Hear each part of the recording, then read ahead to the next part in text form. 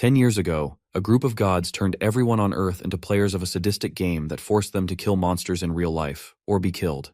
Sehan Kim is the only survivor of this horrible world, and after living till the end of humanity, he receives a bad end.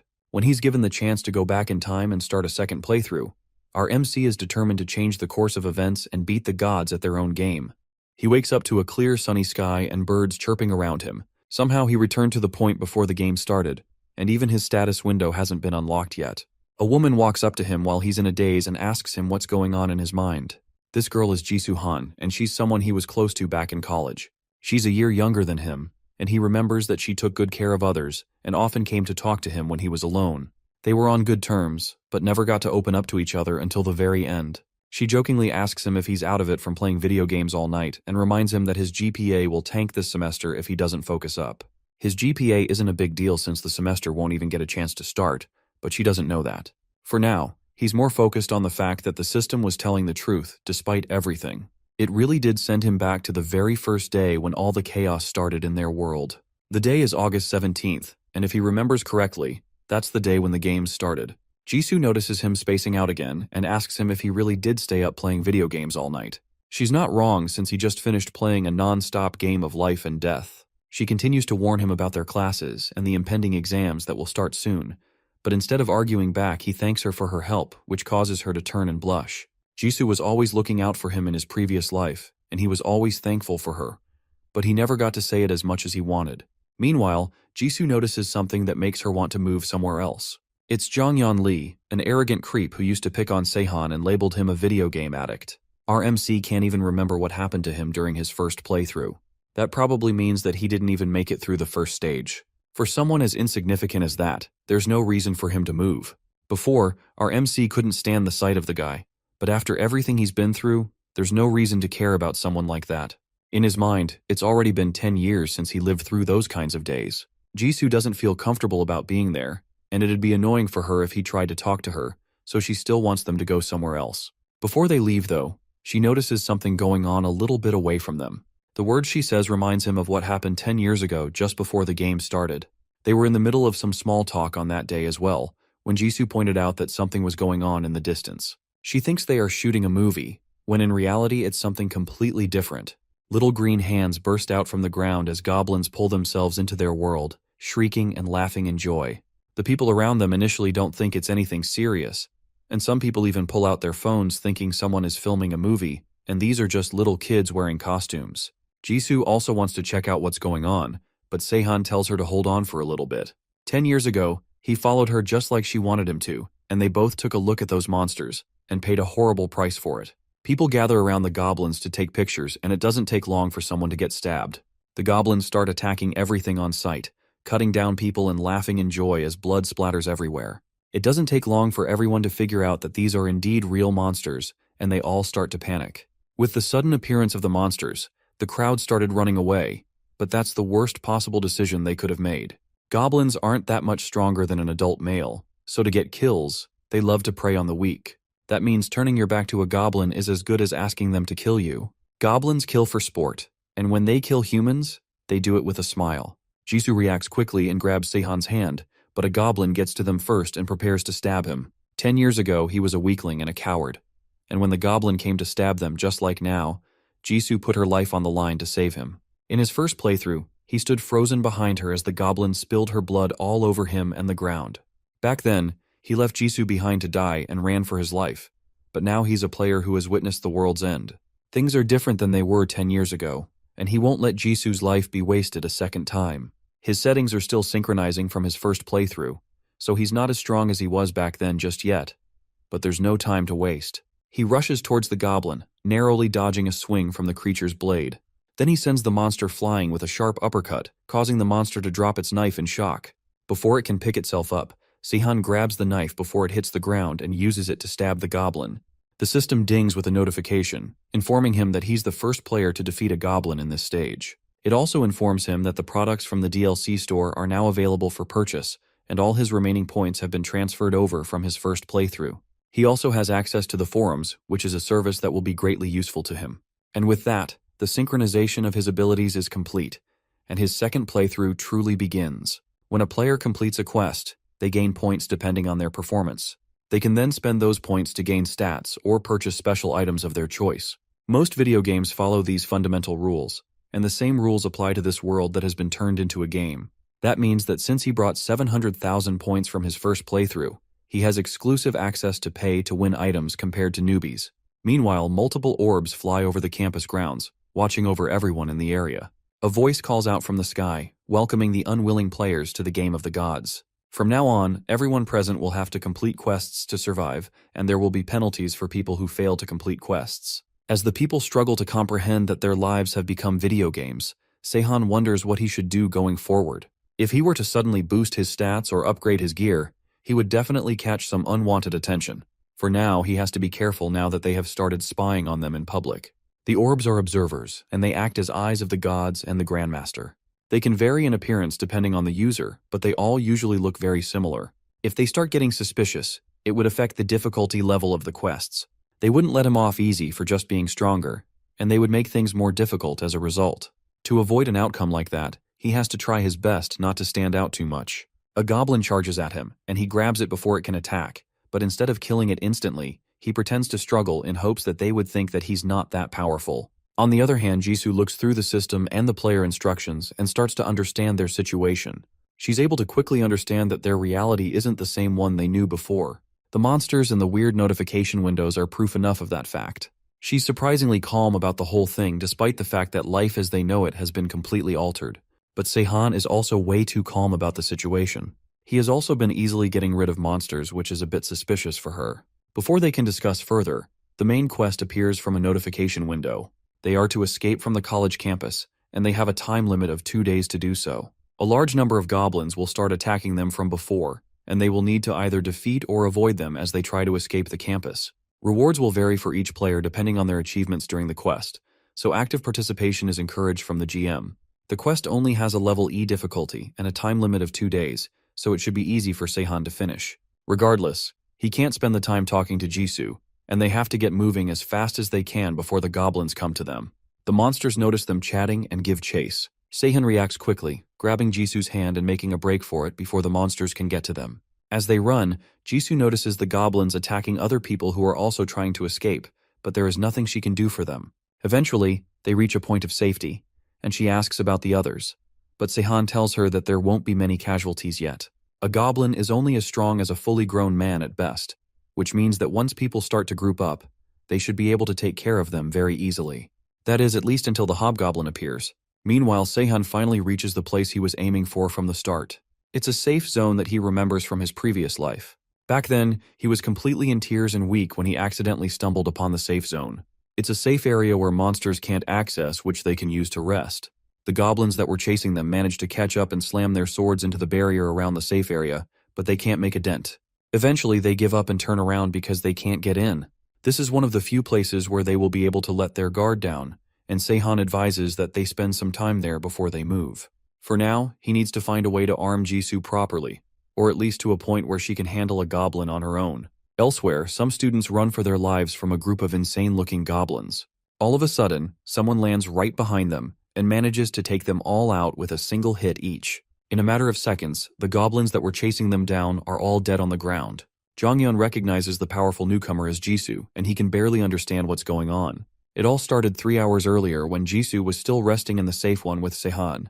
As she's looking through her phone, trying to figure out the current state of the world, Seihan is more worried about the eyes watching them. The gods monitor players through an observer for the sole purpose of their own entertainment. When they find a player they consider particularly interesting, they choose them as their avatar and water as they carry out quests. As the game master, the GM also manages the servers and assigns quests. The observer currently watching him and Jisoo is the private observer of Korea, Arcatus, the GM of Korea. For now, all he can do is act as boring as possible in hopes that Arcatus will lose interest and leave them alone. Eventually, the observer flies away, leaving them alone. He only waited for half an hour, which shows how impatient he is. Even in the first round, this impatience was the reason he didn't become a top-tier GM. He doesn't have an ounce of patience in him, which is good for Seihan, all things considered. For now, he decides to check out the forums and see what's happening there. A bright flash of light greets him as soon as he clicks the button. But from the lack of a response from Jisoo, it's obvious that he's the only one that can see it. The forum looks like some sort of web browser, and it comes complete with a floating monitor and keyboard. From what he can see, it's full of general discussions and guides. It's essentially a direct copy of regular Earth internet forums. It even has a chat room. He joins in on the chat room, and the system introduces him as Anonymous User 48. As soon as he enters, a user named Greek Boss asks him to introduce himself immediately. Luckily for him, it's not required, and the other users lecture the older chatter on the importance of an anonymous chat. The gods in the chat room talk about their servers and the people they've been observing. Then the conversation shifts to the Korean server and the fact that Arcadis is the GM of that place. From what they are discussing, it looks like they consider his quests quite bland. One user in particular talks about how he was about to choose a cute girl as his avatar, but she got taken into a safe zone by some guy. They are most likely talking about him and Jisoo. The chat room will be essential for him later when he decides to start fishing for information. Next time, he might even try to make a post himself. He'll have to check it periodically later, but right now, he's more interested in the DLC store. The interface opens and looks like a large store shelf. Some items are locked behind quests, but from what he's seeing, everything there is incredibly high quality. The item that's locked behind the main quest seems to be the most important, and it looks like it's a player transfer object. He looks through the other items in the digital shelf, and one in particular catches his eye. It's a multiplayer package for people who played their first playthrough on single-player mode. Now they can enjoy their second playthrough with friends. The cube will allow him to form parties with people of his choosing, and members of the party will have special benefits exclusive to them. It costs 20,000 points, but for someone who has saved up to 700,000 points, that's an easy bargain.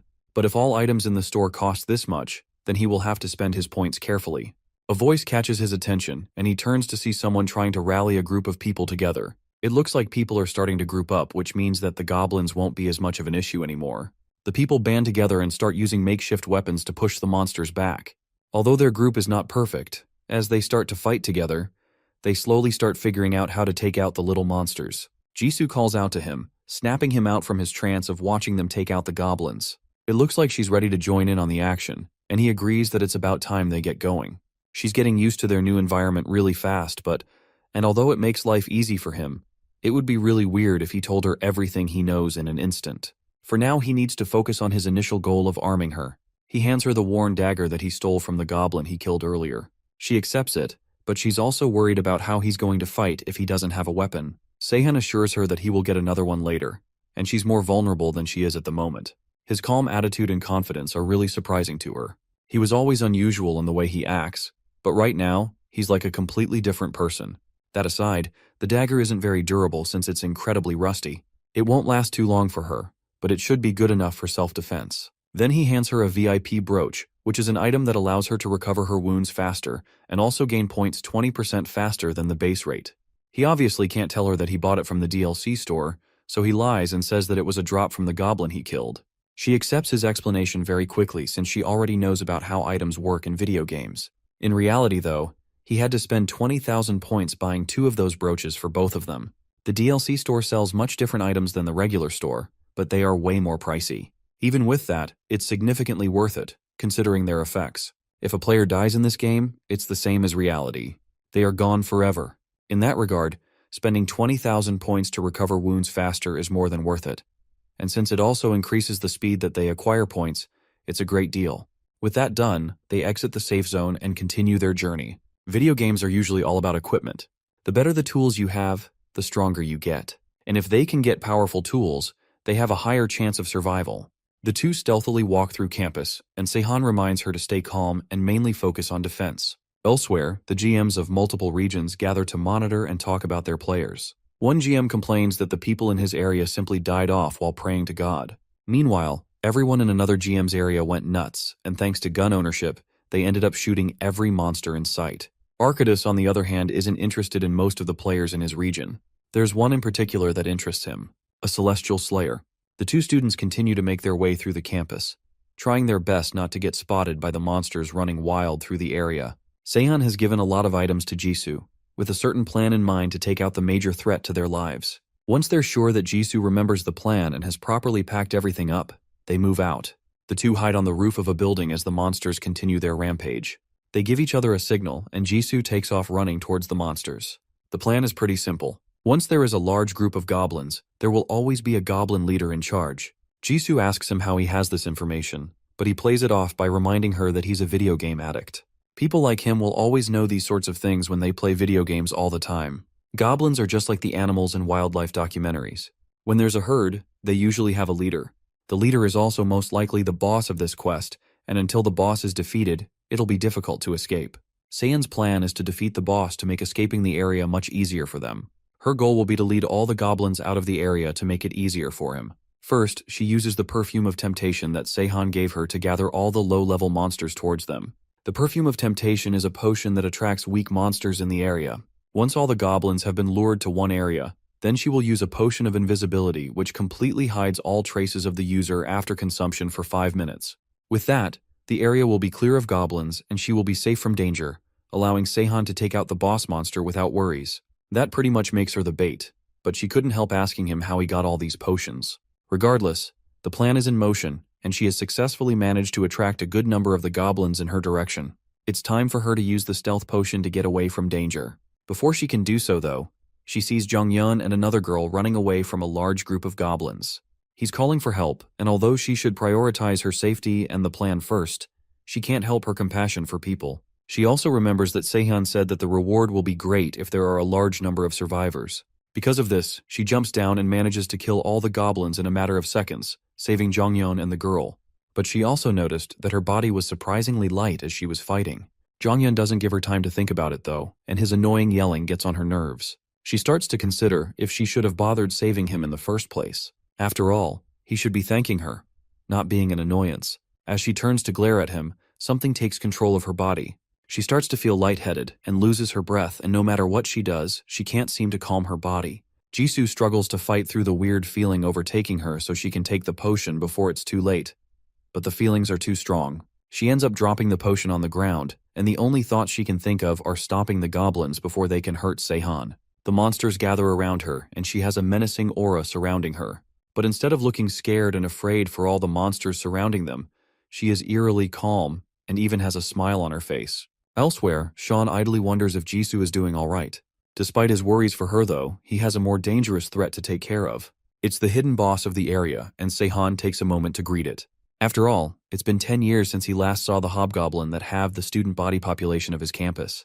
The monster clearly doesn't understand what our MC is saying and immediately goes in for the kill with a mighty punch. Seihan decides to join it in its wordless aggression and starts distributing points to his skills. He starts with agility, allowing him to easily dodge the strike and jump high above the hobgoblin's head. The monster looks around to see where its prey went, not realizing that Seihan is right above it with a devious smirk on his face. Then he lands hard on the monster's head and quickly delivers a punch to its eye before it can react. The hobgoblin screams in pain and clutches its eye as Seihan jumps away from it, landing safely away from it. He remembers that quite a lot of people died from the boss monster's sword 10 years ago. But this time, he'll make sure that won't happen. Our MC grabs a large rock off the ground and applies 10 points to his strength. Then he hurls the rock at the monster who's still freaking out from the hit to its eye. That causes the sword it was holding to fly up into the air. Seihan leaps up to grab it, then with one swift motion, uses it to finish up the monster with a large clean cut, slicing its head off. The system dings with a notification informing him that he has defeated the stage's hidden boss. He also receives a reward called the Hobgoblin's Girdle as well as 500 points. The reward seems very worth it since it was hidden behind a boss battle. The Hobgoblin's Girdle is an item that increases his strength by 10 points and is not affected by the main quest's limit. That will definitely come in handy in the future. He will just have to focus on increasing his stats later on when he needs to. Once the gods find out about the hidden boss's death, they will definitely come after him. So for now, he needs to hurry up and leave before an observer comes over to check out the scene. Now he just needs to focus on finding Jisoo and hope that she is alright. He leaves the area and searches around for her, but surprisingly, there's no trace of anything. Not Jisoo or the goblins. After she used the stealth potion, the goblins should have returned to their original spot, but the place is completely empty. The stealth potion should have only lasted 5 minutes. But it's also possible that she didn't make it. Or maybe he finished the fight with the boss monster way too quickly. A loud cry from somewhere further ahead breaks him from his thoughts, and he notices that a lot of goblins are running away from something. It looks like they are scared of something up ahead. Seihan rushes towards where the goblins are running away from, and he notices the murky scent of blood is all over the place, coming from the direction he is running towards. He rushes over to where she should be, determined not to let her die a second time because of him. But when he gets there, he sees Jisoo standing, while surrounded by piles of dead monsters. Just before he arrived, Jisoo had gone on a killing spree against all the monsters. At first, the goblins continued to charge at her even after she spent time slicing their heads off. But after a while, even the mindless monsters began to realize that they had to chance in this fight. All the while, as she cut down the countless goblins, her eyes were glowing with a menacing red light, almost as if she were possessed. When Seihan finally catches up to her, she drops to her knees, and the menacing glow in her eyes fades away. Goblins are usually pushovers, but our MC can barely believe that she took on so many on her own. She explains to him that he came across the two students running for their lives as she was luring in the monsters and decided to help them out. The two are unconscious on the ground, but it's more likely that they passed out from shock. They, thankfully, were not dead as Seihan initially suspected. Although Jisoo thinks that they must have fainted because of the goblins, it's more likely that it was Jisoo who made them faint. He can't figure out what's up with her, so he asks her to share her status window with him so he can directly look into her stats. Her numbers are better than average, but there's nothing really out of the ordinary about them. But there's one trait that immediately catches his eye. In the status window, it looks like a red skill and represents a passive ability called the Celestial Slayer. It's an ultra-rare ability, which activates without the player's interaction once they have learnt it. He only saw it once in his first playthrough. A man who was called the Blood Demon that came from another world named Jin had the Celestial Slayer trait. In his world, there exist mystical martial art techniques, which he used to take out fearsome monsters. When they first met, he was very memorable and an almighty fighting master from another dimension. The Celestial Slayer effect is a devastating passive, and it makes sense now why the goblins decided to run away in fear. However, the user also has a chance of losing themselves and falling into madness if the Celestial Slayer's powers aren't fully controlled. Jisoo isn't showing any signs of madness just yet, but he has to keep an eye on her in case it shows up in the future. For now, he has to explain to her what the trait is since it feels wrong to hide vital information from her. He decides to tell her strictly what she needs to know and summarizes it as an ability that makes her stronger depending on how much blood she has seen. She tests this by looking at her blood-stained dagger, and the effects show immediately. Her eyes start to change to a blood-red color, and the blood lust from earlier reappears. Seihan takes the dagger from her before she can go on another rampage and warns her that if she uses the skill too often, it can put her in danger. Even though it's a scary talent, starting out with an ability like that definitely has its perks. Based on the lack of wounds on her body despite the intense battle, he can tell that the Celestial Slayer's passive healing is also stacking with the brooch's effect, which is giving her an incredible recovery rate. Jisoo really is a special breed, and with all these amazing talents together, he decides to ask her to form a contract with him. She takes it the wrong way at first and even starts blushing for a moment, but he quickly clarifies that he just means that he wants to form a party with her. She at least knows what parties are from video games, and she is more than happy to form a party with him. Now that he has his first party ally, he buys the multiplayer package from the DLC shop and uses it to invite her to the party. As they set up their new connection, he notices that one of the benefits of forming a party with someone is the ability to share traits. If he does this right, he can even become stronger than he was in his previous life. He checks out the ability screen, but notices that he doesn't have any abilities available for skill sharing. It looks like he also needs to have an ability to give out in order to be able to share skills. It looks like it's more of an exchange than just a simple transfer, and it would be best for both of them if he shares a skill for her to use. He remembers an ability he had in his first playthrough that would be perfect for her. But for now, he's going to have to leave skill sharing for later. It would be an inconvenience for him to have the Celestial Slayer ability immediately anyways. The observers eventually arrive, probably because the gods have caught wind that the hobgoblin was defeated. It's a good thing no one saw him defeat it, else it would have made things complicated. Now it's time for them to go and finish the quest.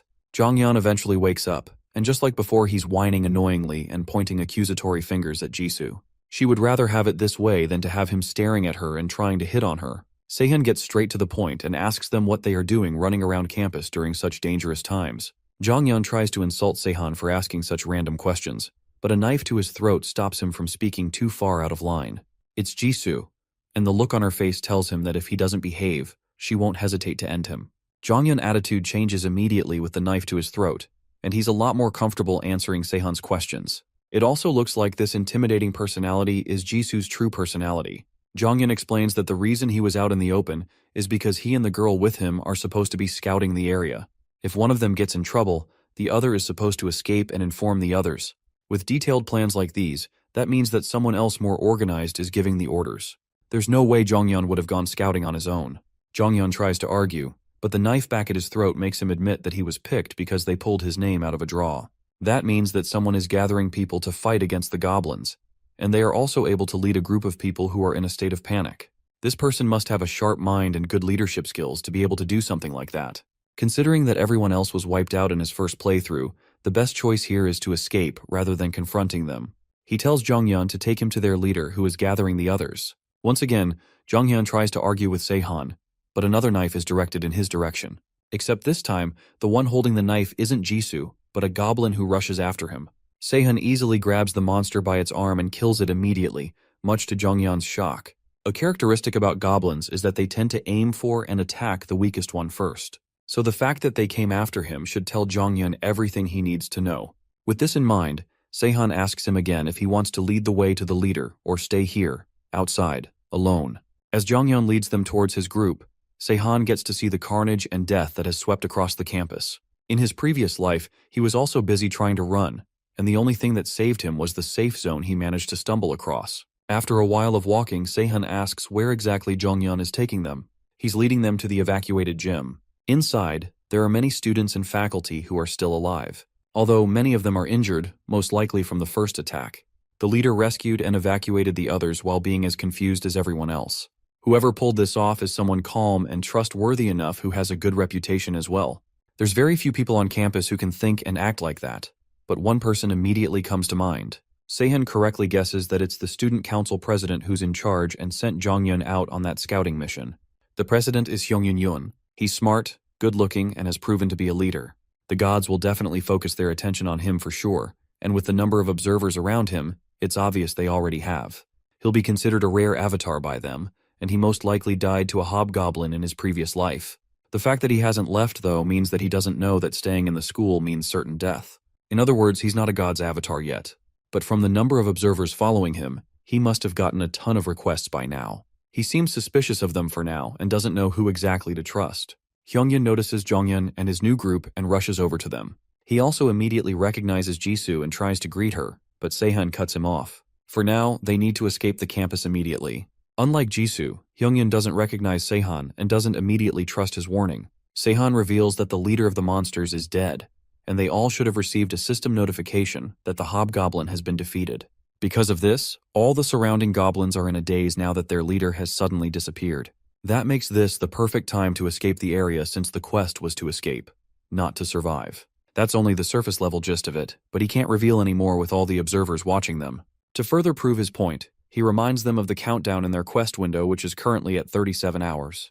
If they don't leave before the time limit, there will be grave consequences. From their discussion, he can tell that Hyungyun only knows as much as a beginner about the game. That means that the president hasn't become an avatar yet. If he can persuade the guy to lead everyone out of there, then it would be better for him. With the hobgoblin gone, people have started to die less, which means that the gods will soon start getting bored. Unexpected events might start to occur, and the gods will begin to lose interest once the situation becomes too comfortable for the players. Their reactions are the top priority in this ridiculous game, and since the gods have realized that the hobgoblin is dead, that means that there is nothing more to entertain them. For now, Hyungyun decides that they need to take some sort of action since they can't contact anyone from outside. It's possible to learn some things from the internet, but so far, they haven't been able to call for help or communicate with anyone. With his quick decision-making skills, it's strange that someone as competent as Hyungyun died so early in his first playthrough. There was no escape plan or counterattack made in the gym during his first run, which means everything is completely different now. Last time, the hobgoblin killed them all after they tried to defend themselves, but that was it. So this entire time, he thought the leader was indecisive and timid, but that's clearly not the case. Another voice joins in on their conversation while Sehan is still thinking about what to do. He tells them that the best thing they can do is wait for rescue. Sehan recognizes the person that's joining in on their conversation very well. His name is Dongwon Park, and it's someone that is impossible to forget. In his past life, Dongwon was someone that screwed him over countless times. He seems to be trying to convince Hyungyun not to escape and instead to sit around and wait. But the leader isn't convinced anymore. There's no reason for them to sit around and wait. Dongwon doesn't back down and tells the leader that he's gambling with people's lives right now. That causes the leader to pause for a moment and rethink things. Now that Dongwon is here, it's easy to guess what happened in the first playthrough. This guy already knows the rules of the game and how to play it. Dongwon turns and introduces himself as the vice president of the student council to Sehan. He brings up valid points, like the fact that half of everyone there is injured, and because of that, it wouldn't be a good idea to just run out into the open. He wrongly assumes that Sehan has probably gotten a bit fearless after getting a few lucky kills with the monsters. Because of that, He repeats that the best thing they can do is sit tight and wait for the police to come and intervene. That's a valid opinion for anyone to have, and if it were a normal person making these assumptions, Se-han would almost agree with them. But he already knows the kind of person Dongguan.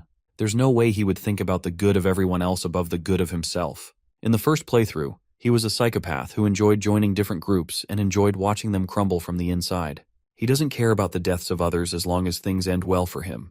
A monster like that would never think of the majority. This time, though, Se-han is determined not to let him get his way like he did in his previous life. Jisoo, on the other hand, who has been mostly quiet for a while, takes offense to the fact that Dongguan thinks they only got a few lucky kills. Dongguan doesn't believe that they've killed any of them, and Jisoo offers to take him outside and show him exactly how she did it. Dongguan doesn't immediately respond, so she shows him further proof on her phone. It'd be dumb to sit back and wait for rescue just because they are scared. The military and the police are unavailable and they have no idea when help will arrive. Dongguan still tries to argue that the others most likely won't accept a decision to just get up and leave, but then Se-han suggests that they just leave the few who argue behind.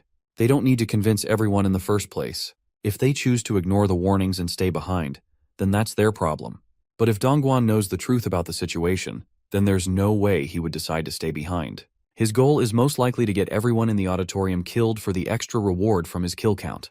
That's the exact opposite of Se-han's plan, which is to gain further rewards by saving everyone else. If he remained behind while everyone else escaped, he'd gain a lot of suspicions as the only survivor, which would outweigh the benefits of getting a few people killed. After listening to all their points, Hyungyun decides to follow Se-han's decision and try to escape the campus. Dongguan has no choice but to follow them as well. That confirms that he was most likely just pretending while also being fully aware of how the game system works. It's likely that Dongguan Park has already been chosen as a god's avatar. Hyungyun starts trying to convince people to escape with him. Thanks to information from the scout team and Se-han, even though there are still a lot of monsters outside, they are unable to think properly since their leader has been killed. Some people try to oppose the idea loudly, and one of the teachers even threatens Hyungyun with a failing grade if he acts irresponsibly. Like grades and semester scores even matter right now. It's a wonder that someone like that even ended up as a professor while being so slow.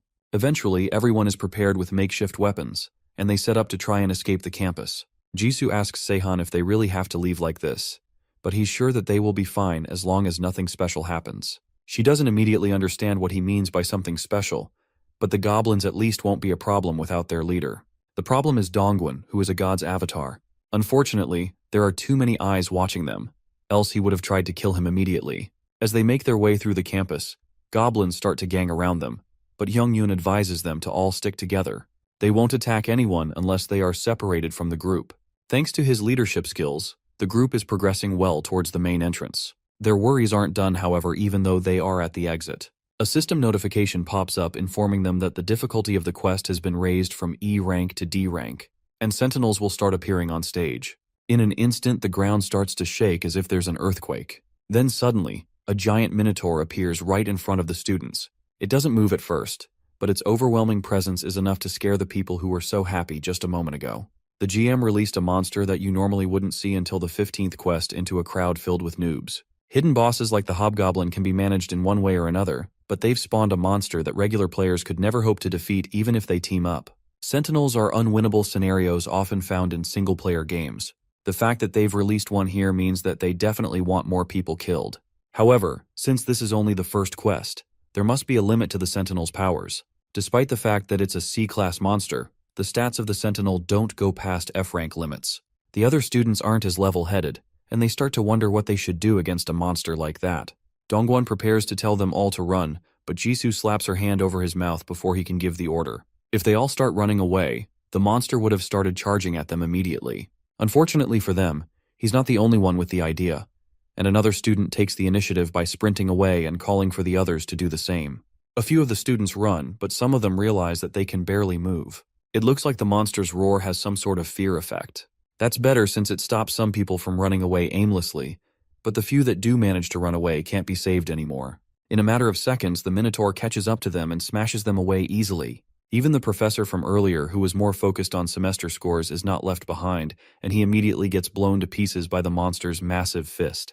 The Minotaur is huge, and well over 5 meters. It also has the ability to blow people into pieces without using any weapons. A beast like that is something that they can't even hope to run away from, and it's clear that running isn't even the right choice.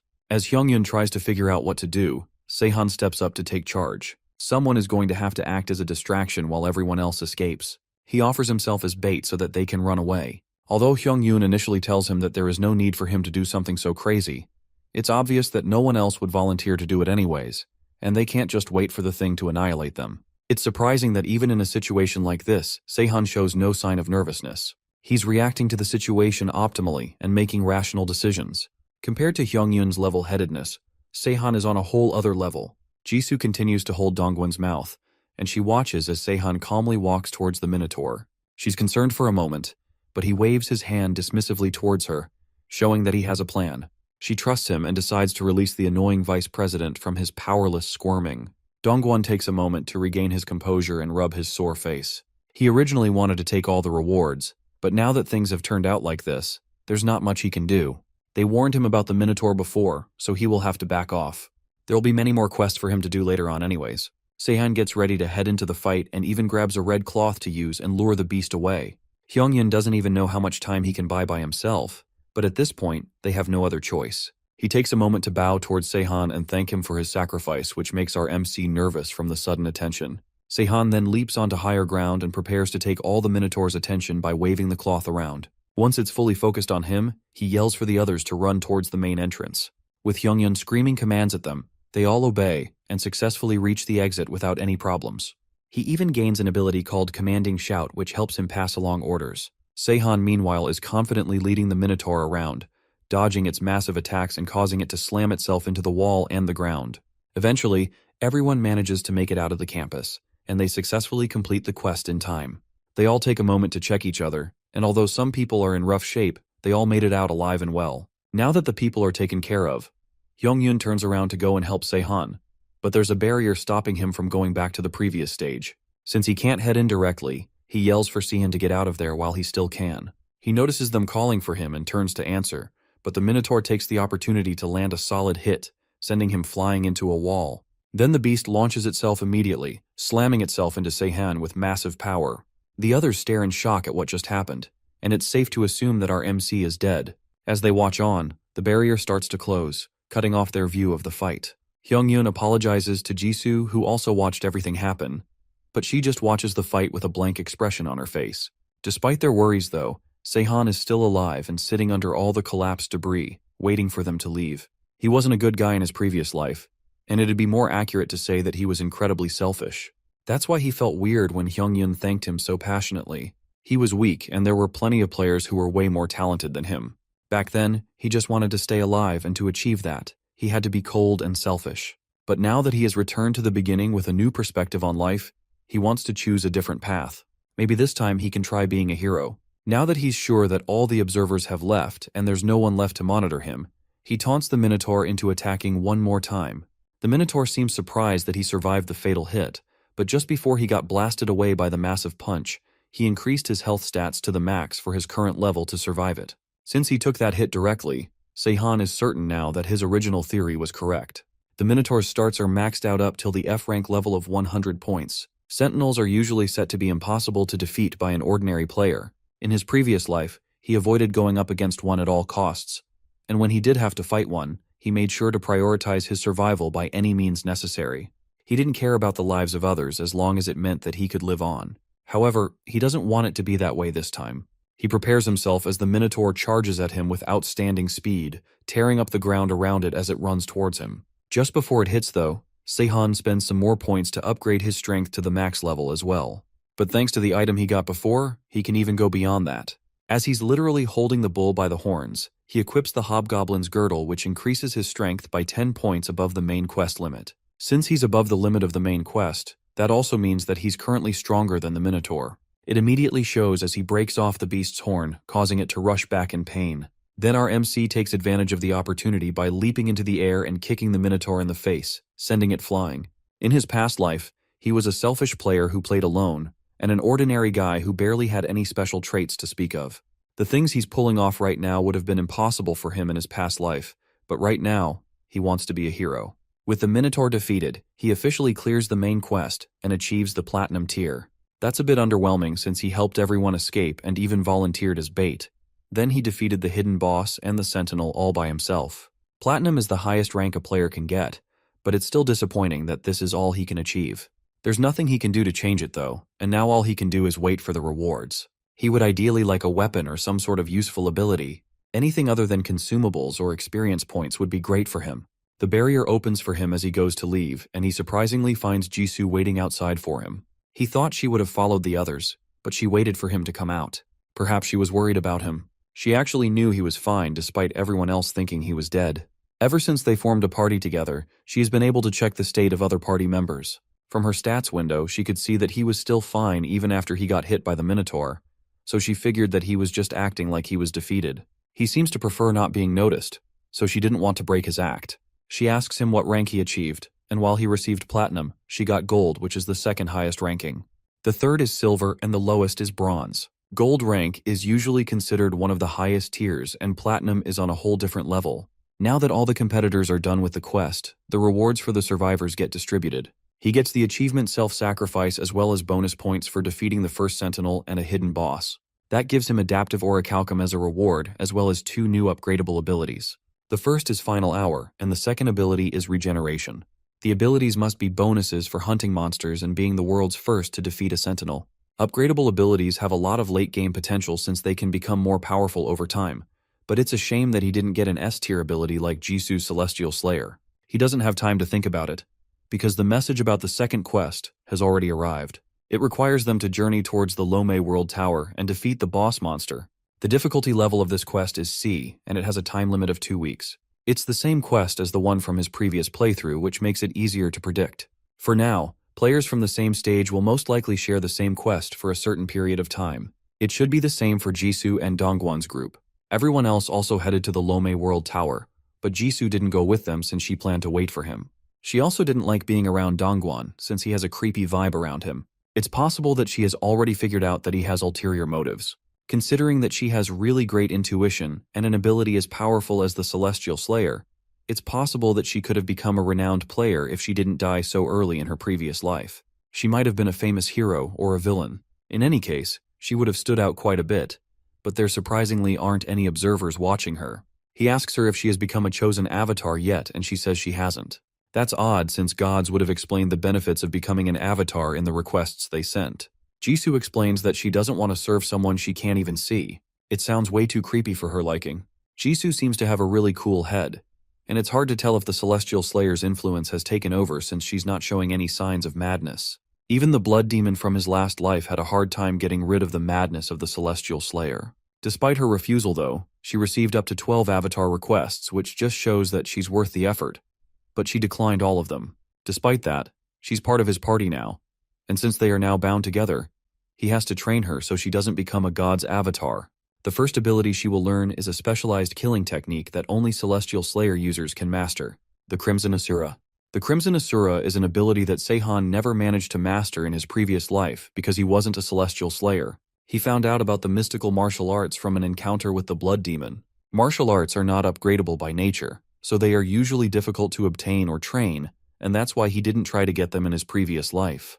But unlike him, Jisoo managed to surpass his wildest expectations. With his help, Jisoo has managed to master the incredible martial art immediately, and although it's good for him in the long run, the speed at which she learns new things is completely unbalanced.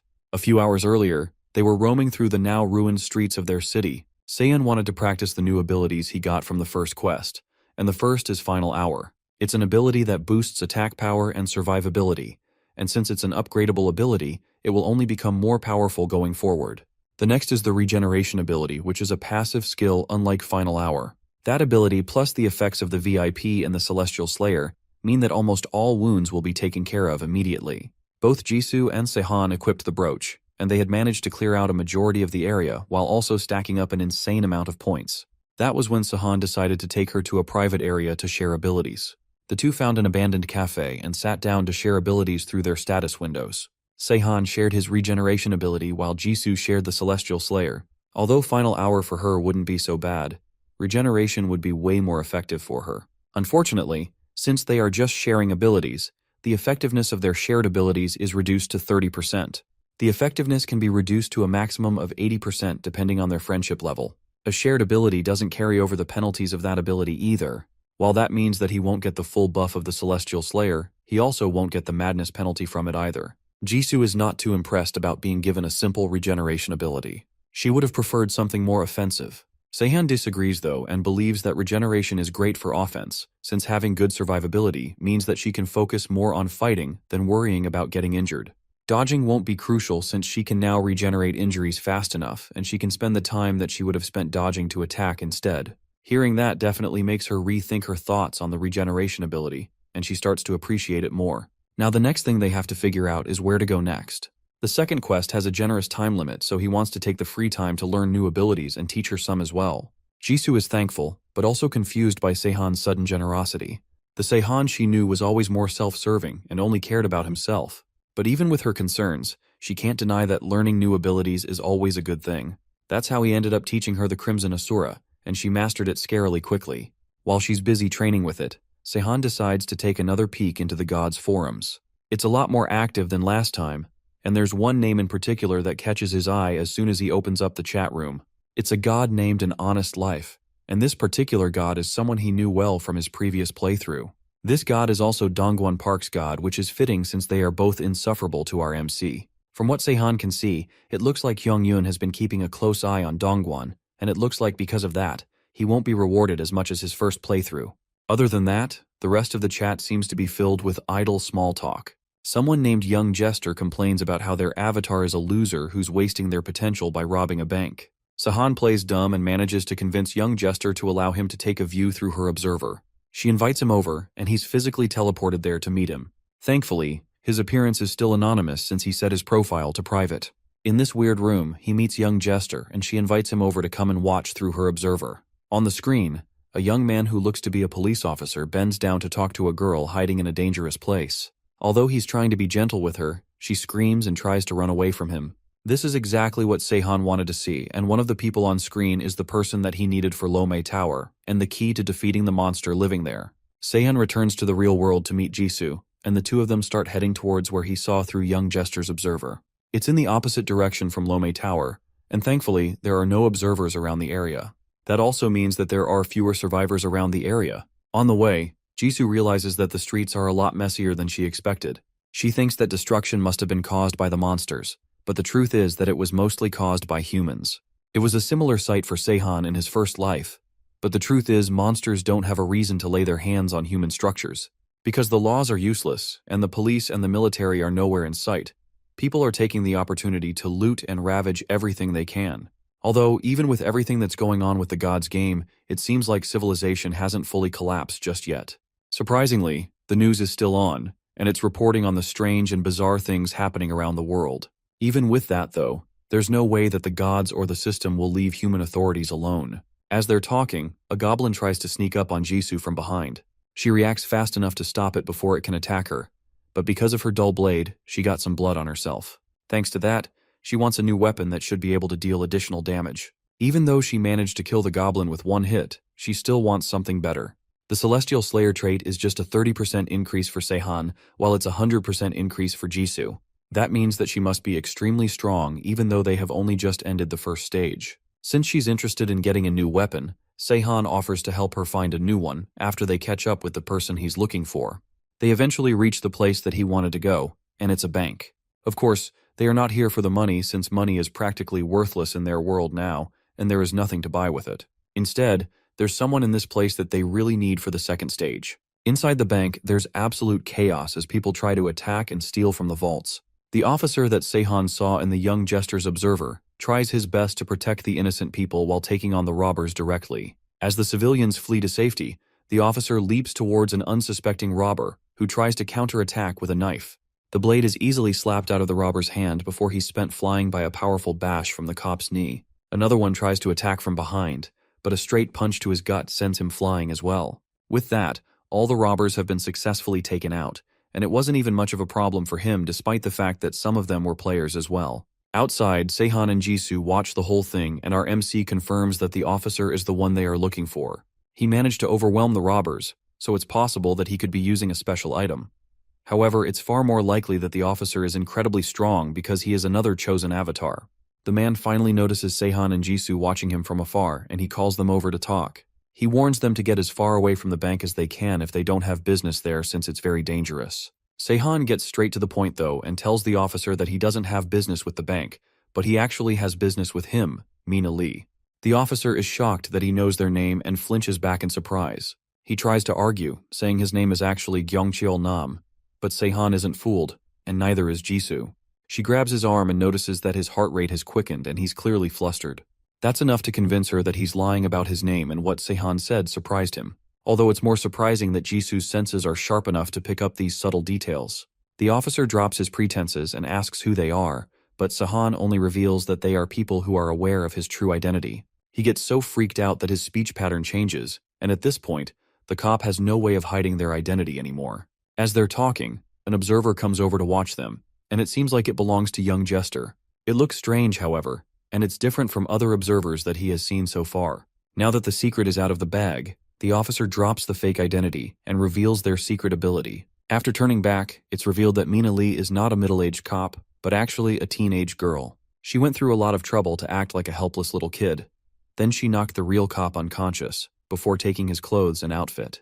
It was supposed to be the perfect plan, but it looks like Se-han spoiled it all for her. She rushes them to get to the point of why they are looking for her since she's a busy person, but the only thing she's busy with is robbing a bank.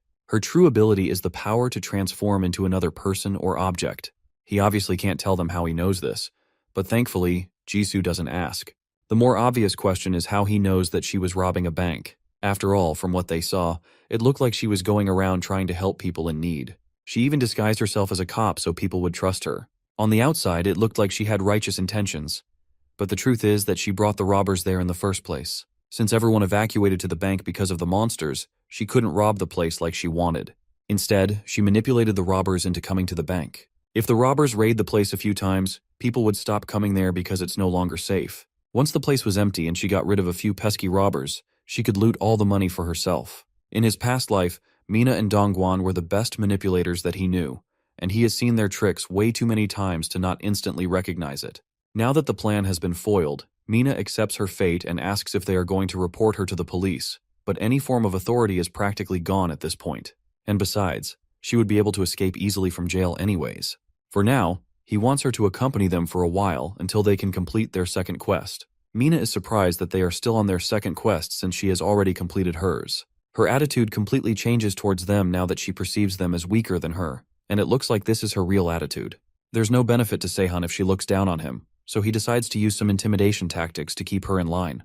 First, he flicks her on the forehead with enough power to send her flying backwards. That is enough to put a little bit of fear into her at first. Since his tarts are currently above F rank, he is easily the strongest person in the world right now. Mina doesn't take the hit laying down and tries to go on the offensive, launching an attack back towards Se-han, but in an instant, Jisoo is by his side and she blocks the punch easily. Just like Se-han, she also has monstrous levels of strength and easily holds the younger girl down.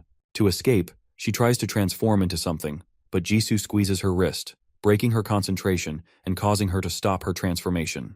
With Jisoo's intervention, Mina is a lot less willing to try and run away, and thanks to the intimidation, she actually agrees to join their group. They leave the bank together towards their next location with young Jester's observer following along with them. Now that she has seen how powerful they are, Mina's tone changes to something way too formal and polite, so Se-han tells her to just speak normally. Then she finds out that they aren't even avatars, and wonders how the two of them can be so strong. She's missing the fact that being an avatar doesn't always mean that you're stronger than a player. What's more important is equipment. Good stats aren't everything, and it's good items that really backs up a person's power. Although everything's a mess, so it's hard to find a proper store for equipment, but Se-han already has a solution for that. He leads the two girls to a safe zone, and Mina is suspicious of how he knew this place was a safe zone in the first place. It's because there is only evidence of theft, but no sign of any monsters. Monsters wouldn't take human food, so it's safe to say that no monsters can enter here. Now that they're in a safe zone, Se-han introduces them to a game mechanic that even a god's avatar wouldn't know about yet. It's a chosen store. It's obvious from Mina's surprise that she didn't know it existed. The young jester could have told her since as a god, she should know how important items are. But she's notorious for being a sadist, so it's likely that she wouldn't allow an easy path even for her own avatar. Se-han then lies and tells them that he only discovered it by accident anyway, so there's no reason for her to be upset. Next up, now that they have found the place, it's time for them to pick the most useful items they can find out of a shop full of equipment. Most of the items are common weapons and items, so it's not like there's anything too overpowered here. There are also no potions either, so people are less likely to survive. This is most likely the doing of the game masters who want to make the game as hard as possible for the players. Eventually though, players will learn how to craft their own weapons, so it doesn't even matter. Right now though, it's currently impossible to acquire better equipment, so he decides to be thankful for this basic loot.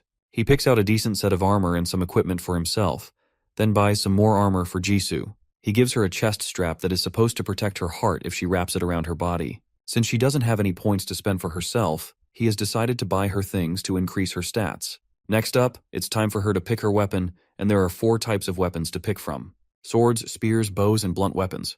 After looking through the list of options, she decides to buy a mace, which is a blunt weapon.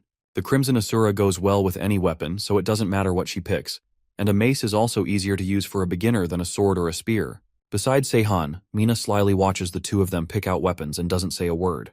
She's hoping that our MC would get her some gear as well, but he has no intention of doing so. After all, she declined his offer of points earlier because she was looking down on him. She can't buy equipment for herself even if she wanted to.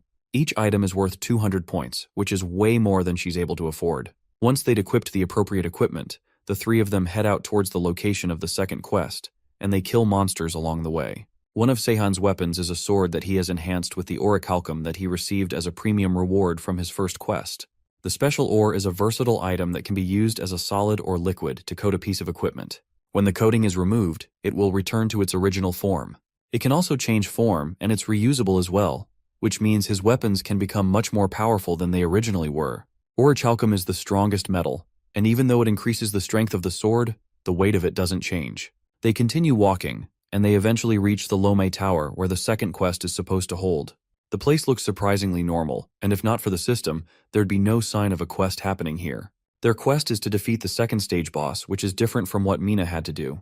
Her quest was a battle royale, which is where a bunch of people are forced to fight to the death until one person remains. In comparison, the simple escape quest they had to do was relatively peaceful, but even that would have ended in annihilation without Seihan's intervention. In front of the tower, there seems to be 2 people guarding the entrance of the tower. The 3 hide behind a wall and watch the 2 as they patrol the area. It looks like they are on lookout even though there are no monsters in the area. It's likely that they are patrolling for people instead, and they are trying to stop outsiders from getting in. If their quest is a competitive one like Mina's Battle Royale, this amount of caution makes sense. Now that they've reached the tower, it's time for Mina to make herself useful. They want her to use her transformation ability to try and gather information and find out what their exact plans are. Mina tries to argue, but it's obvious that saying no is not an option here. Mina sneaks away from the 2 of them and towards an unguarded wall. Then she waits until they are not paying attention to each other. Then she grabs one of them and knocks him out before he can react. With the guy taken out, she uses her transformation ability to change into the guy right as the other guard notices that his partner is missing. Mina comes out of her hiding place with her hands up, trying not to arouse too much suspicion, but she's way too stiff and awkward. Despite that though, she's still able to make her way into the building without problems. Inside the tower, other players climb the stairs towards the top of the tower. They've been climbing it for a while now, heading towards the boss's room. The players open the door and are met with a colossal monster that's definitely way too big for them to take out at their current level. The monster wakes up as soon as the players enter the room, and it immediately goes on the offensive. The players realize that they are not going to be able to survive a battle with this thing. They try to run off and escape, but the monster starts to take them out one by one, making sure that not a single one of them can escape. One by one, each player starts to fall, and not a single one is able to escape the massive jaws of the boss. The last remaining 5 players are just barely able to make it to the exit, but before they can open the door and escape, the monster surrounds them with its body, blocking their only path of escape. Then in a matter of seconds, the last few are killed, ending the quick boss encounter with an overwhelming defeat. Elsewhere, Mina has managed to gather all the information she needed after following the guard. The boss stage is at the top of the building, and while the boss is terrifying, the real issue is the quest requirements. Only the players who started in the same location can enter the boss room together. Because of that, there are 2 teams trying to defeat the boss, and only one team can complete the quest. There's also a penalty for failing the quest, so no side wants to give up the opportunity. Unfortunately, since one team came to the site earlier, the team that arrived late ended up occupying the subway. One of the people guarding the subway entrance is Jongyun Lee, and he's surprised that Seihan is somehow still alive. He leads them through the subway towards the rest of their group. Jongyun also seems weirdly humble, but it's normal after seeing how Seihan fought that sentinel. For now, Seihan wants to meet the student council president so that they can discuss things. They enter the base, and the crowd immediately starts to murmur about Seihan, recognizing him as the one who fought the Minotaur. There's also a lot of observers in the area because of the crowd, and from the looks of it, even they are interested in Seihan. Mina can barely believe that he actually took out a sentinel all by himself, and at first, she actually doesn't believe it. But from his reaction, she realizes that he's actually serious. As they are talking, Hyungyun runs up to them and wraps Seihan in a brotherly hug.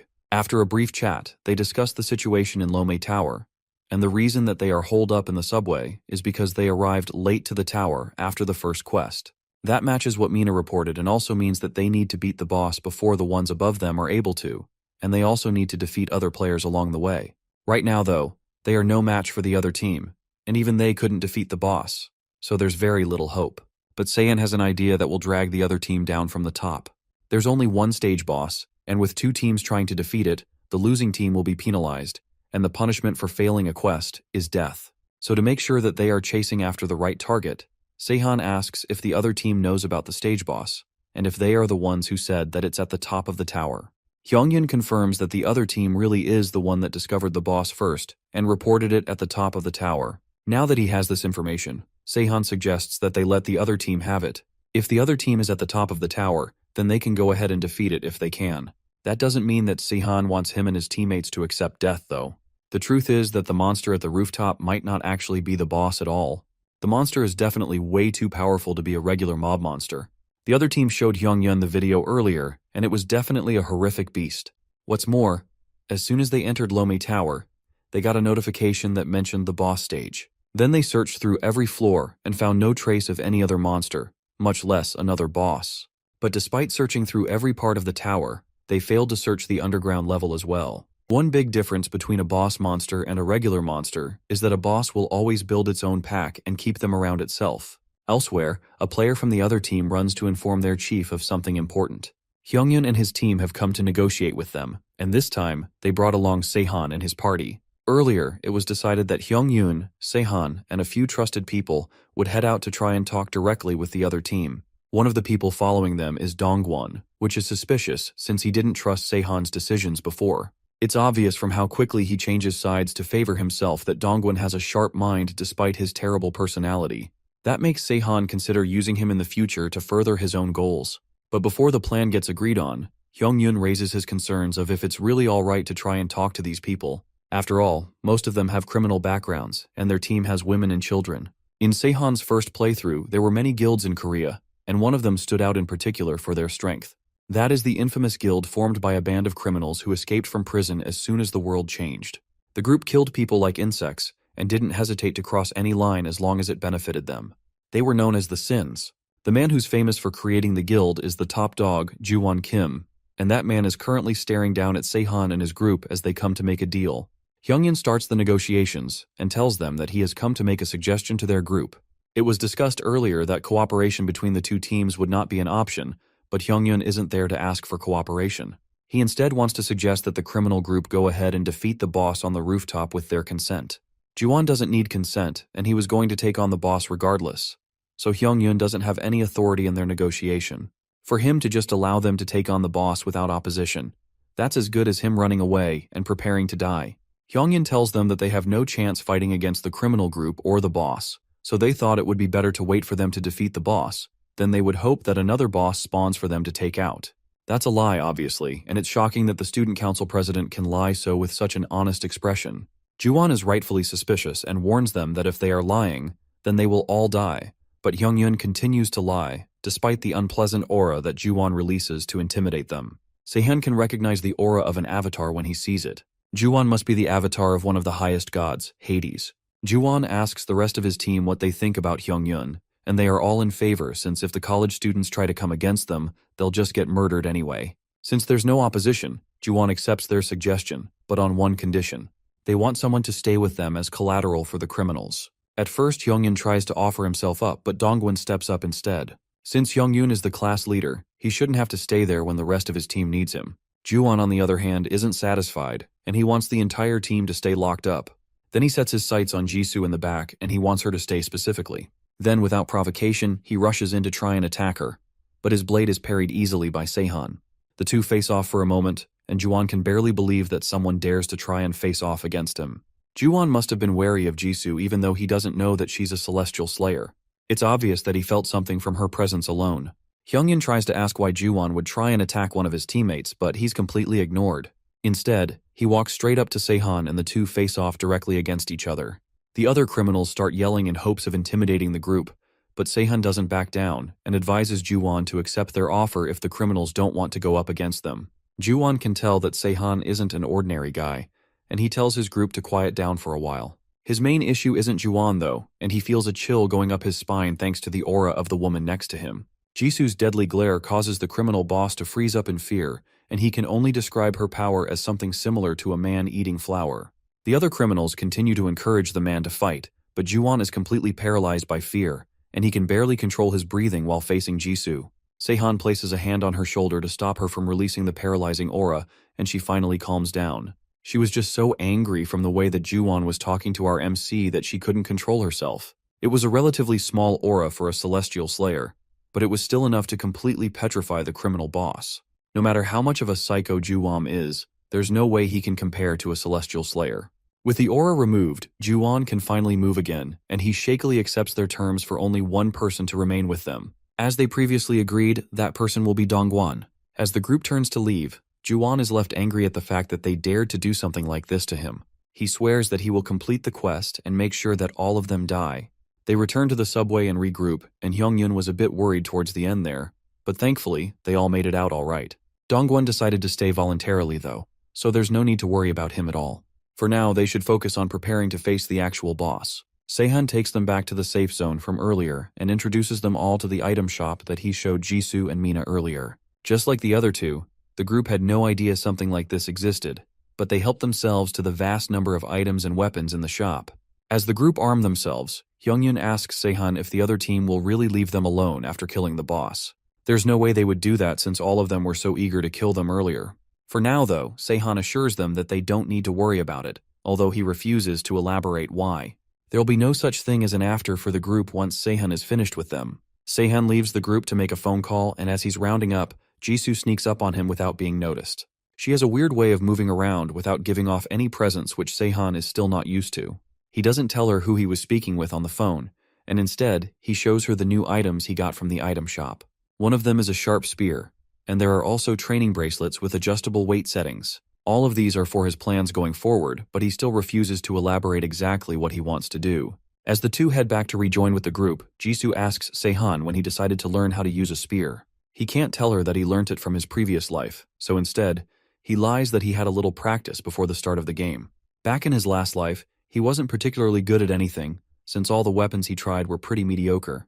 But at the end of the day, when it comes to winning and surviving, talent wasn't a necessity for him. After all, at the end of the day, the one who outlived the best of the best and survived until the end of humanity was him. This time, he plans to become the strongest in the world, no matter the cost.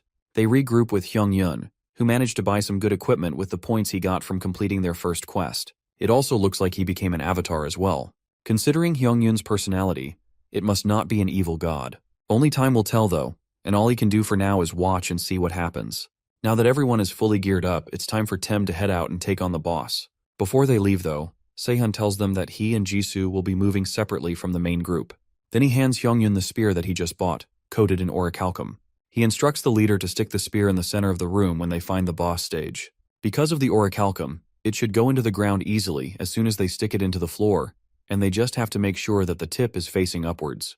Then he tells Hyungyun that once the time is right, he will give them a signal through their cell phones so they can lure the boss towards the spear. These seem like very unrelated things, but it's once again part of Sehan's plan which he refuses to elaborate on. Now that everything has been set up, it's time for the group to make their move. Hyungyun throws out a message through their group chat and Dongwon also catches wind of it. It's been a while since he has been locked up, and since then, the criminal group has challenged the boss 3 times with no progress. There's a good chance that Sehan is right about what he's saying, but it's still a mystery as to how he has so much information. Even Dongwon's god warned him to be wary of Sehan, since he must have something up his sleeve. Instead of just sitting quietly and waiting for everything to unfold, Dongwon decides to make his move. He calls out to the guard watching over him and tells him that he has some information about the quest to tell their boss. He wants to talk directly to the leader and give him some vital info that will be a great asset to their quest. Sehun Kim may be a huge threat, but Juwon's strength is something else entirely. If Dongwon had to pick a side, he would definitely choose Juwon. The guard agrees but warns him that if this turns out to be nothing, then there will be consequences. Elsewhere, Hyungyun and his group journey down into the underground of Lomi Tower. The only monsters they can see in the area are a few mutant rats that they are able to kill with no problems at all. Because the monsters are in a dark area, they are weak to light, and that makes it even easier for the group to slowly take them out and proceed deeper into the area. Sehun is easily making quick work of the rats, and he's killing them way more efficiently than the others. They have been making progress for a while now, and they have already made it halfway into the basement of the building. The area goes down to the 6th floor underground, and they are at the 3rd one right now. As they are making plans to go deeper, Sehun gets a text from Mina informing him that they are heading down into the sewers. Back up at the surface, Juwon is coming to terms with the fact that the monster they have been fighting was never meant for them to defeat. It's a basilisk with a petrifying gaze, and it has easily frozen and killed all his men so far, heavily reducing their numbers. He's trying hard and failing to figure out what to do to take the monster down. The guard from before leads Dongwon into Juwon's private room to talk about whatever he wants to say. He tells the criminal leader about his group's real intention of finding the boss monster underground and how the monster on the rooftop is not the real boss at all. It was all a trap using reverse psychology to deceive them, and Juwon vows to make them pay for doing this. Dongwon doesn't care about their conflict or who wins. At the end of the day, he'll just side with whatever team manages to come out on top. Even if his team wins, his god should be able to negate the penalty. As they move to start heading into the underground, the guard from earlier starts laughing at Dongwon for his contribution to their team. Dongwon decides not to think too much about the weird behavior of the guard and follows them to track down Hyungyun's team. They reach the entrance to the basement, and surprisingly, no one is in the area. Juwon sends out his team to search the entire place and locate them as fast as possible, but there's no sign of them. The guard suggests that they might have run away to the basement to finish the stage and escape. Juwon agrees with them, and the team starts to make their way into the basement to confront Hyungyun and his group. The area is dark and unwelcoming. Unlike Hyungyun, who equipped everyone with flashlights thanks to Sehun's foresight, this group has nothing to use and see where they are going. But they can see two people calmly watching them stumble through the dark. It's Sehun and Jisoo, and the two of them were aware that the criminals would come after them, so they waited at the entrance first to stop them. Sehun then addressed Dongwon, since it's his betrayal that led them all there in the first place, and his backstabbing nature was way too predictable. Dongwon still thinks he's on the winning side and warns Sehun that he is done for since they are about to fight this entire group of psychopaths. Sehun isn't bothered at all and asks the guard standing next to Dongwon if he agrees.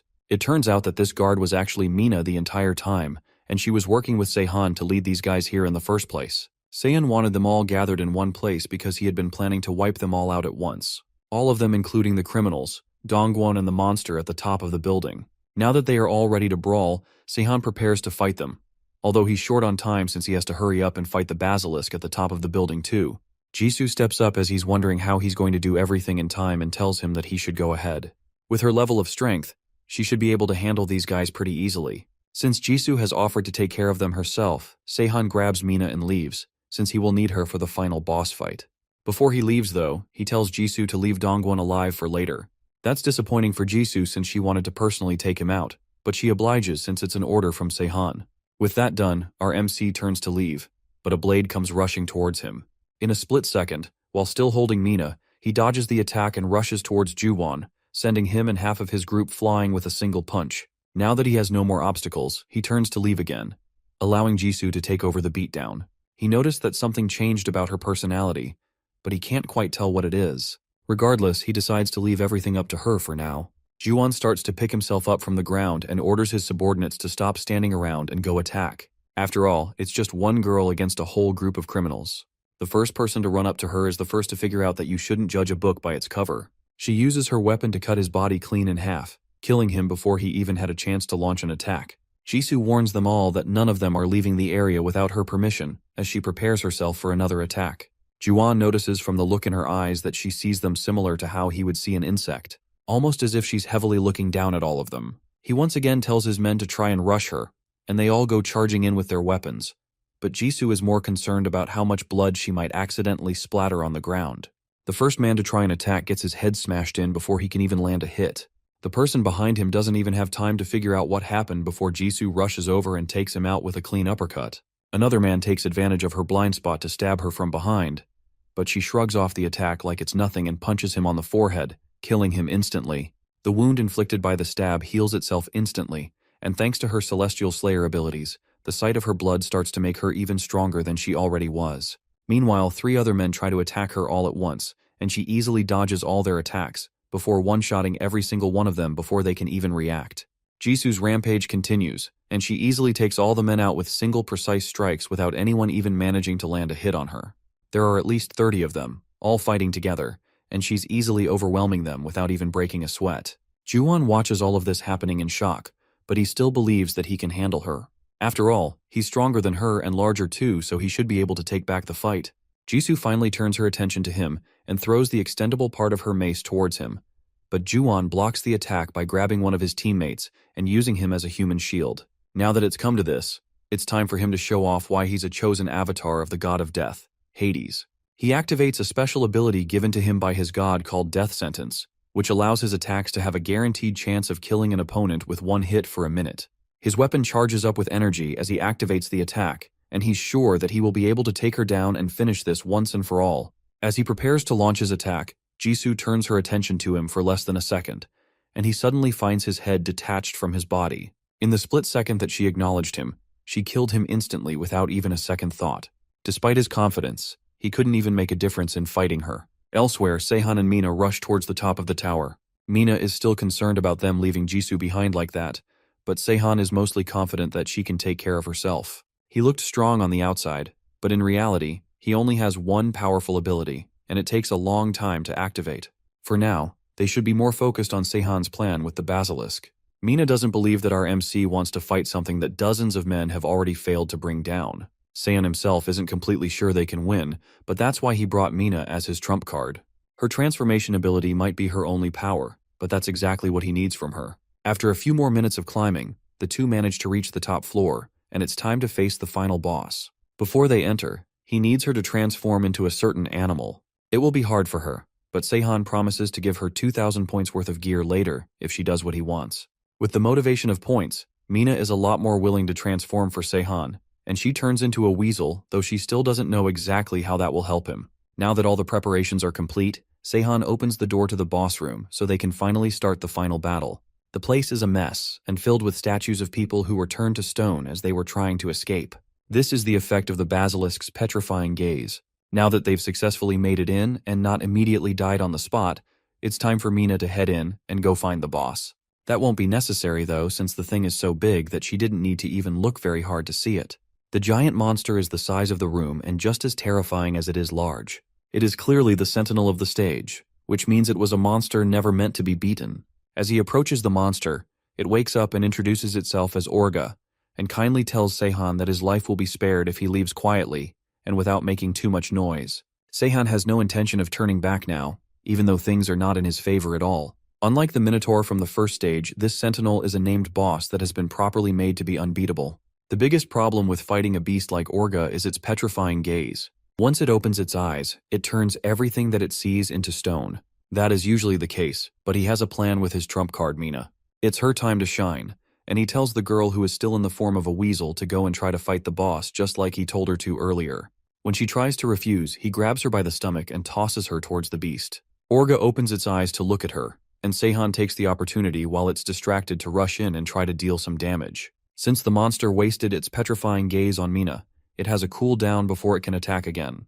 During that time, Sehun plans to take care of its eyes while it's distracted. He throws his blade towards the monster's head, hitting it right in the eye before taking cover behind a wall. Unfortunately, it looks like an ordinary sword isn't enough to damage a sentinel. But now that he's focused on Sean, Mina takes the opportunity to rush towards Orga and try to attack as well. Although his petrifying gaze hit her directly, according to folklore, the basilisk has a weakness to weasels. So as long as Mina is in that form, the creature's petrifying gaze cannot affect her. Although that makes things slightly easier, a weasel isn't nearly enough to fight a giant monster. Somehow though, Mina manages to survive its attacks, and swiftly climbs up its body before it can squish her. Orga tries the petrifying gaze one more time, but it once again doesn't work on Mina as she continues to distract it. While the two are facing off against each other, Sehun takes the opportunity to run underneath the beast and try to launch another attack. Orga notices his attempts and tries to stop him with its giant body, but that gives Mina just enough time to climb up to its eye and attack it. The basilisk screams in pain as its eye is blinded by Mina's attack, That stops it from being able to activate its petrifying gaze ability, which will make it a lot easier to fight. Even though things should be easier, that doesn't mean it's over yet for Seihan. Even a single scratch from the basilisk would be lethal, but thanks to its size, its attacks are easy to notice and dodge. The monster continues to attack as Seihan gets a notification from his phone. Now that he's done stalling, it's time for the final part of his plan to finally be enacted. He separates from Mina for a moment, and the two spread out around the room as the monster continues to attack Seihan. Finally, after a little bit more fighting, the monster manages to land an attack that Seihan isn't able to properly dodge. Then it prepares itself to land the finishing blow. Just before it can land the hit, Seihan snaps his fingers, which is the signal for Mina to come back into the game.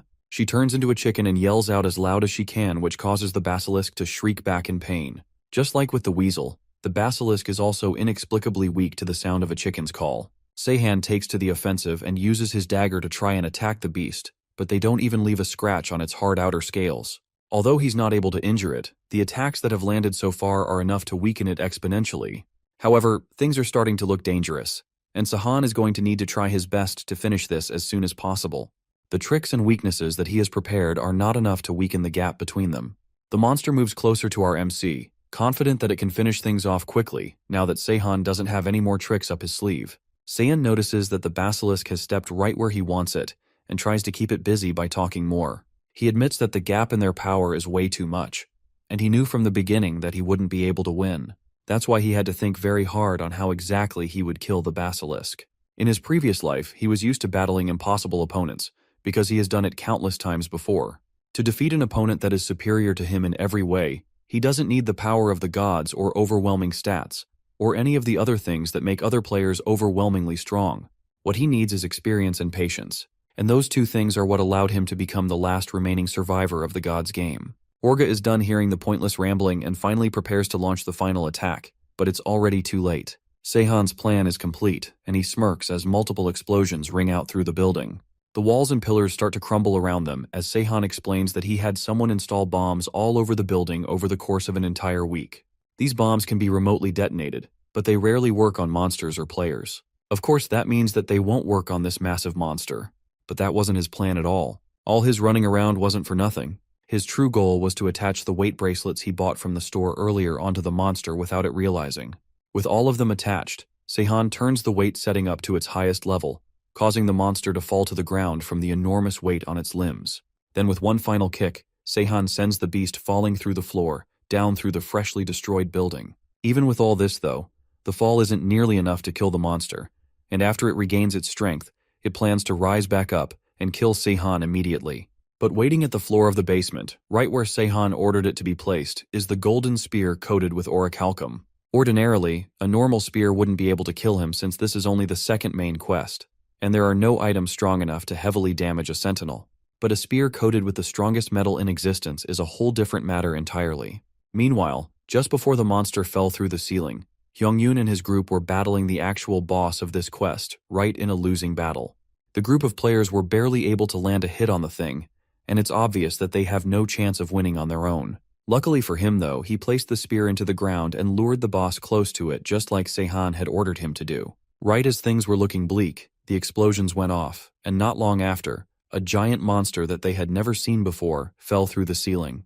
It's the basilisk, and it fell from the top floor of the tall building, through all the floors below it, down to the basement, and right on top of the boss monster, with both of them dying immediately. With that, a message pops up from the system informing them that they had cleared the second main quest successfully.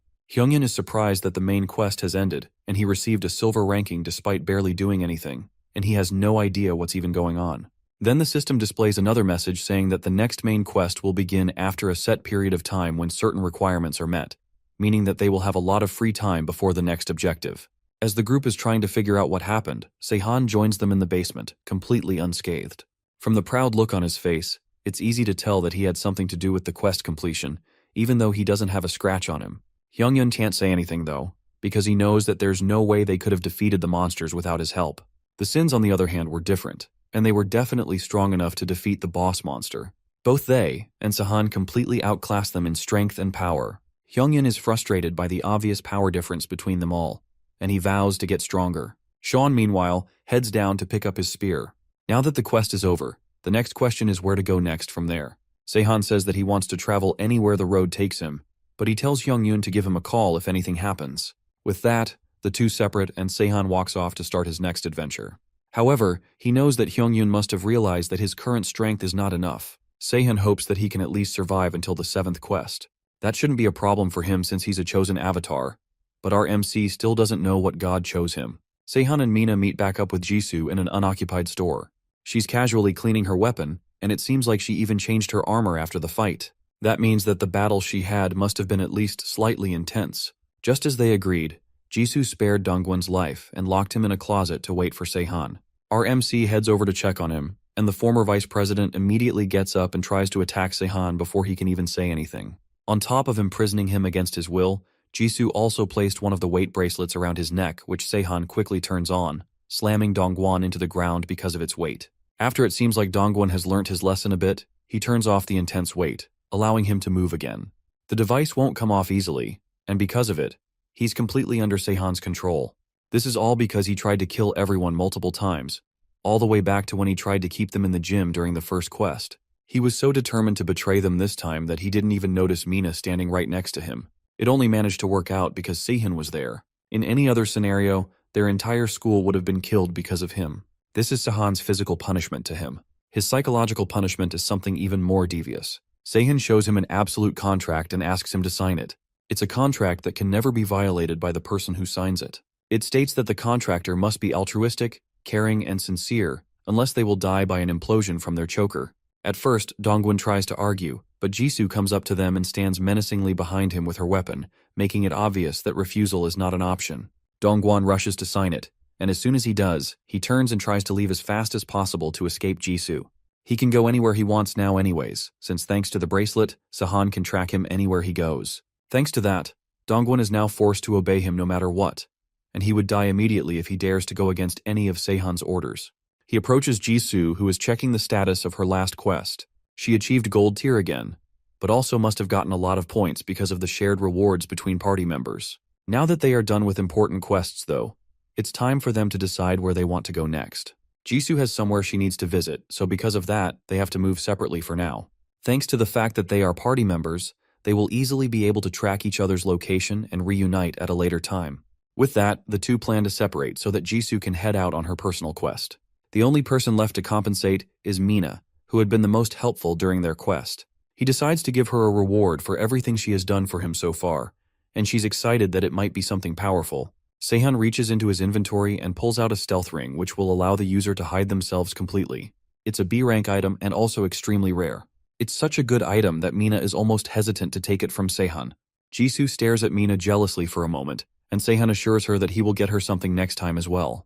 Now that they've gotten all their shared issues out of the way, it's time for each of them to get moving with their own personal quests. As Sehan continues to trek through the deserted roads without Jisoo, he notices that there are a lot more observers around him than usual. It's only natural though after what he managed to pull off during the second quest. He's more concerned about the fact that Mina is following him, even though he doesn't need her help for anything anymore. What's more is that her observer is the worst one of all. That won't make too big of a difference anyways, since the gods should already know about his appearance.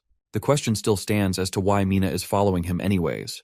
That's because she can tell that he's pretty strong, so she has decided to stick with him for a little while longer to see if she can get anything out of it. She's incredibly honest with her intentions, which is definitely better than Dongwon underhanded ways. She also plans to help him, so it doesn't seem like she's just leeching off of his power. As the two continue walking, they come up to a group of hostile people who seem to be guarding some sort of entrance to a dungeon. Sehan raises his hands in surrender and turns to leave, which confuses Mina since it seems like he wanted to farm that dungeon. He plans to enter it through his own means, and Mina is ready to help him stir things up if need be, but he has another idea in mind. Since the entrance has been blocked off by those people, Sehan plans to make an entrance for himself. Meanwhile, the gods continue to discuss the state of the game in the forums. In Honest Life, Dongwon God complains about the fact that his avatar has been completely shackled by some guy, and because of that, he can't do anything in the game. Young Jester, on the other hand, finds the situation hilarious and teases the god for his misdoings. While they two argue, the other gods bring up the fact that there are some good dungeons in the area that they can raid. Sehan watches all of their discussion, and thanks to it, he's able to pinpoint the location of the dungeon that those people were guarding. They walk through the city and stop at a random street that Sehan believes should have the dungeon. Then, He places his hand on the ground and scans the area with a new ability, which allows him to search a 50-meter radius with his hand to find items in the area. It's a platinum reward that he got for defeating the basilisk. Thanks to it, they are able to find the boss room of the dungeon that the men were guarding from before. It's 20 meters underground though, which means that they normally wouldn't be able to reach it since dungeon walls are protected by special magic, meaning there's no way to break into the room without going through the dungeon. For a normal player, that would be completely true, but Seihan is a pay-to-win player, and thanks to the DLC store, he has the exact tool that he needs to get into that boss room. It's a dungeon destroyer's excavation drill which can be used to dig the terrain of a dungeon. He lies to Mina that it's a quest reward, and then gets to work digging into the ground towards the dungeon. After 5 hours of constant digging, they are able to break into the boss room and arrive at the heart of the dungeon. Waiting for them in the room is a mantis boss and a horde of lesser mantis. The monsters immediately rush to attack them, and the two get ready for a fight. Seihan asks Mina to handle the lesser mantis and watch his back while he tries to kill the boss mantis. He uses the orichalcum-coated spear that he used to defeat the basilisk to make a way through the mantis monsters defending the boss. Thanks to the fact that the insects have very open weak spots, killing them is incredibly easy for Seihan, and he finally pushes his way up to the boss. The main mantis boss should be even easier to defeat thanks to its size, making it much slower than the smaller ones. Seihan is able to calculate and launch a strong attack that blows the mantis's midsection away, killing it instantly. With that, they defeat the dungeon and become the first players in the world to defeat a dungeon, earning them 1,000 extra points as a reward and the achievement of First Experience Hunter. It's a weird name, but he tries not to think too much about it. Instead, he's more focused on the fact that more achievements also increase the amount of rewards he will get going forward. Next up is checking out the rewards from the Mantis boss. He gets an F-level magic stone and an E-rank skill called Precise Strike. They're not really the best rewards, but it's better than nothing. These rewards are only the boss drops, and the rest of the rewards for the dungeon are tucked away in the corner. It's a lot of loot and gold, which can be sold in the store for a good amount of points. Seihan and Mina spend some time packing everything before leaving. About 4 days later, the group that had originally been clearing the dungeon finally make it to the boss room. They are excited that they could be the first people in the entire world to clear a dungeon, and after almost a week of fighting endless hordes of insects, it's finally time for them to reap their rewards. When they open the door to the boss room, they are met with a completely empty room filled with decaying monster corpses and a suspicious-looking hole in the ceiling. To add insult to injury, there's also writing on the wall mocking the adventurers for not getting there in time. Later on, Seihan logs into the gods' chat forum and comes in the middle of an argument between young Jester who seems way too pleased with herself and a god who was probably affiliated with the people that got their dungeon stolen. It looks like they are having the time of their lives, and Seihan decides to take the opportunity to throw in another piece of bait. He tells the gathered gods that he found a pretty good dungeon in the area, and that catches their attention. Then he shows them a map with a marker pointing to the Seoul National University of Education station, and he tells them that there should be a C-rank item in the area. Young Jester can vouch for the validity of his claims, since he has already given them valuable information several times before, but the others aren't as trustworthy, and one of them even wants Seihan to reveal who he really is. Luckily for him, there's a general rule in the forum that protects people who want to remain anonymous. With the new information in hand, the group start to gather their avatars to head towards the dungeon, trusting Seihan's words. Thanks to this, every avatar in the area will be gathered in one spot. Even young Jester informs Mina that she should head over to the university, but Seihan declines. According to his memories, there are indeed high-ranking items there, but they are all useless. It's only good as bait. Instead, Seihan wants them to do the next main quest. Although there's no time limit for this third quest, Seihan wants to get it done before the fourth main quest pops up so they don't miss out on the rewards from the third quest. Before they start heading there though, Seihan wants to get an ability first, and although he doesn't immediately tell Mina about it, he mutters to himself that he needs a constellation. They head over to another nearby dungeon, and this time, Seihan can't just dig into the boss room like he did before, because it's way deeper than the last one. Because of that, they have to head into the dungeon from the main entrance and clear it out normally. But first, he gives Mina a scarf that has the ability to block ranged attacks. The two head into the dungeon, and the first thing Mina notices is that it's way too quiet. It's almost hard to believe that this place is a dungeon. It's also dark, which makes it very hard for them to see. The two of them continue walking through the dungeon, and after a while, it starts to feel like they've been circling around the same place for a while. Seihan already knew this, but there's a reason that they've been walking in circles for a while, and that reason is about to show itself to them in a moment. A sharp gust of air blows through the cramped subway, and something heads straight towards Mina. Thankfully, The scarf that Seihan gave her comes in handy and blocks the attack before it can reach her. The scarf is actually an item called the Cloth of Protection, and it's guaranteed to block 5 ranged attacks. It will then be destroyed after it's fully used. Thanks to that attack, Mina only has 4 blocks left, so they can't be too careless. The arrow that tried to attack Mina proves that Seihan came to the right place.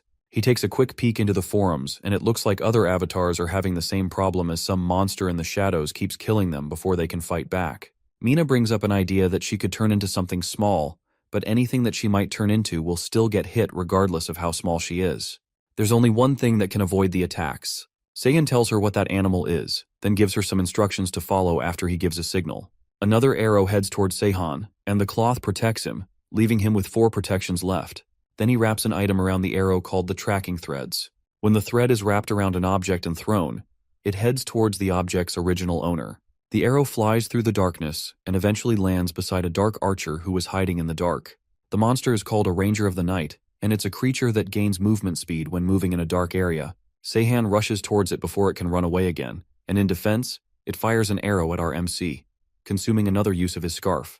With only 3 left, Seihan has to figure out a way to finish this fight as quickly as possible. The Ranger tries to escape in the shadows, firing multiple shots at his pursuer as he backs away. 2 of them manage to hit, leaving Seihan with 1 more protection before he's left unguarded.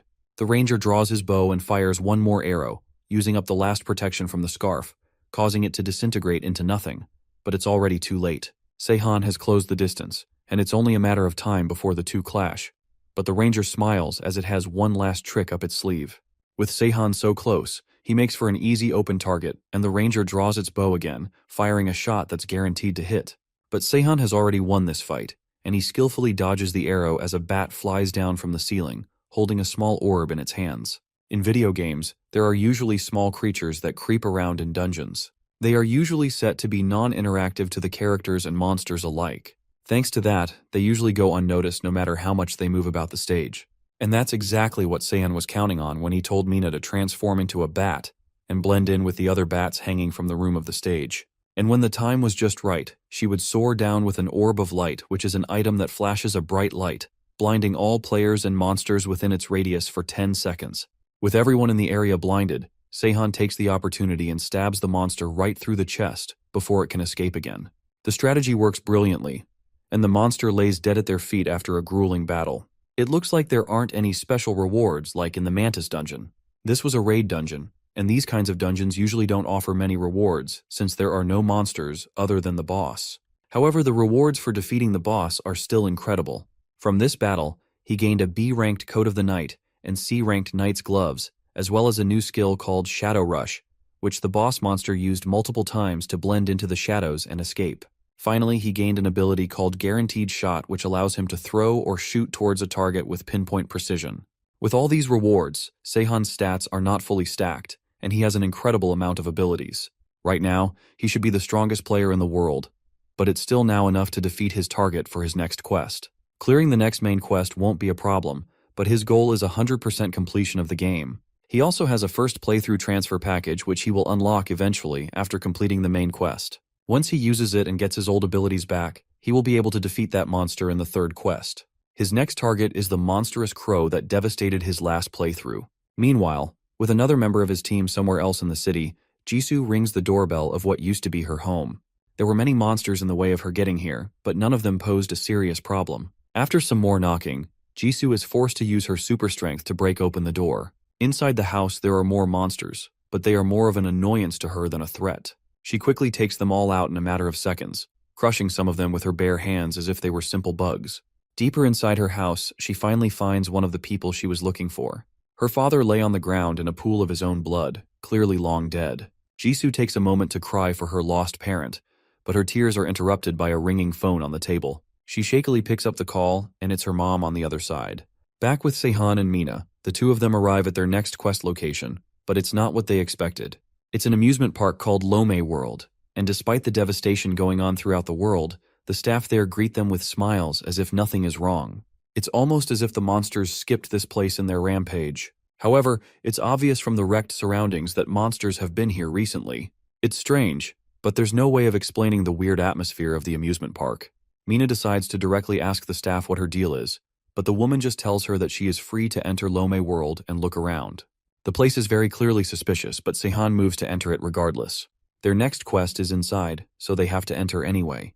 The atmosphere is excessively clean, and the employees are definitely human, but they are neither monsters nor players. All of these disturbing features must be for the crow's sick and twisted entertainment. It looks like the staff are forced to live here against their will.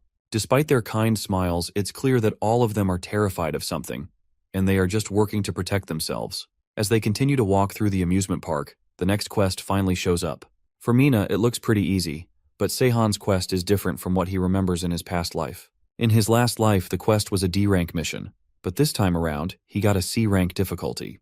Mina's quest is the 5 stamps quest that he got in his previous life, but his quest is much harder than that. Only 2 people can directly alter his quest, and they are the game master and the system. If the GM had altered his quest, then he would have shown himself to our MC, so this has to be the system's intervention. It's only fair though, since he has killed 2 sentinels now, and has definitely become a popular figure in the game. Mina notices his sour expression and asks what's wrong, but he doesn't tell her his problem. He takes a moment to organize his thoughts, and tries to look at the positive side of things. At least this is a clear indication that his actions are slowly changing the future just like he wanted. The 2 continue to walk around the park, and Sehan asks Mina if she knows about a game called Roller Coaster Typhoon. It's a game about managing an amusement park, and Mina is at least aware of it. He then tells her to imagine that they are inside the game, and everything in the park is under the manager's control. Because of that, they can do anything they want, like cutting off the tracks in mid-air so all the rides crash straight into the ground. The sales don't matter to them, and all they want to do is see people suffer. That's the mindset that this park is being run with, but the Crow constellation, Karas. Of course, he can't tell Mina that since he's not supposed to have that information yet, but his words are pretty obvious from how the park is run. They are using civilians as employees against their will, and they are very clearly not looking after their people here. None of the players know about the constellations yet, so he can't directly tell her about it. There are countless powerful monsters in the world. There are the simple mobs and the boss monsters.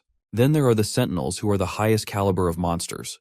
They are usually not meant to be defeated, but the constellations are on an entirely different level from them. The difference is not even in their strength, but in their very existence. The constellations are a different set of beasts entirely, and the ruler of this park is one of these constellations named Karas. It's a low-level constellation, but it still has divinity, which makes it very powerful. Normally, it would still be too early for constellations to arrive, but this one is an exception. Its constellation level is low enough that it can show up if its divinity is slightly lowered. It used that loophole to sneak its way into the game way earlier than it should have been able to. Its intention is to enjoy itself now, while no one is a threat to it yet. Although it had a low divinity level, its damage to humanity was on par with a constellation of a high divinity level. For now, the best they can do is be careful and keep their guard up while trying to complete the quests. The infrastructure of the environment is definitely different from the Lome world from before the world changed. That's because the ruler has changed it up to their liking. As they walk through the area, an employee calls out to them to join his ride. He sounds terrified, and he's wearing a collar that seems suspicious. He points them over to his ride, which is a haunted house. Mina isn't thrilled to enter a haunted house, and she tries to complain. But her bickering with Sehan is cut short when the employee's collar starts beeping and flashing a red light. Eventually, the collar explodes around his neck as he screams in terror, and the explosion blows his head clean off his body. That directly ties into Sehan's main quest, which is to save all the people in the amusement park and resolve the situation by helping all of them to escape from the area. Right now, there are 138 players and 725 civilians, but as the employee's lifeless body drops down to the floor in front of them, the number drops. The other employees look away as Mina tries to understand what's going on and what just happened. It seems like there was a time limit for being a vendor, just like players have time limits for their quests. Mina starts to cry and wonders if the employee died because of her hesitation to enter the haunted house, but Sehan comforts her and tells her that all of this was most likely just caused by the amusement park's horrible design. In Sehan's past life, a lot of people died, and he only heard the news from the few survivors that managed to escape. But from what he remembers, the place shouldn't be as empty as it is right now. For now, he can't think too much about it, and all he can do is search for the person he was looking for and try to collect stamps first. He calls out to one of the other employees and asks him to guide them through the rides so they can start collecting stamps. The employee warns them that they won't be coming out of the haunted house the same as how they entered, but it's not like they have a choice. They will die if they don't complete the quest in time. Most of the other players who entered the haunted house died regardless of their enthusiasm, but since they've asked, the staff has no choice but to lead them in. To complete the ride, all they need to do is pass all the way through to the other side. It's just as scary as it is straightforward, so they have to make sure to be careful as they walk through. The two walk in, and Mina makes sure to cling onto Sehan's arm for her own safety. They are just at the entrance, and she's already terrified. They reach a bridge, and Sehan stops for a moment to make sure it's safe. Suddenly, a spiked wrecking ball falls from the ceiling, almost crashing into them with how fast it's moving. They don't have time to think about what just happened as more wrecking balls fall from the ceiling, forcing them to run across the bridge for their lives. As they are moving, a monster springs out from nowhere and tries to attack Mina. Sehan reacts quickly and uses his spear to stop it before it can take a bite out of her.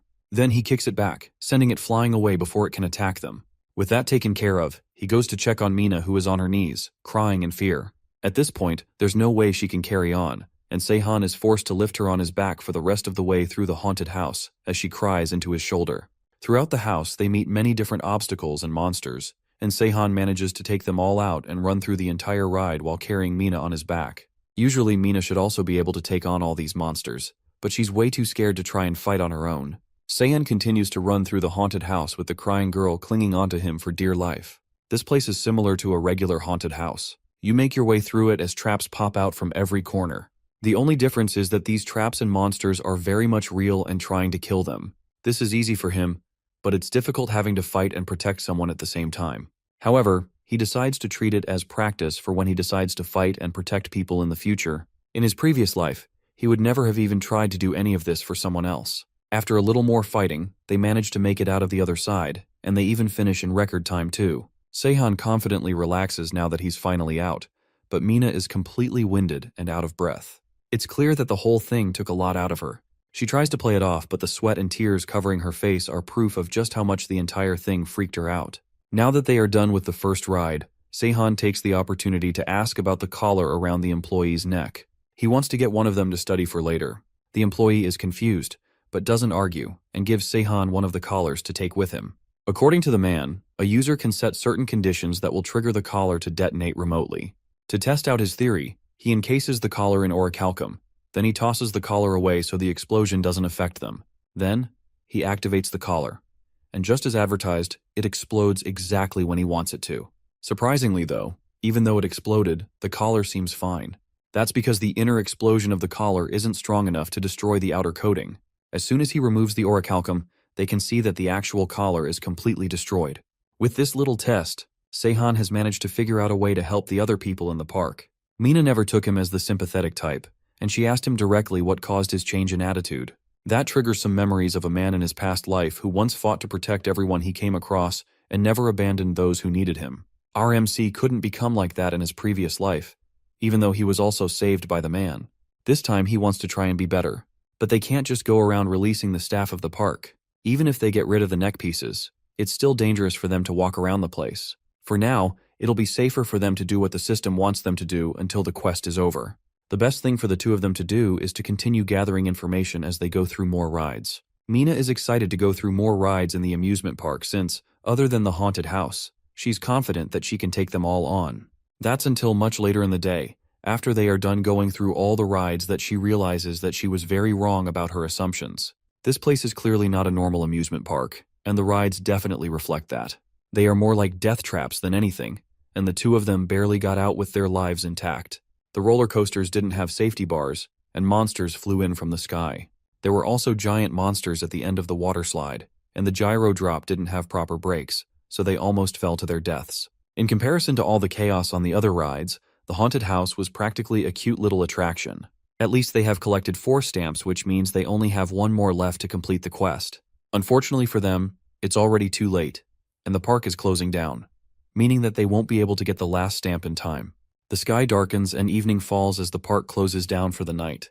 Music starts to play through the area, and it almost looks like some kind of evening event is about to start up. The two of them hide in the bushes as monsters parade through the streets screaming and laughing in joy. Sehan covers Mina's eyes since it doesn't look like something a minor should be seeing. The monsters are parading with tortured humans, and it looks like they are having fun making the people miserable. They also have a dead player among the parade, which just means that the evening entertainment is just for their sick pleasure. Sehan decides that they've seen enough of the parade and it's time to go somewhere safe. The monsters are roaming around the park while the buildings and attractions are occupied by employees. Because of that, the hiding spaces for players are extremely limited. He remembers the survivors from his past life telling him about a big safari being in the park, According to the past survivors, the people that were trapped in the area took refuge there constantly through their first to third main quest. That would normally never happen, but Karis the Crow constellation must have gotten involved. He either made a deal with the GM or found a loophole through the system, but whatever his scheme is, Seihan plans to find it out as soon as possible. They make it to the SAF zone and some people are standing guard in front of the area. Mina asks if they can be let in, and the guards notice that she has 4 stamps. They recognize their strength and immediately let them in. Even the leader of the camp only has 3, which means that they are already more reputable than everyone there. The guard leads them to an empty area for them to rest up in. Then he leaves to inform the leader of their arrival.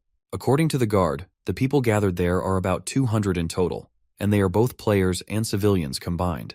Among the large group of people, Seihan quickly spots the people he was looking for and the person he absolutely needed to get in touch with. The person is a man chosen by Hephaestus, one of the most important gods of Olympus. He's the one and only avatar of Hephaestus, Siu Song. In his past life, he used to be one of the most famous players in the world. He had the ability to forge weapons that were always traded for incredible prices at the auction house. All the top players had pieces of equipment made by him. It wasn't a stretch to say that humanity's extended survival in the gods' game was because of Siu's creations. The person Seihan has found isn't the Siu Song he remembers, though. The man he knew would never give up hope even under intense situations. But the kid sitting with his head down has clearly lost all hope. The person sitting beside Sio must be his older brother who died at the end of the 3rd quest in his previous life. Seihan wastes no time and approaches them with Mina for introductions. He manages to get seated with them, and Sio's brother is more than happy to have them close by. Apparently everyone else has been avoiding them for some reason. Seihan notices that Sio's brother seems to be blind because his eyes are constantly closed, and it looks like he's unable to see. He doesn't remember that detail from his previous life. Regardless, with all of them seated together, Seihan offers to make light introductions. Sio's brother introduces himself as Changgu Song, and they all pleasantly pass around names. As they talk, Seihan notices that Mina is unusually polite. It seems like she is only disrespectful around him and Jisoo. With introductions done, Seihan internally wishes that they can get along, but something has been bothering him since they met. Changgu seems like an ordinary player, and his sword looks pretty normal, but there is something interesting about the sword. Changgu confirms that he's rather formidable with a sword, even though it has just become a walking stick now that he has lost his eyesight. The mention of his brother's loss in vision causes Sio to get depressed, and he moves away from the group to rest. It looks like the kid has become quite sensitive lately, and Seihan promises not to pry into personal matters again. Considering the mood of the entire settlement, it's not odd for Sio to be on his guard around new people. Changgu explains that they just barely managed to run away from a monster that was chasing them. This monster isn't Karis like Seihan initially thought. It's a sentinel that dominates the area, and it's a monster called Cheol Wung. That's strange to Seihan since there should be no other sentinel in the area apart from Orga the Basilisk who he killed. It looks like there have been a lot of changes by the system in order to acknowledge Seihan, who has been making quite a name for himself. The world is fundamentally divided and administered by the GMs, but they aren't the highest beings in the game. Above them, the system regulates and maintains the general laws of the game, and the recent changes in the story must be because of it. Since the system is in charge of setting up sentinels and hidden monsters, the fact that it's changing so many things means that he has gathered some unwanted attention. But Seihan isn't one to back down, and he's ready for whatever changes the world might bring for him. For now, it's best not to worry about all of that and focus on what he's going to do tomorrow. He will have to start by gathering more information and trying to make careful progress. On a different note, though, it's impressive how well Mina is sleeping despite the new environment. As he watches her sleep, a sudden sound draws his attention towards someone sneaking away from the group. It's Changgu, and it looks like he's heading out of the settlement despite how late at night it is. He stops by the gate where the guards question him, but he promises them that he just needs to go out for a while. They are skeptical of letting him through because of his sight, but he assures them that he is familiar with the geography of the area, and he will be fine on his own. Seihan watches him go and notices that the Universal Observer is following him. There would be no reason to follow him if he were simply going to visit the restroom. Something is definitely going on, and Seihan decides to head back into the Gods Forum to find out just what that is. He meets up with young Jester, who seems happy to see him again. She has been seeing him in the chat room more recently, and everyone really likes the useful information that he provides. Seihan gets straight to the point and asks her if he can use her observer to view something. Normally, a god should have their own observer, but Seihan lies that the Universal Observer has bad resolution at night, so he wants to watch with her private observer instead. His story is plausible since it's well known that they don't give out personal observers to gods unless they have a chosen avatar. Seihan also lies that he has been trying to choose a player, but they keep declining his offer, so he wants to use the observer to watch the player. The player he points out is none other than himself, and young Jester reveals that a lot of gods have been going after him, but he keeps rejecting them all as well. She has been watching him since he has been traveling with her avatar, and if she didn't have Mina, she would have tried to go after him as well. Seiyun tries not to think too much about her words and asks to use her observer again. Her avatar is asleep, so she has no reason to refuse the request, but her only condition is that he shares information with her first from now on. Seiyun agrees, and young Jester prepares to focus the observer for him. He tells her that he wants to check on a player that went outside the settlement just now since there's something odd about him. He uses the observer to follow him, and finds him walking into the empty woods. Changgu stops in the middle of a clearing, and a large glowing white bird descends from the sky and lands on a tree in front of him. As soon as the bird lands, Changgu gets down on one knee and prepares to give a report of the events, which shocks Seiyun. As the two talk, Seiyun notes that the voice of the bird doesn't belong to Karas. It must therefore belong to the sentinel that Changgu was talking about before, Cheol Wung. The bird tells Changgu to keep a close eye on Seiyun and Mina and report to him if any players in the area try to make a move. Then it flies off, leaving Changgu alone in the empty field. Seiyun has seen countless people lie and pretend in his first playthrough, so he has enough experience to tell that Changgu is completely serious right now. Even young Jester can barely believe how crazy of a plot twist this is. An ally is a spy for the monsters. She asks Seiyun how he knew something like this was going to happen, but he remains as secretive as ever. In his mind, though, he struggles to understand why Changgu would do something like this. In his previous life, Xiao always sang praises about his brother, calling him a kind person who would sacrifice himself to save others till the very end. Seiyun has an idea of what's going on, but he doesn't immediately look into it. Instead, he closes the forums and waits till the next day. The more important task is collecting information from people in the settlement. From what he can gather, it looks like the current situation isn't too different from what he remembers from his previous playthrough. The only new element is the monster called Cheol Wung. It's a rare type of monster called a Bulgasari, which is a metal-eating monster from Korean folklore. It is slow, but it has incredible power and its body is as hard as steel. A Bulgasari has the ability to become stronger and harder depending on how much metal it has consumed, so Seiyun's attacks wouldn't be very effective against it in a fight. To make it worse, a creature like that is under Karas's command. As he tries to sort out his thoughts, Mina shows up and asks him what he's doing. It'd be best not to involve her in this, so he dismisses her concerns, but she can already tell exactly what he wants to do. He's thinking of defeating the Sentinel, which is another impossible task. He went through all the trouble of defeating Orga, and now he wants to fight another one. Seiyun is sure, though, that if he had some time and things were under the right conditions, then he would definitely be able to defeat the monster. There's nothing else he could do that would help Seiyun feel better right now. Now that he has a plan in mind, he gets up and prepares to leave the safari for a while. There's someone in the park that he has to meet, but before he goes, he asks Mina for a favor. He wants her to keep an eye on the two Song brothers. He can't explain it right now, but he wants her to contact him if she notices anything suspicious. With that, Seiyun leaves the settlement to go and take a look at the monster called Cheol Wung. Elsewhere, at the other side of the park, in a castle, monsters run wild and unchecked as if this is their home. Laying on the floor amidst all the chaos is Karas, the crow constellation. He settled his nest in this park just for fun, but it turned out to be a great choice. After all, the people's fear and their awe are everything he needs for his opening ceremony. Then he turns around to address the literal giant elephant in the room, Cheol Wung. The Sentinel is here to report about the third main quest, and from what Karas remembers, the most that a single player has managed to achieve is 3 stamps. That was the case until yesterday when some players managed to receive their 4th stamp.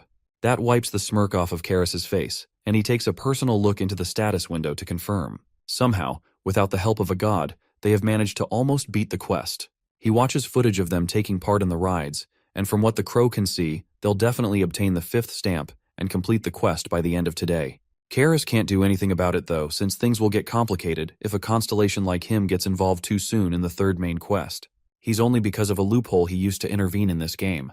Maybe there's a chance that a player like that could visit him, but the odds of that are very unlikely. He orders Cheol Wung to leave them be for now. It would even be better for them if some players managed to complete the quest. Less players have been willing to take on the attractions lately due to their extreme difficulty. If 2 players manage to complete the quest successfully and escape from the amusement park, that would motivate others to try and do the same, which would increase the number of fatalities from the ride. With his report done, Cheol Wung decides to leave the bird brain to enjoy his time, and he heads out for his patrol. The Sentinel is surprisingly diligent, considering that the bird once thought that Cheol Wung was just stupid back when they first met. It's rare for a Sentinel to be added into the game anyways, and even Arcadis didn't seem to understand it either. Chieol-woon heads out for his patrol, hoping that there are far more people to squash today than yesterday. Outside, Sehun waits in a spot that he has heard is on the path of Chieol-woon's patrol. The ground starts to rumble as the giant monster slowly approaches our MC, confused as to why a human seems to be fearlessly waiting for it. The monster barely makes any reaction, and instead Chieol-woon raises his hand to kill Sehun immediately. Since it's under the command of Karis, it's obvious that its way of thinking would be so simple. They only want to see the players run for their lives. Sehun prepares himself to fight as the beast's massive hand comes crashing down into the ground, sending debris into the sky. Sehun uses that debris as launching pads to jump into the sky and come face to face with the sentinel. Once he's close enough, he attacks with his sword, but the skin is so hard. Even a sword coated with orichalcum couldn't damage it at all. He must have consumed some metal while he was out on his patrol. Despite its appearance, this beast is surprisingly the cautious type. Chieol-woon is surprised that Sehun was able to dodge its attack, and although it wasn't an all-out attack, he didn't expect to see a player of this caliber who was able to keep up in a fight. Sehun rushes at it once more and drags his sword across its body without saying a word. Chieol-woon is more concerned about the fact that Sehun seems to be almost non-verbal. But to Sehun, the monster talks way too much. He wants to fight, and not just stand around throwing empty words at each other. That makes Chieol-woon angry, and he starts to take the fight seriously in hopes of killing Sehun quickly. Another massive fist comes rushing towards Sehun, and he dodges it once again, landing on the sentinel's arm and rushing up towards its face. There are way more openings that Sehun can utilize because of its size. He manages to reach its face and launches an attack with his sword, but once again, it's not enough to even leave a scratch. However, seeing that his coated weapon isn't damaged, this means that Chieol-woon's body isn't harder than orichalcum. The problem right now is his lack of strength. Another fist comes rushing at him, and he narrowly dodges once again, before launching an attack at its leg, causing it to turn around and try to stomp him. This monster must have some sort of weak point somewhere, but right now he can't find it. It looks like he's faster than it at least since he boosted his stats as much as possible to fight the monster. Currently, his stats are maxed out at the limits of E rank, but even with the highest possible stats in the game right now, he can't leave a single scratch on the beast. Another massive strike comes down, and Sehun manages to dodge it once again, landing in a bush. This is very frustrating to him since he didn't expect it to be easy, but this monster is practically unkillable at this point. It's no wonder that the players are terrified by its name alone. If a sentinel like Chieol-woon is this strong, then Karis's power must have been boosted too. His original plan was to defeat Karis here in the park, but it looks like that isn't possible without his first playthrough transfer package. Chieol-woon, on the other hand, is still angry and ready for a fight, but Sehun hasn't revealed himself since the last attack. That only makes the sentinel even more upset as he hears Sehun's voice from the bushes calling him way too slow. The monster starts to rip apart the trees in rage, demanding for Sehun to show himself. Our MC is already long gone, especially since he has checked what he came for. There's no way for him to kill Chieol-woon with the items and abilities he currently has. He needs to find another attack that can deliver a fatal blow to the monster. In the end, it looks like Siu Song is his only option after all. Back in the safari, Mina sits with the two brothers and reads a pamphlet to pass the time. Changgu asks her if she's siblings with Sehun, but that's obviously not true since their last names are different. Despite that though, they seem to get along so well, which makes it even less likely that they are siblings if they get along really well. Mina was also wondering if Seo and Changgu are really brothers since they seem to get along so well. Changgu confirms that they are really brothers, but the reason he was asking is because the two of them seem so unusual. Sehun even managed to get 4 stamps despite the difficulty. Mina proudly displays the fact that she also got 4 stamps, but Sehun shows up to disprove her unnecessary boasting. That scares the heck out of Mina since Sehun never seems to give off any presents when he's around. He joins in on the conversation, and Changgu tells him that they were just talking about him, and how he met Mina. He caught her while she was trying to rob a bank, and although that makes her sound like a criminal, it's exactly true. The two of them really get along well, and their banter makes Changgu laugh. On a different note, Sehun decides to ask Changgu to spare some of his time. There's something he wants them to talk about privately. The two leave the group, and Sehun leads Changgu a little into the forest before directly confronting Changgu about his link with Chieol-woon. Immediately, Changgu pulls out a sword and places it to Sehun's neck, ready to swing at any provocation. He asks Sehun how he got this information, but our MC simply says that he has his ways. He had some other questions too, but it seems like those will have to be saved for later. For now, he tells Changgu to give the fight his best shot. Changgu wastes no time and takes a swing at Sehun's neck, which our MC manages to dodge. Then he quickly changes his stance before Sehun can back away, launching another attack at his face. Despite the fact that he's not able to see, he's not bad at all when it comes to fighting. It looks like Changu has the mind's eye, which allows him to see and fight despite being blind. Changu can clearly see that Sehan has some moves of his own, but since he doesn't intend on talking, the best option is to kill our MC here and now. Changu rushes in and prepares to launch a final blow, and from the stance he's using, Sehan can easily tell that he really knows his stuff. However, Sehan is a beast himself. He catches the sword with his bare hands before it can reach his face. From their fight, Sehan can tell that his agility is between 60 and 70, while his strength is at 50. Those stats are pretty high for a non-avatar. That must mean he put all his points into growing his strength and agility. Changu pulls back and tries to launch another relentless attack at Sehan, but our MC easily manages to dodge all of them. Then he rushes in for another round, and Sehan somehow manages to parry them all with his hands. That's thanks to his night gloves that he got from the ranger, which are protecting his hands. It's obvious whose strength is superior in this fight. Now that they've both calmed down, Sehan gets straight to the point and asks why Changu would work as a spy for Chilwung when they are this strong. The answer is obvious even when the blind swordsman doesn't immediately answer. It's because of Xiu. He made a deal that would ensure Xiu's safety. In fact, when he first met Chilwung alone, Changu tried to face the sentinel, but he wasn't a match for the hulking beast.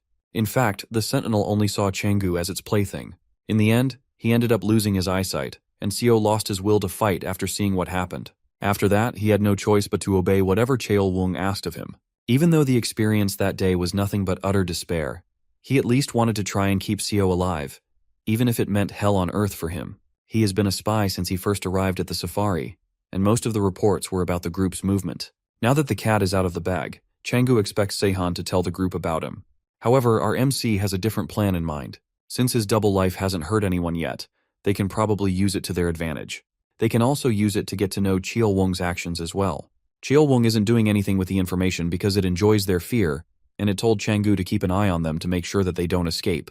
From how Sehan is talking, Changu can tell that our MC is planning to fight the beast when it prepares to attack in about a week from now.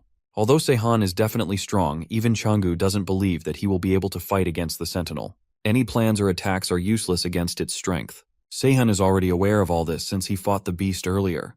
It was different from any monsters he has seen so far, and its body was incredibly hard. But just because he can't kill it right now doesn't mean that it's impossible to kill. Without explaining anything else, Sehan leaves and tells Changu to share any information he can get with him as well.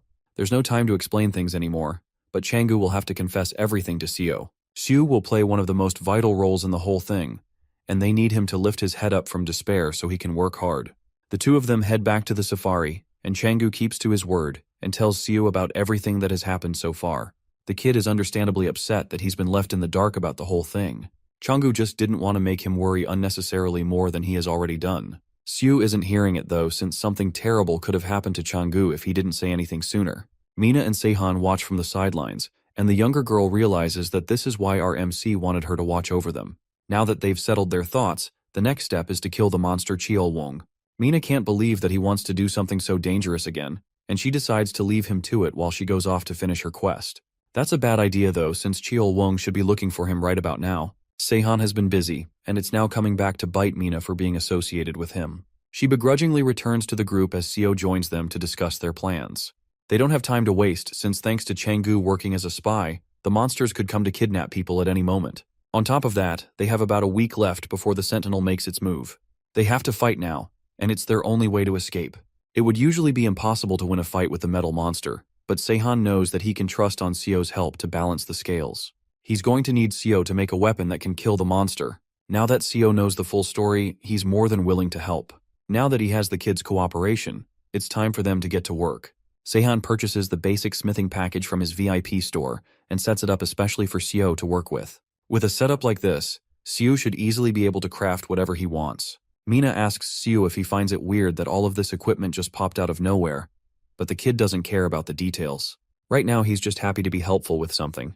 Last time, the crucial piece was Mina, and now it's Xiu. It's obvious that Sehan had planned to meet and use them this entire time. Mina is just more surprised that Sehan would go for a kid, but Sehan tells her that Xiu is only 3 years younger than her. To her, he looked like he was in elementary school. Next, he needs her to create a barrier to seclude the area and prevent others from approaching the vicinity. Mina is surprised that he knows about her ability since she only just got it recently, but Sehan remembers that she should have been able to use it by the third quest from his previous life. With a little bit of work, She sets up a barrier that will make sure that no one even notices what's happening inside the area. That's the blessing of a top-class god like young Jester. It's no wonder that Mina could escape from any situation in her previous life. This is why it's necessary to choose a top-tier god if you're going to be an avatar. Seihan gives Siu some materials that should allow him to make some top-quality equipment. He got all the materials from his dungeon runs. But the question now is what exactly Siu should make using all these things. Seihan already has an idea in mind, and he hands the kid a blueprint of a particular weapon. Siu has never seen something like this before, but Seihan is sure that something like this will be able to kill Cheol-Wung. The monster continues to roam around the park, looking for Seihan. It expected someone as strong as our MC to try and collect the rest of the stamps. Since no reports have been made, that means that he's probably not at the safari either. As the monster is trying to figure out where to go next, another monster comes up to report that the crow is summoning him. It looks like he will be able to have some fun today after all. The bear warns him that the other monsters are still getting prepared for the attack, but Cheol-Wung doesn't care. As far as it's concerned, it doesn't need any other monsters to get the job done. Mina and one of the guards from earlier stand watch on a high ground above the safari settlement. Seihan told them to watch for incoming monsters while the survivors in the safari start to plan their escape. They ignored them when they first mentioned an evacuation, but after she and Seihan showed off their stamps, they immediately changed their minds. Eventually, just as Seihan predicted, something starts to rumble in the distance, indicating that a monster is heading their way. Mina transforms into an eagle to try and get a better look. She spots what was causing the commotion. It's Cheol-Wung, and it looks particularly angry at the moment. She returns to the group and informs the guard that the sentinel is on its way. The man runs off to let people know so that they can evacuate faster. They never expected it to be so fast, and it would be better for Mina to take this opportunity and run away. But Seihan has been so helpful to her, and she has even grown a bit attached to him. Because of that, she doesn't want to just get up and leave him. The only thing that can do is head in to try and distract the monster. But Mina is not sure she's strong enough to do that. Changu comes up behind her and tells her that there is no need for her to do something so risky. He plans to go and try to distract the sentinel himself. It would be shameless of him to run from this after what he has done, and although his skills are no match for the monster, he can at least try to buy them some time. With that, he rushes out to go and confront the monster, all while Seihan is still nowhere to be seen. The survivors struggle to evacuate as they hear that Cheol-Wung is on his way to their area. The swordsman is ready to take responsibility for being a spy for Cheol-Wung, and he prepares to buy them some time no matter what. Eventually, he catches up to the beast and kneels in front of it, still pretending to be loyal. He tells the monster that he can guide it through a shortcut so it may hurry up and capture the escaping survivors faster. Cheol-Wung unexpectedly refuses the offer and has figured out Changu's plan to buy time. Right now, he doesn't want to entertain his meaningless attempts. It's obvious that Changu has something up his sleeve since there's no way that he'd be so diligent to run all the way up to the monster. Left with no choice, Changu prepares himself to fight the beast for as long as he can. It's been a long time since the two of them fought, and the sentinel is eager to see if his spy has grown stronger since then. Changu immediately takes the initiative and dashes towards the beast, trying to get a quick attack before he can be spotted. Cheol-Wung is barely affected by the meager attack and swats his attempt away as if he were an annoying fly. His agility is completely meaningless if he is unable to land a proper hit. With no other choice, Changu braces himself for impact as the monster reels its fist back and prepares to unleash a devastating punch. As its fist collides with the ground, it starts to crumble and fall apart, much to the monster's surprise. Seihan stands in front of the monster, calmly holding the new weapon that was made specifically to fight this sentinel. It looks like it should have consumed higher quality metals before this fight started. Cheol-Wung angrily roars at Seihan, but underneath the anger, it's shocked that Seihan somehow managed to break its arm. This new weapon is called the Pile Bunker, and Seihan promises to use it to bash the sentinel's skill in. Back with Mina, she flies around the area, still in the form of an eagle to finish an errand that Seihan sent her on. She finds Siu and runs over to him while he's still hiding in her barrier. Siu invites her to come and sit in the barrier with him since it's the safest place for both of them to be. That may be true, but she's still skeptical on how he plans to defeat the monster sentinel. A sound similar to an explosion rings out, shocking them both, and it's clear that the battle is already in full swing. Seihan skillfully dodges all of Cheol-Wung's attacks as it tries desperately to kill our MC. All it needs to do is land one hit to completely obliterate him, but Seihan is just too fast to go down. It looks like it got even slower than before because losing an arm has made it less stable. It continues to punch at air as Seihan successfully dodges each attack. He's waiting for the pile bunker to recharge so he can use it to end this fight. There's only about a minute left before it's fully usable again, which means that Cheol-Wung only has a minute left to live. The giant monster cannot believe that someone dares to try and defeat a sentinel when they are only on the third quest. Even though he still proudly attacks and believes he can't be defeated, it's clear that Seihan is getting the upper hand in this fight. Eventually, the pile bunker recharges, and Seihan jumps up to his shoulder and places the pile bunker against the sentinel's head. Realizing that things have gotten serious, Cheol-woon tries to bargain and promises that it won't kill any more humans, but Seihan doesn't trust that for even a second. With nothing else to discuss, our MC keeps his promise of using the pile bunker to bash the sentinel's head in, defeating it once and for all. With that, Seihan unlocks an achievement called Sentinel Hunter, which comes with appropriate rewards and also increases the damage dealt to sentinels by 30%. Although our MC tried to act cool about it, a sentinel is still nothing to scoff at. He only barely made it through this battle with his life intact. Now that Cheol-woon is dead, Changgu comes out of hiding from the forest. It got completely demolished, and not even a metal-eating Bulgasari could have survived that. It was all thanks to the weapons Seo made, and although Changgu clearly has many questions, there are way too many observers watching them for Seihan's liking. It's not just the observers either. The survivors who were trying to escape have also been watching the fight from the bushes. Now that the sentinel is gone, they all start to make their move to escape from the park. But Mina remembers that Cheol-woon was only the mid-boss of the area, which means there is one more powerful boss for them to fight. That causes all the people to pause and look at her in terror and shock. She tries to play it off, but Seihan puts a hand over her mouth to stop her from making things worse. It looks like it's time to explain what's going on to the rest of the people, and after that, it will finally be time for Karis to die. The video of Seihan taking out Cheol-woon makes it rounds in the god forums, and people start to seriously catch attention of him. A user named Greek Boss comes online for what seems to be the first time in a long time, and he's also curious about this mysterious yet powerful player. Seihan managed to kill a sentinel for the second time despite not being an avatar. Questions start to fly towards young Jester, whose avatar always hangs around Seihan, but she wouldn't tell them anything even if she knew. The questions continue to fly in, but the mischievous god ignores them and focuses her attention on the kid that has gotten everyone riled up. He keeps getting more interesting to her every time she sees him.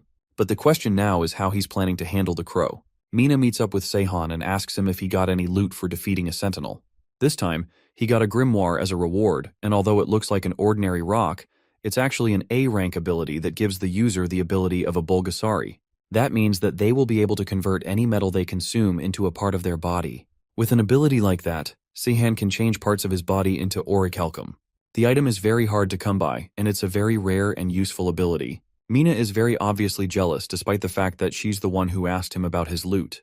But to her surprise, he gives her the grimoire instead of keeping it for himself. It'd be more useful to her anyways, since with her transformation ability, it would be very useful if she transforms her hands into weapons and uses them in fights. It's a one-use item, meaning that once she consumes it, it can never be retrieved or used by another person, so she's shy to take it from him.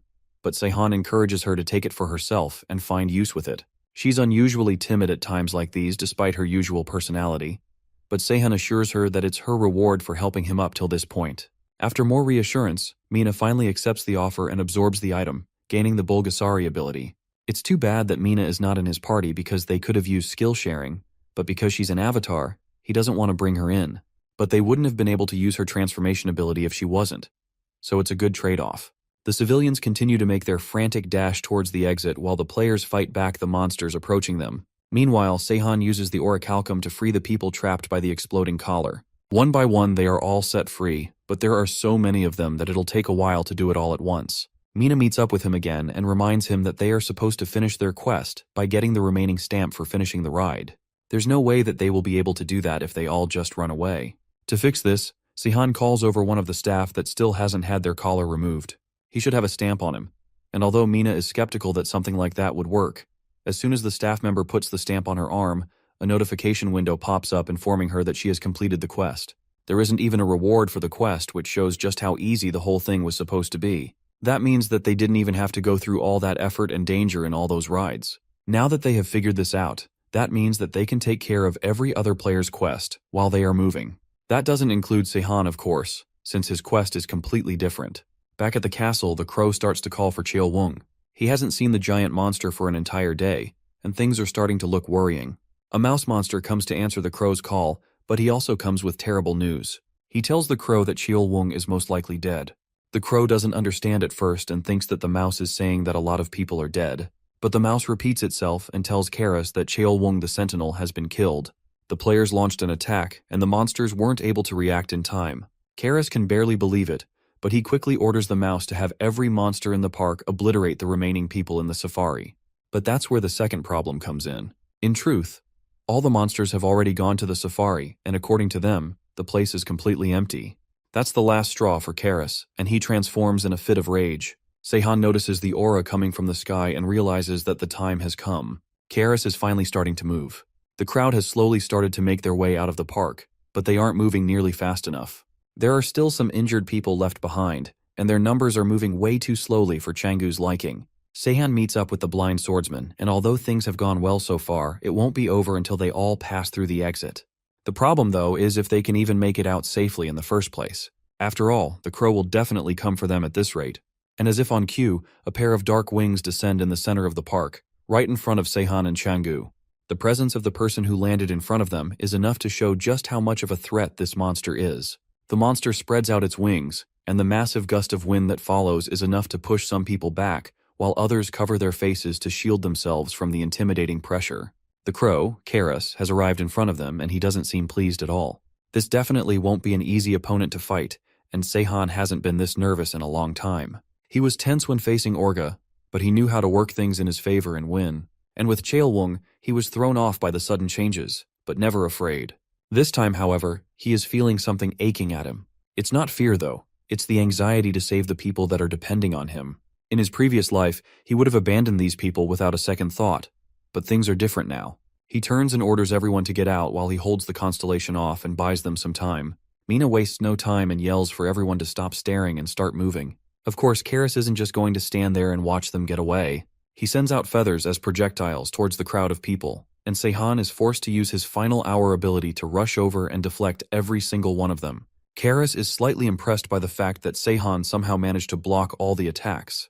If things continue like this, though, and the crow uses area of effect abilities, it will be difficult for Seihan to protect the civilians. Instead of directly fighting, he starts talking to the crow. Despite the fact that Seihan is actively belittling and antagonizing Karis, the crow finds it more funny than anything else. Seihan thinks he deserves it, though, since he had to come all the way out to the park to personally capture a bunch of humans. That annoys Karis a little, and the crow constellation spreads out its wings and prepares to attack. It looks like Seihan has successfully drawn his attention, and all he has to do now is continue stalling it. Right now, about half of the people haven't made it out yet, so he just needs to stall for about 30 minutes. This moment is what he has been preparing for this entire time. The crow leaps off the ground at tremendous speed and aims right for Seihan, but he uses his Shadow Rush ability to blend into the ground and escape just before the attack from the crow can land. Seihan tries to stay calm as the crow moves around him. It's obvious that Karis outclasses him in both strength and agility, but our MC has his survival abilities and special items that guarantee that his attack will connect. He leaps out of the ground right as the crow returns to the air to make another strike.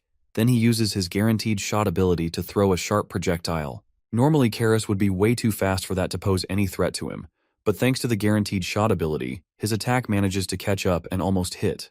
Karis is forced to stop in midair and catch the projectile before it lands.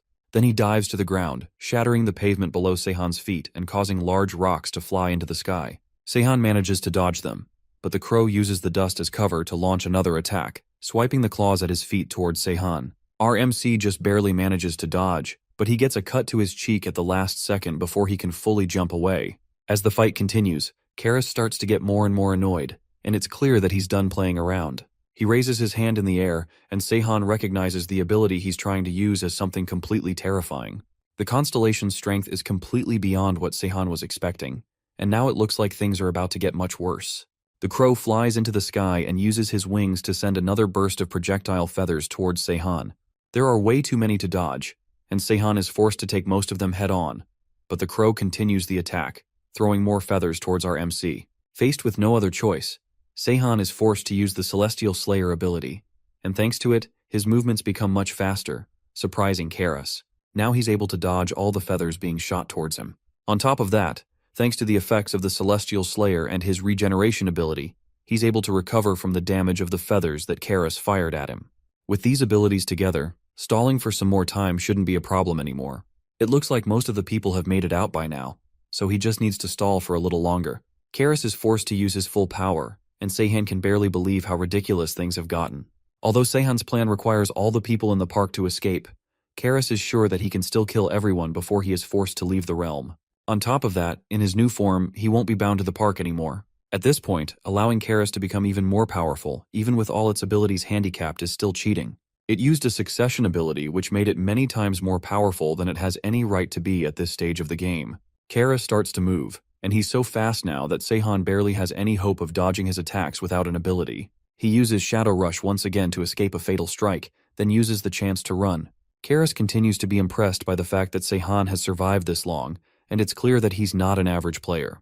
The crow then flies into the sky and uses its wings to send out sharp bursts of wind that destroy everything in their path. Even with this, Seihan is able to dodge them all and survive, even as the area around them has been completely demolished. But it's already too late for him to run. With nowhere else to hide, Karis walks up to our MC and calmly grabs him by the neck, ready to end him at the drop of a hat. Before he can kill Seihan though, our MC has some final words for the crow. Next time, when it seems like he's won, Karis shouldn't take so much time to finish the job. And just like that, all the people in the amusement park finally manage to escape, which means that Seihan has completed the third main quest. That means that he can now purchase his first playthrough transfer package. As soon as he gets the transfer package, he uses an ability called Proof of Transcendence, and Karis barely even has any time to react before he starts to cough up some blood. While they were talking, Seihan managed to use his spear to stab the crow in the stomach. Even with the surprise attack, Karis managed to dodge the hit to his vital spot in a split second. Proof of Transcendence is an upgradable S-rank ability that gives the user a 100% stat increase, and also allows him to deal critical damage against celestial beings for 30 minutes. Once this ability is used, it cannot be used again for 30 days. Karis drops Seihan and flies away before he can launch another attack. The crow is surprised that a player can possess so much power despite not being an avatar. Faced with no other choice, Karis is forced to take the fight completely seriously and go all out in order to defeat Seihan.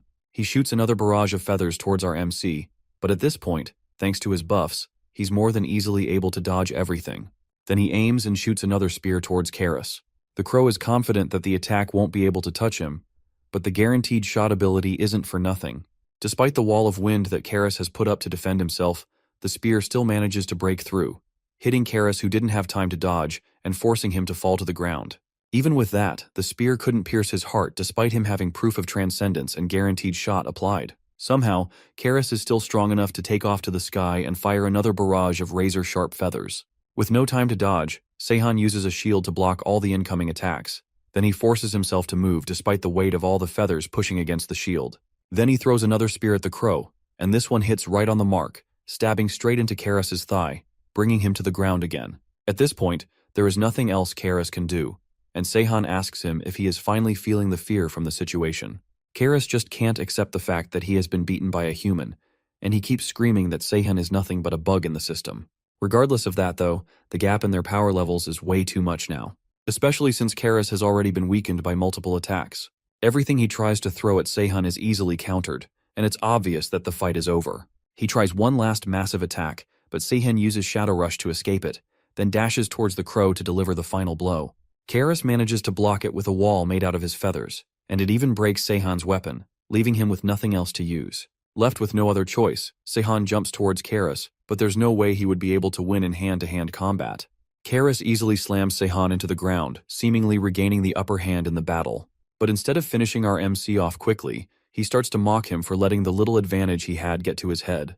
And that's exactly what Seihan was hoping for. He once again warns the crow that he should stop taking his sweet time to end fights, before using the spear still shoved in the crow's stomach to stab him again. This one finally brings him down, and the crow falls against Seihan, lifeless and dead. In the supreme upper realm where most of the gods reside, Arcadis, the game master in charge of the Korean server, stares at a status screen showing a picture of Seihan. Because of the crow's decision to go into the human world, and his subsequent death, the GM is left in a horrible position. Ultimately, his death was brought about by the unfair balancing of our MC, and the fact that he somehow managed to use a succession ability. The constellations are still set to have a limited power level in the current patch of the game. For now, Arcadis decides not to make a bug report about the situation, since Karis was a relatively unknown constellation, so no one should notice his absence for a while. But from now on, the GM is going to have to pay extra attention to him going forward to make sure nothing like this ever happens again. After the third quest ends, a major update occurs in the game. From now on, the main quest will be in the form of an open world, meaning that players can now travel to other regions and stages by train or subway. Multiple quests can also be carried out at once, and subquests will be added. As well as that, players can now create guilds with a large number of points. After that, the next main quest is set to begin soon, and it will be a large raid, where a raid boss will appear in each region, and players are expected to engage in combat with the boss to gain participation points. They can also obtain special materials and equipment by defeating raid bosses. Seihan and Mina read through the information about the new update and the quests while relaxing in an abandoned restaurant. The raid boss quest unexpectedly has a lot of time allocated to defeating it, but that is probably because most people haven't even completed their third quests yet. Changgu and Siu are also there with them, and it seems like the four of them are moving together for the time being. Siu managed to fix Seihan's damaged equipment, and now that Seihan has recovered from his fight with Karas, it's time for him to figure out his next moves. His injuries were pretty serious, but thanks to that, healing all his wounds raised his regeneration ability from F rank to E rank. His next stop is the Daejeon region, which is far away from the raid boss. The reason he wants to go there is because he heard that they sell some good bread there, and he also has some business to take care of in the area. Mina can't help but sigh since this is normal behavior for Seihan. She's used to him being unnecessarily cryptic, but for this mission, she'll pass on following him. Young Jester's observer bangs against the window of the store. It's obvious that she doesn't want Mina to leave Seihan's side, and she very obviously spying on them at this point. It's a good thing that Karas's Veil of Darkness ability blocked the area while they were fighting. Because of that, the observers didn't see Karas's heart being pierced at the very end of the battle. Young Jester continues to throw a tantrum with her observer, but Mina is determined not to follow Seihan this time. Since Mina has made her decision, Seihan decides to make a suggestion to Mina as well as the two Song brothers. He wants them to join the guild that he would like to make in the near future. Mina isn't into those kinds of things, and Changgu is more concerned about the fact that he might not be any help to Seihan in his current state. Siu, on the other hand, is very excited to be in the same guild as Seihan, and he encourages his brother to join in as well. Seihan tells them all to calm down and not to feel any pressure. For now, it'd be better for them to do what makes them comfortable. However, joining his guild would be generally useful for Seihan. For starters, Siu Song is going to become the best craftsman in the world, while Changgu Song is a player who is as strong as a chosen avatar. He also has a lot of potential with the rare Mind's Eye ability. Looking at everything objectively, Mina and the brothers decide to agree to join Seihan's guild. Now that the matter is settled, Seihan prepares to depart to Daejeon. He heads over to a train station and boards a train heading towards Daejeon Station. On the other side of the train from where Seihan is staying, a few players from the Waning Crescent Guild try to take over the train. Civilians start to run away from the dangerous men holding large weapons, and during all the commotion, Jisoo walks onto the train and notices the rogue players. In the front of the train, Seihan notices that the other side of the train has gotten very noisy. Maybe a monster has appeared or something. That shouldn't be a problem though, since most of the passengers on the train are players, so it should be fine. Instead of worrying about that, Seihan looks through the rewards he got from the third quest. They seem pretty bland this time, and it's a little disappointing to get an ordinary reward despite everything he went through. His first reward is an ability called Hunter's Instinct, which can estimate the location of a monster by its trails. But he also got loot from defeating Karas, and one of the major things he gained is becoming the new master of the Crow constellation. He also gained Karas's abilities like Eye of the Crow and Veil of Darkness. But to utilize the full power of the Crow constellation, he needs to gain more divinity. As his divinity increases, more abilities will get unlocked. Eye of the Crow allows the user to spawn crows that can scout the area from the skies. There is also no limit to the number of crows that can be spawned, but they become harder to control as he creates more. Then the Veil of Darkness ability allows the user to blend themselves into the darkness. It's different from the ability that Karas used before, and it's likely that the effect changes depending on the user. Although he only got the lowest level of divinity, it's still a huge gain, and he might also be able to find the observer of a certain god in Daejeon. The god is a witch who loved humanity but still wanted every human to live and die for Seihan. Since there's nothing else to do, Seihan decides to take a quick nap until they arrive at Daejeon. On the other side of the train, a lone player runs for his life as all his comrades drop like insects. This person is definitely the girl he heard about in rumors. She has all black clothes and dark hair, and when her hair turns red, nobody can get out alive. He continues to run, but a blunt object slams into the back of his head, pushing him to the ground before he can make an escape. Jisoo stands menacingly in front of him, and it looks like there is no hope of escape. He begs for his life, promising that he will never do something like this again for the rest of his life if she spares him. However, Jisoo doesn't believe him and finds his pitiful begging to be amusing, so she flashes him a smile while stretching her hand to finish him off. The train arrives at Daejeon Station, and as soon as the doors open, people run out of the train screaming for their lives. Seihan comes out from his end, confused as to why there's so much commotion on the other end of the train. His answer comes calmly walking down the stairs, and she greets him with a large smile. It's Jisoo, and somehow Sehun had no idea what they were even on the same train. Now that they've met up, he asks her if she successfully took care of business. She took care of what she needed to do, then took the train once she noticed that Sehun was on it. She was checking the map consistently to always know his location so they could meet up again. That's pretty obsessive, but Sehun decides not to comment on it. But if she was constantly aware of his location, that means that she knew he was in Lome World. Fighting the crow would have been a lot easier if Jisoo was around. At first, she wanted to go right away, but the third main quest started while she was on her way there. It wasn't very difficult for her, but there was a lot to take care of, and because of that, she ran a little late. Sehun admits that he came to Daejeon to fight the boss in the area, and Jisoo is not surprised. She doesn't even ask him why he came all the way here, because she's used to him doing things that don't make sense. In fact, she would have been fine with his decision even if he only came all this way to buy bread in the area. It's odd to hear that from her, and Sehun doesn't know if she thinks highly of him or not. For now, the two of them start moving towards their final destination, Dunsan, and Sehun explains the details to her as they make their way there. Back in Seoul, Silum, Mina walks through the streets in search of some people that Sehun told her about. She doesn't know the exact location, but she has been walking for a while at this point, and still can't find them. Before he left, Sehun wrote down some distinct characteristics of the people she should be looking for. They are a blonde-haired family of 2, and the drawings he made are rather crude.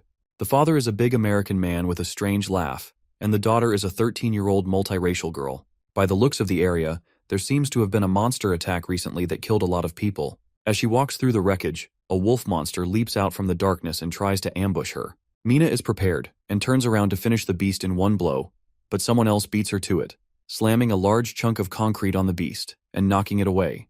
Mina turns towards the direction that the concrete came from and sees 2 people that perfectly match the descriptions and drawings that Sehun gave her. She goes up to meet them, and thanks the man for helping her to defeat the monster. As they talk, even his laugh is exactly like what Sehun described, but the man's daughter stops him before he can go on to embarrass her. The girl can tell from the number of gods observing her that Mina is probably even stronger than her father. All that's left is to confirm their names. The man is Luke Taylor, and his daughter is Lynn. These are the people that Sehun was looking for. Mina takes the opportunity to ask if she can join them on their travels. The man threw a giant chunk of concrete, which means that he is definitely a player, but she's not so sure about the girl. Luke is more than happy to have her join their group, but Lynn is a lot more skeptical about helping someone that is stronger than them. As the two of them bicker, Mina turns away to send a message to Sehun, confirming that she has found the people she was sent to look for. Traveling with these people might be worth it since Sehun recommended it, but he also called them the key to humanity's future. Back in Daejeon, soldiers sweep the streets with heavy artillery, looking for any signs of monsters. It looks like society is trying to pick itself back up again, despite everything happening in the world.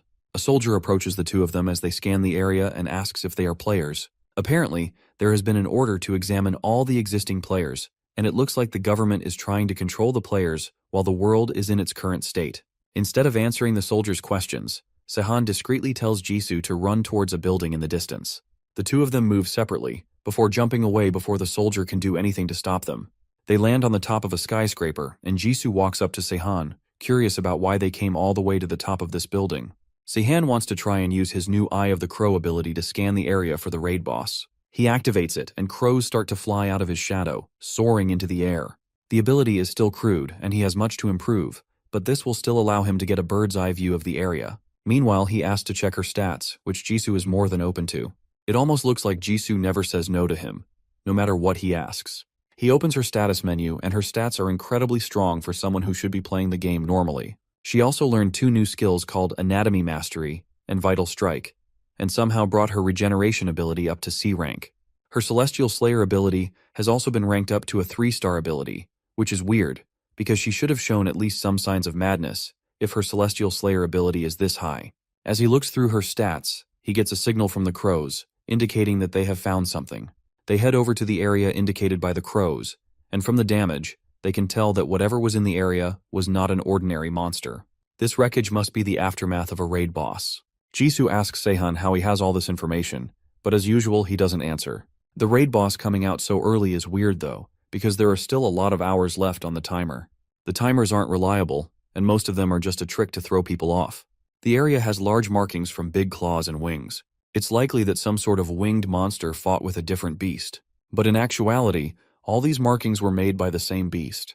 and that beast lands heavily right behind them and attempts to swipe at them with its giant claws. It's a gungi, which is a black tiger with gigantic white wings, and also one of the 4 deadly mythical monsters of Chinese mythology. Seihan expected to have to search for some time before finding it, but instead, the beast came right to them. That means the dungeon is close by since this beast has been lurking around it. Right then, the 4th main quest shows up, and it's a quest to defeat the creature before it completely destroys the city. Seihan and Jisoo happen to encounter it unexpectedly soon, which is why the quest only popped out for the 2 of them. Jisoo also notices that there's an incredibly strong blood scent coming from somewhere nearby. Seihan also notices a horn embedded in the gungi's chest, which means that it came across another beast recently. The creature tries to attack Seihan one last time before running away. The horn in the creature's chest wasn't supposed to happen for a long time according to Seihan's memories from his past life. It looks like things are starting to change from what he remembers. With the creature gone, Seihan runs into the dungeon with Jisoo close behind. And just like he expected, the dungeon wasn't the gungi's lair. It belonged to a Kirin, which is a one-horned divine beast. And that horn with divine power has been embedded in the chest of the already powerful gungi. The Kirin's horn has great potential energy, and it's the source of the beast's power. Seihan originally planned to go for the Kirin's horn while they searched for the gungi, but that plan has been ruined. On top of that, if the gungi manages to absorb the horn's power, then it will be a major threat. Jisoo suggests that they search the area since there might be a hidden reward somewhere, but since the dungeon's tier isn't very high, there's probably nothing good enough to replace the Kirin's horn with. However, unexpectedly, Jisoo finds something among the wreckage in the area. Seihan wonders if it's mithril, which is the strongest metal right after orichalcum. But even that wouldn't be enough to replace the horn. What Jisoo found is actually an egg, and it's no ordinary egg either. It's the egg of a Kirin, and usually, when a Kirin sits on it for a long time, a new Kirin is born. However, now that they have it, they can use it to form a divine beast. Seihan immediately buys more items from his premium store and prepares the equipment that he will need to hatch the Kirin fruit and birth a new divine beast. After setting everything up, all they need to do is add a player's blood as the catalyst. The blood has to be applied within the next 48 hours, and the blood will also directly affect the Pur's stats and abilities. Seihan knows for sure that they can do better than his blood, and he initially considers using Jisoo's blood. However, her Celestial Slayer abilities could make things complicated in the future. Then he considers using Mina, since it would be impossible to find a decent player within the time limit. Mina's stats and abilities are better than average anyways, so it should work out. As he's trying to figure out what to do, he gets a message from Mina, and it couldn't have come at a better time. Mina waits with the family of 2 in the rubble of the ruined streets. Seihan never replied to her, and she has no idea if he's even coming or not. Eventually, he sends a message back to her, asking her where she is at the moment. Not even a compliment or anything for her hard work. She begrudgingly tells him where they are, and after a brief moment with more silence, Jisoo and Seihan appear right behind her out of nowhere. From the sweat on their bodies and the lack of breath, it looks like both of them ran back from Dijon. Luke comes to introduce himself to the new arrivals while his daughter hides behind him. Seihan introduces himself and Jisoo, and Luke assumes that Mina must have given them his name since they have just met, and Seihan already seems to know him. With introductions done, Seihan turns to Mina, and she's still annoyed that he didn't even compliment her for her hard work. So he gives her a gift to say thank you for everything she's done for him so far. It's a mithril ore which should be good for her to eat since she can absorb it into her body. Mina can barely believe that she got something so precious, and her anger quickly diffuses as she receives the gift. Next he goes over to Lin and shows her the divine beast egg. He is going to need her help to awaken it, and all she has to do is lay her hand on it. Despite her fears of something bad happening, Luke encourages her to go ahead with it since Seihan doesn't seem like a bad person. She places her hand on top of the egg, and immediately, a sharp spike comes out from the top and pricks her hand, causing her to bleed. He lies that the outer layer of the egg must have scrapped her hand. The John is done though, and the tools accept Lin's blood as the catalyst for the fruit of Kirin. All he needs to do now is add some nourishment and wait for it to hatch. Mina comes up and asks why exactly she was supposed to find these 2 people anyways, but it's hard for Seihan to explain. She'll figure it out eventually, but for now, he wants Mina to stick with them as much as she can. That won't be too hard since they seem to trust them, and she is already expecting a reward for doing it. Originally, Seihan thought he wouldn't need anyone else since it's his second playthrough, but he realized something after seeing how Karis and the Minotaur had changed. He will need to take the system's intervention into consideration from now on, and that's why he will need Lynn Taylor, the player whose strength and talent surprised even the gods themselves. She is the pinnacle of humanity. Now that the catalyst has been added, the egg starts to grow, and it looks like it's preparing to hatch. Seihan tells Lin that she doesn't need to call him Mr. since he's not that old, but Mina reminds him that he's 10 years older than her. Mina also considers calling him Mr., since he's 4 years older than her as well. That angers Jisoo though, and Mina clarifies that it's a joke to avoid Jisoo's intense stare. Now that they are done with introductions, it's time for the next course of action. Mina asks Sehun if he's going back to Daejeon, but it's not like he can defeat the raid boss even if he goes back there right now. Mina still thinks that the raid boss hasn't spawned, but Jisoo clarifies that they have already run into it once. The three of them step away for a moment to explain everything that has happened so far to Mina. The raid boss is large, and it's comparable to a sentinel in strength. The sentinel may be stronger in combat, but the raid boss has a lot of health points, so it's a lot harder to kill. It also has a much larger range of action than a sentinel, so the damage it could cause would be much worse. All of that means that Sehun should hurry up and kill it, but it's far too early for that, and the other players wouldn't be ready for it right now. There's also a new variable to consider with the raid boss since it is in the process of absorbing a Kirin horn. Sehun tries to remember if the raid boss got stabbed with a Kirin horn in his last life as well, or if something changed when he decided to go to Daejeon. He never traveled to Daejeon in his previous life, but the raid boss ambushed them as if it were waiting for them. On top of that, it left a lot of obvious traces as if it were trying to lure them in. The Gungi also engaged with the Kirin way too early as well, and it hasn't even been 3 days since the raid boss announcement was made. Too many things are uncertain right now, and it gets stranger the more he thinks about it. It could be the system trying to interfere with him again, or it could be a different reason. One thing that comes to mind is Archytus, the GM of Korea. The god himself sits on his throne and watches a reply of Sehun and Jisoo fighting the Gungi. He didn't expect an ordinary player to get away so easily, and he even took something from the dungeon as he left. It's most likely a Kirin fruit, but Archytus is sure that he wouldn't know how to hatch it, even if it were a Kirin fruit. The more important question is why the Gungi is so weak. It's completely worn out from a simple horn in its rib. Archytus even gave it a chance to absorb the horn, but it's still weak. He then decides to change things in a way that wouldn't be too obvious by slightly raising its regeneration and adaptive abilities. With this little buff, it may end up turning into a ridiculous monster. 2 weeks later, a lot closer to the release of the raid boss, Sehun and Jisoo return to Daejeon. There is a noticeably higher army presence there than the last time they visited. It's likely that they are trying to prove that they only lost the last invasion, because they weren't fully prepared. It's rather foolish though, since guns are completely ineffective against monsters. However, they may not do a lot of damage, but they certainly still hurt a lot. It would still be meaningless against a raid boss though. It would be better for them to leave it to the player to take care of it. But if they did that, then the players would gain more authority. The government has finally regained some power after the open world announcement, and they don't want to let go of that. Jisoo doesn't like it, but there's not much she can do to change it. Sehun encourages her to move to where the rest of the players are for now.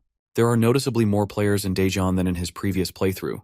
It looks like a lot of them are looking for party members to defeat the raid boss, and others are preparing for the quest to begin. One of the people approaches him and asks if he wants to join their party, but Sehun refuses since he has no plan of joining a party. The player continues to pester him some more, assuming that he is just refusing because he wants to leave an impression in front of the girl, but people who act like that will only end up dying in the end. As Sehun and Jisoo ignore them and walk away, the man walks away in a huff, convinced that both of them will learn their lesson sooner or later. It's painfully obvious though that the guy is the one who's trying to impress Jisoo. He obviously wants her to join his party, but he clearly doesn't know what he's dealing with. Jisoo overhears his snarky attitude and offers to take care of the guy, but Sehun calms her down and tells her to just keep moving. They'll be the first ones to go when the raid boss appears anyway. As they continue to walk in the crowd, Sehun notices Dongwon Park lurking through the streets. Dongwon also notices him and immediately covers his face in an attempt to hide. His attempts are futile though, and Sehun quickly walks up to him before he can walk away. According to Dongwon, Hyungyun went to Cheongju to check on his family, and he was told to come to Daejeon. From his new gear, Sehun can tell that this guy got a lot done during his third quest, and he should have obtained new abilities as well. It probably wasn't a succession ability yet, though since those can't be acquired through any ordinary means. A chosen avatar can only learn one through a god, which is why the abilities are unconventionally powerful. Hyungyun or An Honest Life must have been the ones to order Dongwon to come to Daejeon. Sehun decides to take a quick peek in the god forums, and they are still talking about him since he defeated Karis. Everyone speculates that he must be in Daejeon since something interesting is happening there. Young Jester is still disappointed that Mina decided not to follow him, but she reveals that he left something interesting with her. However, despite others prying in, she refuses to tell them what that interesting thing is. It's obvious that she's talking about the Kirin fruit, but knowing her, she will keep the knowledge to herself since she doesn't like to share any info. Luke Taylor's goddess should also be fine to trust since she's not one to spread rumors. Then he turns his attention back to Dongguan and asks if he managed to learn the crown manipulation ability. Dongguan tries to lie, but Seihan shows off the crystal controlling his collar, and that changes his attitude immediately. He reveals that he learnt it, and Seihan is about to tell him to use it, but one of his crows in the sky spots something dangerous. He changes his tone and orders Dongguan to use the ability immediately, because if he doesn't, then everyone in the area will die.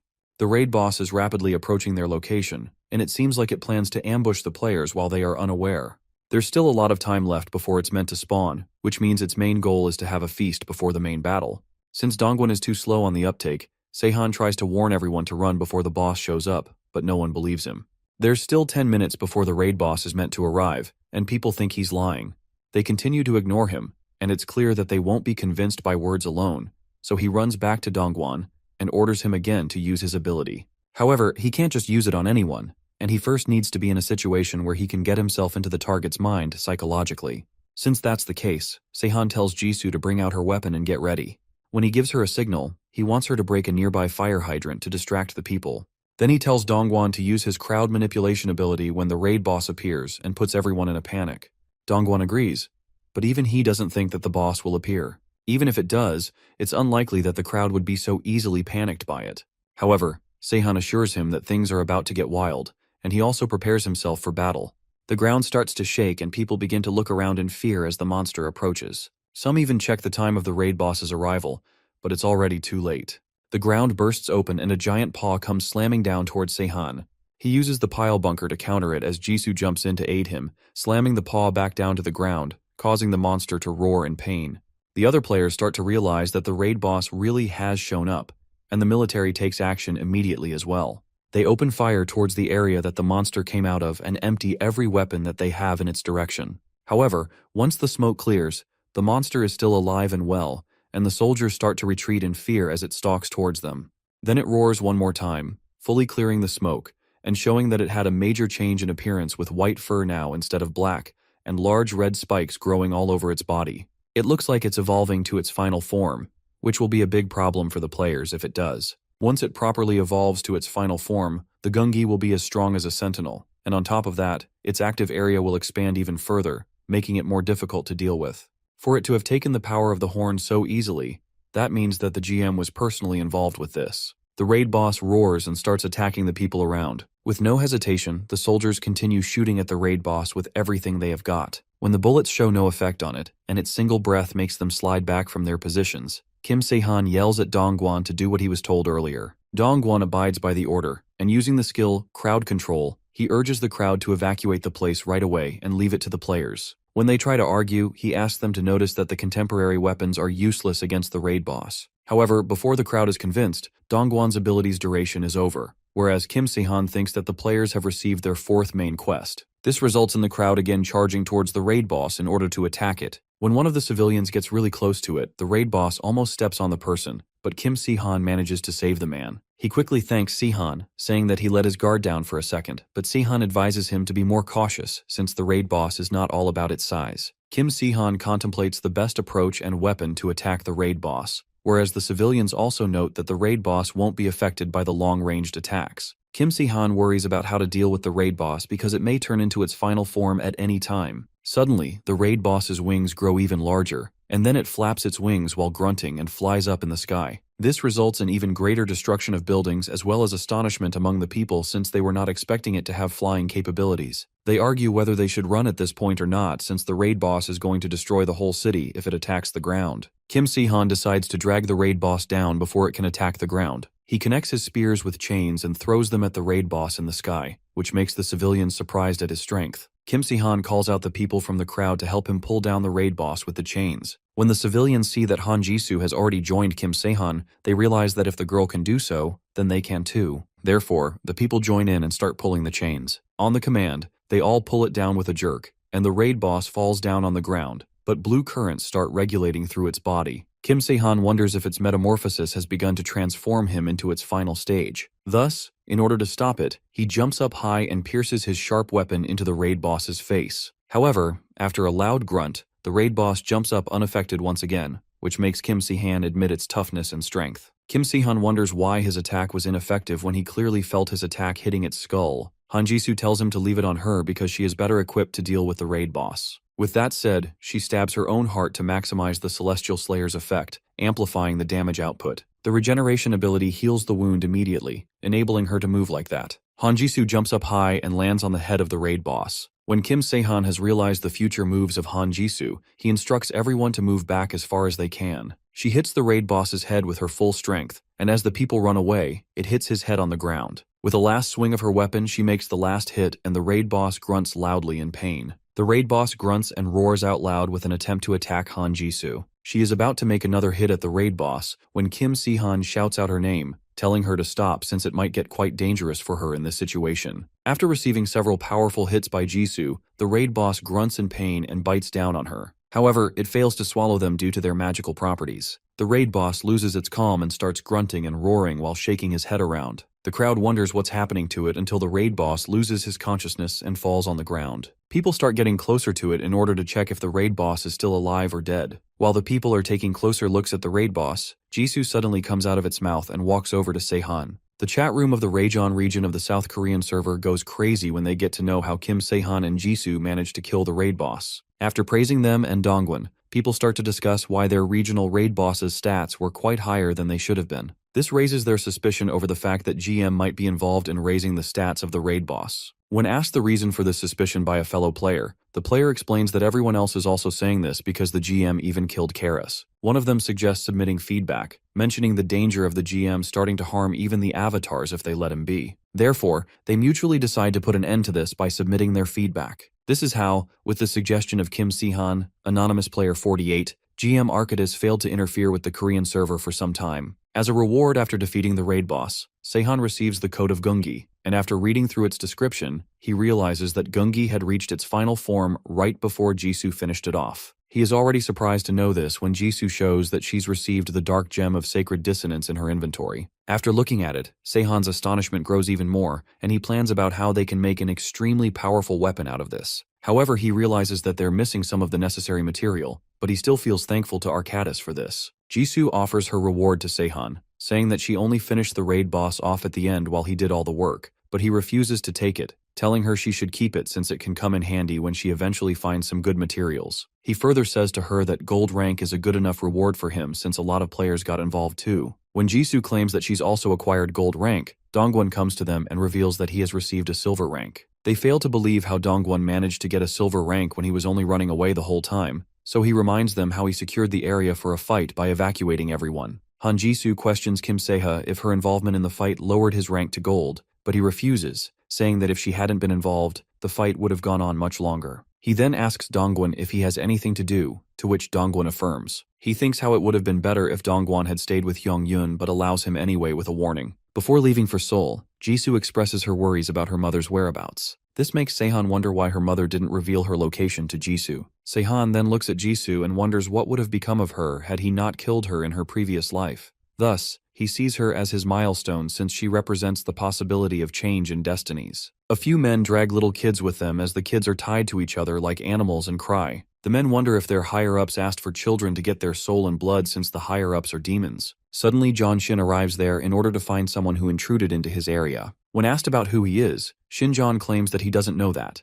Therefore, he's decided to kill everyone there. Mina and Linda are walking by the streets while carrying grocery bags. When Taylor thanks Mina for enabling them to afford more with their points, Mina also flaunts her gold rating. However, she secretly admits that it became possible because of the grimoire that Kim Se-han had given her. Suddenly, someone creeps up to Mina from behind, and with the help of Taylor, Mina manages to dodge the attack of the man. She then slices the man's weapon into two by transforming her hand into a blade and punches his face with a metal fist. The man falls to the ground, and his partner realizes that the kids are not ordinary. Thus, he calls out all of their gang members out of the alleys to attack the girls together. Out of nowhere, the eyes of the first man change, and Mina wonders if he's a humanoid monster. However, Mina stays confident and transforms her arms into that of a mantis. When she starts to slice off their weapons with a single swing of her arms, one of the men commands the other to go after Taylor. The men run towards Taylor, but she manages to dodge their attack. Minsu feels relieved to see that and runs towards the men to finish them off. However, the men quickly escape the place. After feeling relieved about the situation, Mina notices that the blood flowing from the injured or dead gangsters is black. She feels suspicious about it, so she decides to discuss it with Kim Si-han later when he returns. After Kim Si-han has come back, Lee Mia informs him about how she and Lynn Taylor got ambushed by some suspicious thugs. He thinks through the situation and realizes that their dark blood signifies that they were the servants of the demon, which means they belonged to the Dark Sky clan. This makes him wonder why they're wasting their time around instead of growing their strength, and he questions himself if this is because Kim Ju-won is gone now. Kim Se-han thinks about how the Dark Sky clan couldn't have had any authority over Seoul because of Kim Ju-won's guild, the Sins, if things were to go exactly like the previous life. However, since the Sins aren't here, the Dark Sky clan has gained influence, and Kim Si-han has unintentionally accelerated the demon's advancement in Seoul. When Lynn Taylor asks Kim Si-han about whether he knows who those people could be, he affirms. Before answering, he looks around at Mr. Taylor and gets surprised by his worried expression in concern for his daughter, Lynn Taylor. He then informs the girls that those thugs were most probably associated with a demon. However, he claims that he isn't aware of their whereabouts since he never got to handle them in his previous playthrough. Jisoo steps forward and confesses about knowing where those thugs might be. She reminds Se-han about her third main quest, which she found quite difficult to clear, and he quickly remembers it since he had to defeat Karas at that time. She continues that she also met a dark-blooded person there. This makes him realize that the situation is quite serious now, and he asks her to lead him there. Se-han arrives at Hwagok, in the Gangseo district of Seoul, and finds it strange to see businesses reopening already. He approaches a shop owner and asks him if there had been any cases of child kidnapping here. The calm and composed man suddenly gets scared and hesitant after hearing Se-han's question and walks away after denying any such thing happened. After some tries, a man finally agrees to talk inside his shop when Se-han shows him a picture of Jisoo and asks him about it. The man informs us that the guild wasn't from here, and the lady in the picture completely annihilated the original organization of this area, making it easier for the outside guild to take over. The man further reveals that those people threatened them to stay quiet, or else they'd lose their business. After hearing the whole thing, Se-han realizes the whole situation, and also that those people must be kidnapping children for the Mask of Anguish. Initially, the gods used to use the world as their game, but now the demons have also reached a supernatural level of power to treat this world as their game. The gods only appoint up to a maximum of 2 avatars in order to maintain their control over them,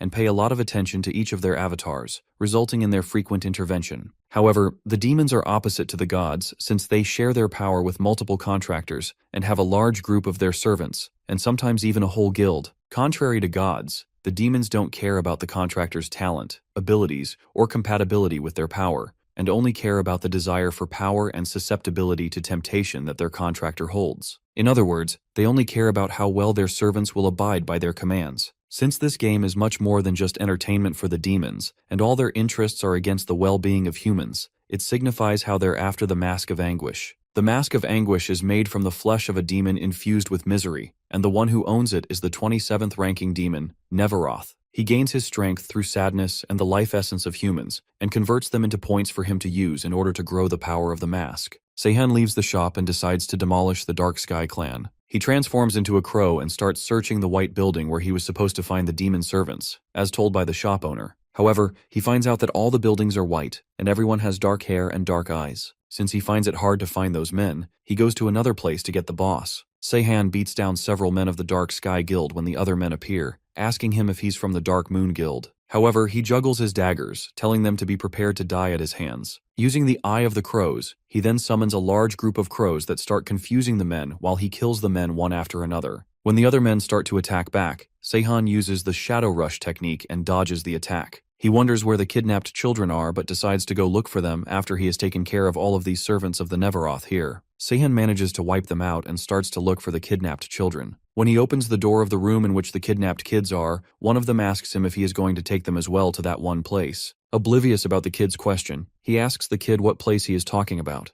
The kid claims that they promised to turn these kids into players. Se-han realizes that those gang members have manipulated these kids and clarifies that no human can turn into a player, nor does a human have the power to turn them into a player. When the kid tries to argue about seeing other kids turning into players, Se-han tells him that they must have already been players. This offends the kid, and when he demands that Se-han let them go if he cannot keep his promise, he tells them that he was already here to free them. After freeing the kids, he decides to investigate the interior of the building, and first goes to the 7th floor to see if there's a manager there. Shin Hwan is sitting in a room with a cage in front of him and gets annoyed at the loud noise. Suddenly a man comes to him and notifies him that their Hwagok branch has been annihilated. After asking about who it was, the man explains that the cameras were blocked by crows, but it was a single man dressed in black. Hwan wonders if it was a servant of another demon but couldn't understand who it could be. He then goes to the 5th floor to his boss, Gang Cheonu. Cheonu orders him to take care of the matter and advises him not to let his guard down. Hwan gets on his way while being confident in the fact that Neveroth calls him the strangest contractor of all. Thus, even though he acknowledges the great strength of the man who killed his gang members, he marches forward to finish him off. Seihan looks through some documents and gets to know that the Dark Sky Guild's base is in the Hwan neighborhood of Inshin. He then notices the observing eyes floating around of the gods and feels uncomfortable because of their presence. Suddenly, he notices that the shining golden eye is still following him and wonders if it belongs to the witch. However, he thinks that she would have sent him an avatar invitation by now, just like she did in the previous playthrough, if it had been really hers. Therefore, he decides to ignore it and starts thinking about how to handle the guild members since there are going to be a lot more than there were in Hwagok. After getting challenged by one of the observing eyes, he goes on his journey to first rescue the kidnapped children from the basement of the Inshin branch, because he knows that they must be using the children to awaken the Mask of Anguish. When Seihan arrives there, he peeks from behind a wall and sees some men dragging out dead children from the basement room. They talk about why the kids are dying much faster than they were expected to, and confusedly ask each other about what to do with the dead bodies since it is usually Shin Huan who takes care of them. Seihan hears the name Shin Juan and wonders if there was someone by this name in his previous playthrough. After realizing that he couldn't get much information from behind the wall, he reveals himself to the men, who mistake him for a new guy from his black clothes. Thus, they tell him to help them out in taking care of the bodies, but Seihan wastes no time in slicing off their throats. When Seihan goes to the dead body, he finds it strange to find the dead girl having a peaceful expression. He recalls how the Mask of Anguish absorbs the sadness of its victim, which results in the victim's miserable end. He also finds the power accumulated in the mask much smaller than it technically should be. Suddenly, Seihan notices a stasis-inducing gas orb, which indicates that somebody used their item here. He wonders who it could have been to try to rescue the children, but decides to save the children first. Gang Cheonu flares up in anger when he gets to know that Hwan hasn't found the wanted man yet. Nevertheless, he decides to ask for more time from Neveroth to again gather the children. He thinks this person is a demon's servant, judging by his described dressing and the presence of crows, but he realizes that no one weaker than Hwan can face him. This makes Cheonu's informer doubt Hwan, and he discusses it with Cheonu as well, but he denies any such claims. Suddenly, Cheonu notices a large swarm of crows outside his window, which breaks the glass of the window and enters inside. Cheonu's informer tells him about the bombs attached to each crow foot. However, by the time they spot it, the whole building explodes along with the bombs. Hwan is on his bike when he gets to know that the base has been attacked. Neveroth tells him that the whole building's been exploded with the mask buried beneath it, even though they thought that the player would take it away as well along with the children. Suddenly, Neveroth says that the Crow constellation was recently replaced when someone killed the previous Crow constellation and inherited its power, because the seat of the constellation is still empty since the killer isn't ready to take it yet. When asked by Hwan whether he knows who the killer is, Neveroth affirms, saying that he's one of the most famous players. However, the man claims that he can't access the gods' forums as a demon. Hwan gathers the information about the player, and knowing that he won't show himself to Hwan for a fight, he decides to make a situation where the player has no other option than to fight. Hwan asks Neveroth to tell him the location of the player's teammates, but Neveroth suggests he rather take the mask from their base before, in order to ensure his victory against the powerful player. Neveroth then helps Hwan get the mask and leads him to the player, Seihan's teammate's doorstep.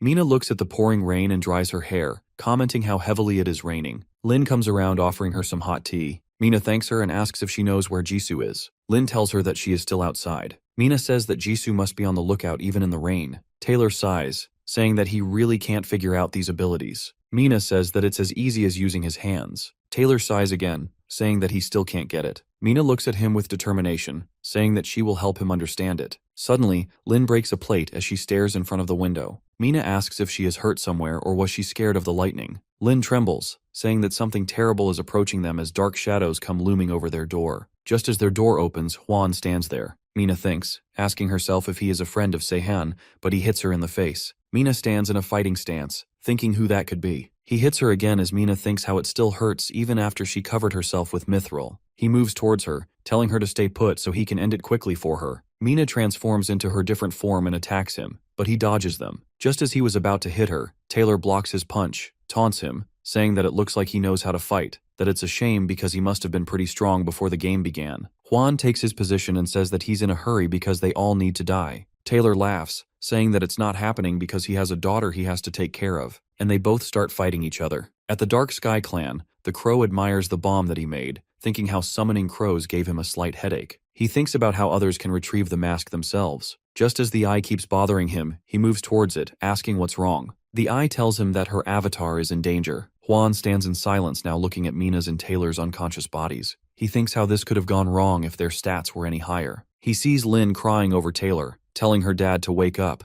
as he's reminded of his younger self. He quickly dismisses the thoughts as the voice interrupts him, telling him to not kill the kid. The voice tells him that she has an incredible amount of potential, and magic this pure is an excellent offering. He asks if he can do whatever he wants with the others, and upon a yes, he tells Lynn to follow him. As Lynn looks reluctant, he says that it's the only way she can keep her dad and Mina alive. Lynn stands up looking at her dad and moves towards Juan to go with him to spare their lives. He quickly takes her out by hitting her head from behind and holding her limp body, and just as he was about to move away with her, Jisoo attacks him with a hatchet. He asks if she also lives with them, to which Jisoo replies with another attack, shocking Juan at her speed. He thinks she is faster than him. Juan attacks her wrist, but she dodges it as he thinks that her wrist should have been broken. He thinks how inhuman she is. Jisoo asks why he's moving so weirdly while dodging her attacks, as he replies that her movements are weirder to him. He tells her that it's a boxing move, sway. As Jisoo crackles her neck and takes a boxing stance, Juan looks at her and clicks his tongue, getting into position too, saying how it's annoying him. Jisoo throws him a punch as Juan dodges it with equal speed. He tries to copy her attack as she dodges just barely. Juan snickers, calculating that Jisoo just knows how to aim for the head, but since she's a natural, this could get dangerous. He thinks of finishing the fight with a final blow as he throws a direct punch at her. Jisoo blocks it while doing the same. He staggers, thinking how fast she did the trick. He thinks that it's better to leave before things get more complicated as Jisoo stumbles from her position, and Juan lets out a disappointed groan. Juan gets on his bike, taking Lynn with him, but thinks how ridiculous it is that Jisoo is trailing behind him with such speed while he is on a bike, and how she's getting faster with each passing second. Just as Jisoo was about to catch on, he puts on the gears and gets out. The voice taunts him, saying this is the last time he has decided to help Juan, since Jisoo can't be allowed to ruin the main course. He gets to the Incheon port as the voice tells him that crows will be getting there soon. Juan thinks about Taylor, Mina, and Lynn and how they all must be connected. Then he thinks of Jisoo. The voice of the demon taunts him again, telling him to wear a mask. He tells him that he's helping Juan just because he doesn't want to find another pawn, and he'll terminate their contract as soon as he fails. Juan tells the demon that he'll make his decision once he sees the guy. Just then, the crow appears as Juan thinks he has seen him somewhere in an MMA fighting ring, so he must be a fighter. The crow asks why he kidnapped the child, to which Juan tells him that it was the best way to get him out. The crow asks if it's because of what he did to the Dark Sky clan, to which Juan nods,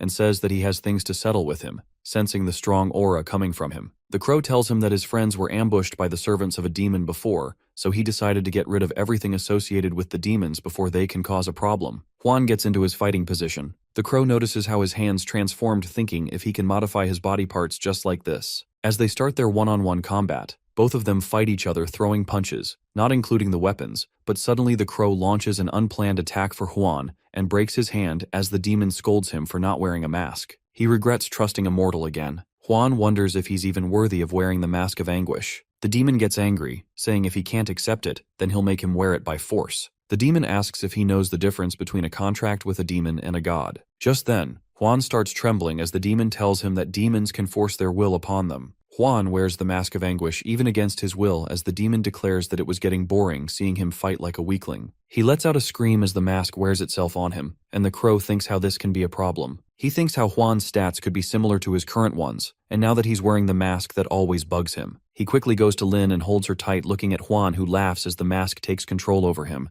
saying how good it feels to control. The mask introduces himself as the 27th ranking demon, Neveroth. Neveroth laughs, saying that it's quite fun to take control of things himself like this. The crow finally takes his sword out, directly warning him to bring it on already because he doesn't want Lynn to wait in the rain for too long. Neveroth calls him an arrogant mortal and asks if it's true that he has defeated Karis, because that couldn't be true. He argues, saying it would be impossible for him to defeat a constellation with that power level. As Juan launches at him, the crow thinks that the mask isn't fully complete yet, but still, the sheer strength of the mask is quite impressive. The crow moves towards him. They both fall into back and forth swinging and dodging attacks. The crow thinks how he can easily deal with these movements. The crow somehow gets his sword close to Juan's neck, but the sword breaks into pieces upon touch. Neveroth laughs, praising that he is quite strong for a human, then claws at him, saying he still can't outmatch a demon. The crow quickly notices how Neveroth's movements actually became slower than before. Noticing that, he strikes again as Juan stumbles back. The crow understands that if that is the case, then he is just a punching bag right now. He thinks how Neveroth can prevent the body from being sliced with his powers, but he can also feel the pain.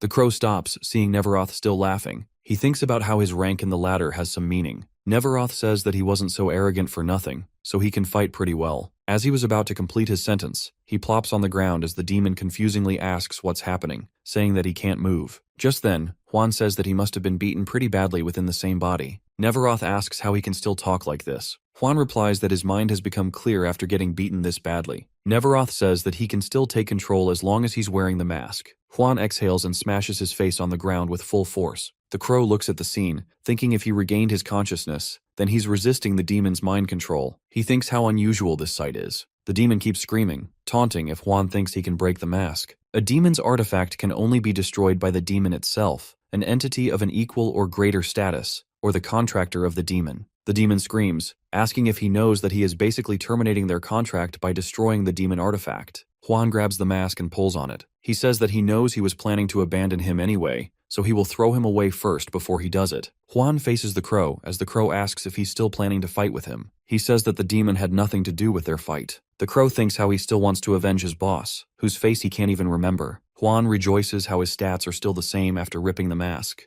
Juan notices how he can see the moves super clearly now as he dodges the attacks, but the crow still manages to throw him off and says that luck wasn't on his side. Juan falls down from the sky and lands in water, floating on it lightly. The crow laughs, saying that he must be really lucky then. Juan opens his eyes, thinking how he can still be alive after the fall, just as someone hovers over him. He looks at a girl holding an umbrella, welcoming him back. She tells him that he piqued her interest. He asks who she is, to which she replies that she is one of the 7 prime demons of hell, the demon Azazel. Meanwhile, in some building in Gangnam, Seoul, the Genesis Guildmaster Park holds a meeting to discuss an alliance with the Outrising Guildmaster Gang and the Crimson Spider Lily Guildmaster Lee. Park proposes an alliance with Gang because of the Uprising's power struggle with the waning Crescent. However, Gang finds Park's guild a greater threat to him. Meanwhile, Lee grows tired of the quarreling between Gang and Sehan. Gang grows frustrated, but Park calms him down. Other than the alliance, Park gathered the 2 guildmasters to discuss the main quest. A lot of time has passed since the update,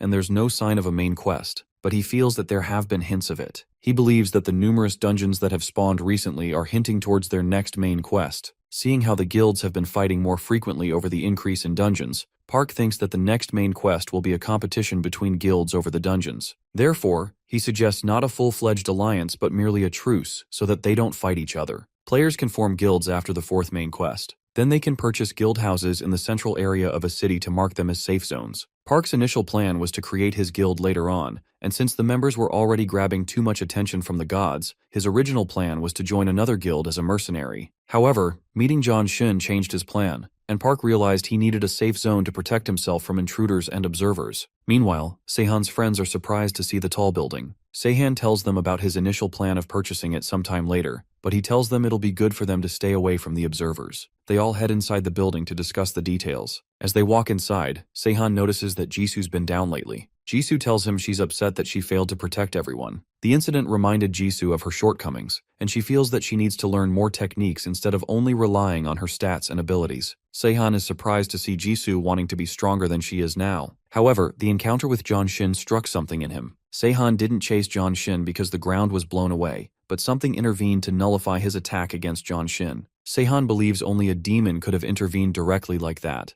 and if the demon was strong enough to cancel his attacks, it might be one of the 7 deadly demons of the Dark Realm. Mina asks Sehan when the next main quest will begin, and Sehan tells her he'll tell them once everyone gathers. After everyone gathers, Sehan tells them about the competition. He addresses their concerns that they're right to think that the increasing number of dungeons isn't enough proof to support his theory. Sehan tells them about the dungeon imprint. After a dungeon has been imprinted, only the associated group can enter it. Right now, there's no restriction on the dungeon's entry, but Sehan believes that could change soon. For that, it would be advantageous for them to conquer as many dungeons as possible. Besides, the dungeons guarantee a stable supply of resources, points, and experience for the players to grow, which is why it could be a great opportunity for a guild to dominate Seoul. This is a fierce competition, and several guilds have been created in Seoul already. Sehan has gathered everyone to talk about their participation in the guild. Everyone agrees to join Sehan's guild except for Luke and Lin. They believe they're not strong enough to participate. However, Sehan shows them he'd very much like to have them. He knows Lin is the most talented player to exist right now,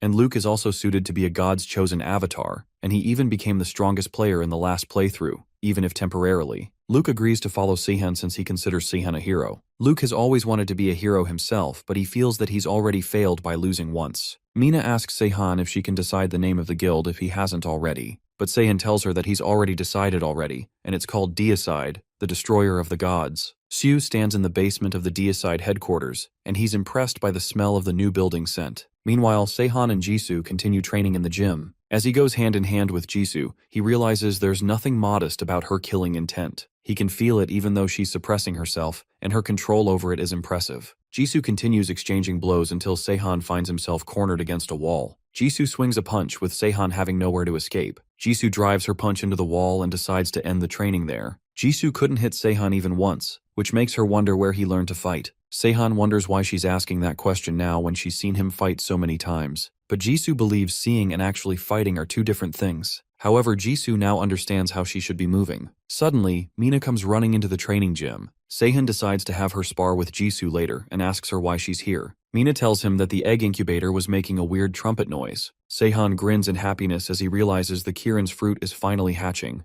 Seihan and Mina stand waiting for the egg to hatch when suddenly, the system notifies them that the egg has hatched. With the birth of the first Kirin child, Seihan unlocks the achievement of being a beast tamer. Mina sees the little baby in front of her and picks him up instantly. A Kirin child is born with the combination of a prodigy's blood and the mythical powers of a Kirin. Within a month, a Kirin child grows to look like a teenager, and after that, they grow up like a regular human until reaching their 20s. However, despite their kind-hearted nature, a Kirin child is prone to corruption, and their lives are influenced by their upbringing. Mina grows very protective of the little baby. She decides to name the little girl Bexel because she's white as snow. As she leaves to show the baby to everyone, Seihan decides it's best to leave her to Mina for now. Meanwhile, Seihan informs everyone that they need to keep in mind the different scoring system for each dungeon. In this dungeon race, no one can participate if they're not a part of a guild. The higher they place, the better rewards they achieve, and the number of points depends on the dungeon they imprint. Jisoo thinks it would be hard for their small guild to compete, but Seihan doesn't plan to occupy all the dungeons. He only wants to focus on the dungeons that are worth a high amount of points. However, Mina wonders how Seihan can tell which dungeons are worth more, because when she infiltrated the 3 major guilds that used to occupy these dungeons, she found out that even they don't know about them. Mina only learned that the Genesis was the only guild doing something, and they were only analyzing the dungeon's pattern. Seihan agrees there's a pattern in the dungeon spawning. He shows his team the map of recent dungeon spawns that he checked out with his crows over the week. Luke doesn't believe the map alone could tell the worth, but Seihan assures him they have all the information needed. Seihan tells him they're spawning in the constellation pattern. He points towards Lyre and the herdsman but tells them they're only worth 3 points maximum. The hint is that the upcoming quests will be constellation related, so if they want the highest rewards, Seihan believes they should go towards the dungeon located at the brightest star of the zodiac, and it should be worth 10 points. Seihan believes the most important person in this quest will be Mina, but he doesn't explain why. He chooses Changgu to travel with him and tells Jisoo to keep fighting with other players to a minimum. As for the bad guys, Seihan leaves it to Jisoo, but he tells her to avoid gathering too much attention. Suddenly, Seihan receives a message, and he realizes it's from the one who had him as their avatar in his previous playthrough, the Witch of Dreams. The players keep chatting enthusiastically about the contest when the anonymous person joins their chat to give them information about the dungeons. The Norse beauty offers to let the Foreseer's avatar into her guild, but the anonymous person declines. He proceeds to tell them about the Gangnam region dungeons and tells them they'll be worth a lot of points. The Norse beauty claims the dungeons for herself, and the other guy asks about some in Gangseo. The anonymous user plans to give them information about dungeons with 3 to 5 points and occasionally drop in a 10-point dungeon to gain their trust. However, he feels that Tyr has him figured out from how he's only showing interest in 12 Zodiac dungeons. The anonymous person realizes that it means the Genesis Guildmaster knows everything too. After dropping all the information, Seihan decides to take care of the message sent by the Witch of Dreams. Each god is given 10 messages to send to players every month. It's unlikely for a god to spend the limited messages on an ordinary player like Seihan, and he's never been messaged like this in his previous life before. Seihan is surprised to see the goddess message him continuously. The goddess disagrees with other gods that Seihan has already chosen. She knows his power is purely human and is impressed by that. She invites Seihan as her avatar and promises to make him the champion. Seihan is relieved to know that she doesn't have any memories of his past life, but he doesn't wish to repeat that ending and refuses the goddess's offer. The goddess respects Seihan's choice but offers to always help him if he needs it. Meanwhile, Mina stands waiting because Seihan asked her to hide herself by the gate. She sees so many people gather around the dungeon, which makes her realize that Seihan was right. Mina transforms into a fly and sticks to the mercenaries preparing to enter the dungeon. They gather into a formation and leave a row behind to watch out for the other guilds and jump through the gate. The mercenaries remind each other to be cautious as they enter the dungeon. Mina flies to the end of the dungeon and transforms back into her human form. She takes out the bombs and puts down a metal pipe. Mina sticks the bombs down to the cave walls and triggers them. A huge explosion goes off, causing the walls to cave in and block the way while the metal pipe secures her exit. Mina now only needs to follow the trail and finish the dungeon. Meanwhile, in another area, a group of people cheer on finding the dungeon gate. They hesitate to enter, worried that the major guilds might see them, but their leader tells them no one would enter this area. The leader is excited that he might even get a promotion for finding the dungeon. Suddenly, Jisoo walks in and is surprised to see the dungeon surrounded by people. One of the guys tells his master that he let her in. The master grins mischievously and orders his men to hold her. As the men hold Jisoo, they start trembling in fear, realizing they can't even make her move. Jisoo recognizes the moon tattoo on their arms and realizes they belong to the guild, the Waning Crescent. She counts 34 of their people. Their faces turn pale in fear as Jisoo's eyes turn red with killing intent. Meanwhile, Park learns that he's in second place, as he planned. His plan is to let the Outrising take the lead for a week, and then create a lead of their own. He realizes that the Outrising and the Crimson Spider Lily don't know about the constellation pattern. However, Deicide is tied with their guild, and not even God knows anything about them. Seeing how Deicide is in second place, Park realizes that they must be aware of the constellation patterns too, and it's better if he keeps an eye out for them. Seihan, on the other hand, continues observing his plans. The small dungeons are being taken by the 3 big guilds, and Mina has managed to score them 2 high-point dungeons, while Jisoo has scored a 5-point one as well. This puts Deicide at 25 points, and Taylor and Changu seem to be doing fine as well. Meanwhile, Lin walks in on Seihan, asking to hold Bexel, but Seihan tells her he's too heavy for her right now. She then asks him to train her the way he did Jisoo, but Seihan refuses and tells her that understanding herself is her first step. Lin doesn't understand what Seihan means, but the truth is normal training isn't suitable for Lin. She gets stronger just by watching their battles, and she has to be aware of that before training. Bexel suddenly releases bubbles, which make Lin feel refreshed all of a sudden. Bexel was born only 2 days ago, and she's already using magic. Bexel sneezes and releases a laser out of her horn, which surprises Seihan because he has never seen a Kirin do that before. Seihan and Changu start their travels, and Seihan believes the Genesis should be trying to contact them soon. He believes they would contact first because the Genesis believe themselves to be the only ones to know about the constellation pattern, and Deicide taking all high-point dungeons must have caught their attention. However, Seihan doesn't plan to meet them just yet. Changu worries that he's not the right choice right now because Seihan could find someone better for his travels, but Seihan assures him that's good, and anyone better than him would probably be chosen as an avatar. Seihan sees his party window and realizes he can now accept another party member and considers Jisoo since she has grown strong now. Seihan and Changu continue their journey before Mina gets angry at them for being lazy. However, Changu is surprised because he thought Seihan would be going only for 10-pointer dungeons, and this one is 5 points. Seihan tells him all the high-pointer dungeons are being monitored by the Genesis, and a small point reward isn't bad since the points for monsters don't differ a lot. They reach the dungeon gate, and Seihan tells Changu to put away his weapons because he wants to test the A-rank equipment he made with the Coat of the Night and the Gungi hide. Meanwhile, the people gather around to see the guild ranking. They're surprised to see Deicide, a guild no one knows anything about, ranking first. Park, Gang, and Lee gather again to discuss their strategies. Park tells them that Deicide has been taking all of their dungeons. However, they have no witnesses to support their suspicions. They feel as if they're being watched. Gang also suspects that a man has been tailing them recently, but they can't find him. Park assumes it must be a member of Deicide trying to collect information. However, Gang is furious that the Genesis is at the top of the leaderboards because the Outrising was leading by 20 points. Park pretends to play dumb and tells him they've just been lucky that the dungeons they imprint happen to be worth a lot of points. He suggests focusing their attention on Deicide because it will be embarrassing if the 3 guilds keep up like this. Park tells them they have only 2 weeks until the quest ends. He suggests stopping dungeon hunting and figuring out Deicide's associates while guarding the rest of the dungeons by their respective guild members. However, Lee points out that that's what she's been doing, but Deicide has still been robbing them. Park informs them that Deicide has been going for low-point dungeons as well, while they guard only the high-point ones. Lee and Gang agree with Park that this is the right time to hunt for Deicide,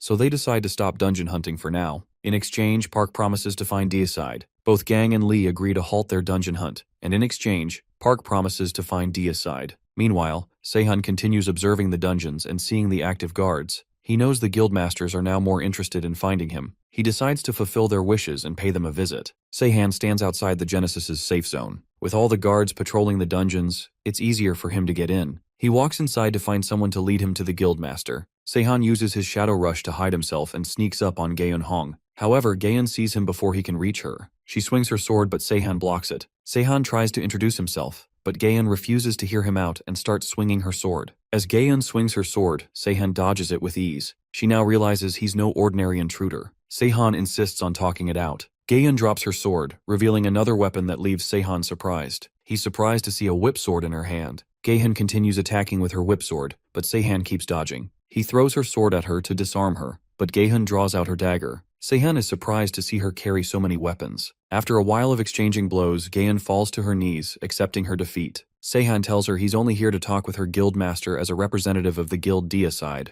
Gaeun is surprised with the revelation and decides to take Seihan to her guildmaster. Seihan is amazed at how easily Gaeun led him to her guildmaster. Park refuses to believe Sehun that he's from D-side, so Sehun tells him about the constellation. Park is surprised. He knows very few people know about this secret and tells Sehun to take a seat. Park tells Gaeun to rest. Gaeun insists on staying, but Park insists, so she leaves. After a brief small talk, Park asks Seihan the reason behind his visit. Seihan tells him he's the one who invited them. Seeing as Seihan knows about the constellation pattern, Park assumes that Seihan is here to ask them to give up their control over the dungeons. However, Seihan prefers that they control the dungeon but asks Park to keep the meeting a secret because others might act inappropriately. Park wonders why Seihan wants them to control the dungeons. Seihan shows him a map and tells him to stay away from the 2 dungeons in Seoul and 16 others in the area at all costs. Park finds the warning a threat, but then he notices the Scorpius pattern. Seihan tells him that someone planted bombs inside these dungeons, and now the fragments of the vicious Scorpius are scattered throughout the dungeons, and even Seihan himself isn't sure where the bombs are located. Without mentioning the details, Seihan tells Park that there's a monster inside the Scorpius dungeons that could turn Seoul into a bloodbath. Park refuses to believe Seihan and asks for evidence. Seihan offers Park some reliable information. Seihan doesn't wish to let the incident of his past life repeat again, and for that he has to gain Park's trust here. Of all the events that Seihan experienced in his previous playthrough, this was the most diabolical, and he has to avoid it at all costs. Seihan doesn't know exactly how it all began. When an unknown guild jumped into the dungeons, the monsters broke free to spread their nightmare. Seihan assumes the publishers created them as entertainment for gods. But once the scorpions consumed all the players' mana, they came out onto the surface, and that's how the destruction began. 2 scorpions emerged from the star pieces of Antares and within only a week annihilated a third of Seoul. The incident devastated the Outrising and the Crimson Tiger Lily, and Genesis had to reorganize their groups. The disaster withered the growth rate of players in Seoul by a lot, and eventually the whole of Korea was caught in it. This is why Seihan has to prevent it from happening again. Hopefully, 2 of the 18 dungeons that represent Scorpius are still the triggering conditions of the event. Park didn't fully trust Seihan's words until he received a message from his scouts confirming the mithril deposit that he mentioned. Park still wonders how Seihan knew about it and what his position is within D-side. However, seeing that it's mithril and Seihan is willing to give away the deposit, Park wonders if they have something better. Seihan realizes that Park is having difficulty understanding the situation, but in reality, Deicide already has 2 mithril ores and a refined iron deposit, so it's not a big loss for him. Park realizes that stopping these creatures should be the #1 priority, but Seihan tells him that's exactly why he wants him to keep surveilling the dungeons for a while. Park suggests informing other guilds about the danger, but Seihan tells him that the others wouldn't just believe him and follow the orders. Park then asks Seihan if he already knew that the other guilds would control the dungeons. Seihan tells him that he had alternatives if they hadn't done that. Seeing how confident Seihan is in having different plans, Park wonders if it's arrogance or confidence. But seeing Seihan's power, Park decides to trust him because he knows if Seihan can't stop it, then the others don't stand a chance. Park offers his help to Seihan whenever needed to pay off their debt for the mithril deposit,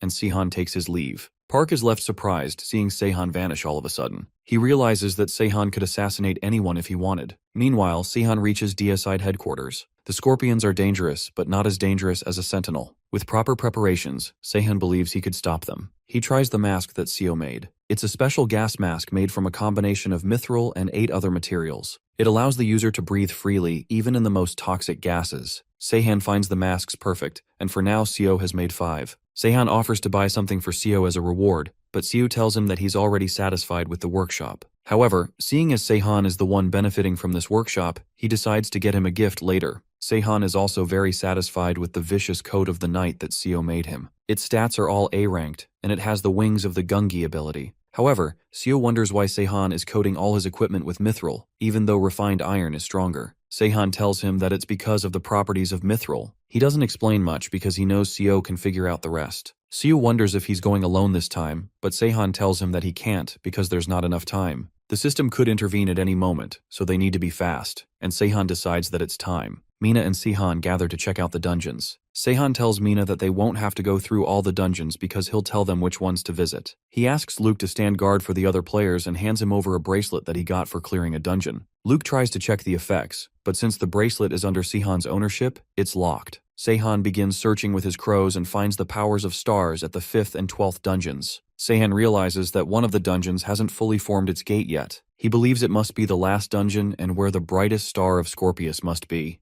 The gate will take a couple of days to fully form, so Seihan suggests leaving it alone for now. They take a look inside the dungeon in front of them first and find it filled with people. Mina could transform and enter, but she wonders what the rest will do. Seihan tells her he'll take care of them before going. Mina is surprised by the evil expression on Seihan's face. Jisoo offers to do it. She only used to go for the bad guys, but she's ready to do it in a hurry right now. Seihan tells Jisoo to always think before killing, even when necessary. He knows Jisoo is dangerous right now. She had been suppressing the Celestial Slayer's powers up to this point, but Seihan feels she has changed now. So Seihan prepares to handle it himself. Seihan sweeps through the soldiers quickly, which leaves Mina surprised. They all head inside the dungeon, and although it looks normal, Seihan suggests wearing masks. Changgu realizes the monsters in this dungeon must be special if they need these precautions. Meanwhile, at the entrance of the 18th dungeon, Luke continues observing the entrance like Seihan told him to. Surprisingly, Luke receives a message from the goddess, which raises concern for him. The dungeon's formation suddenly starts accelerating.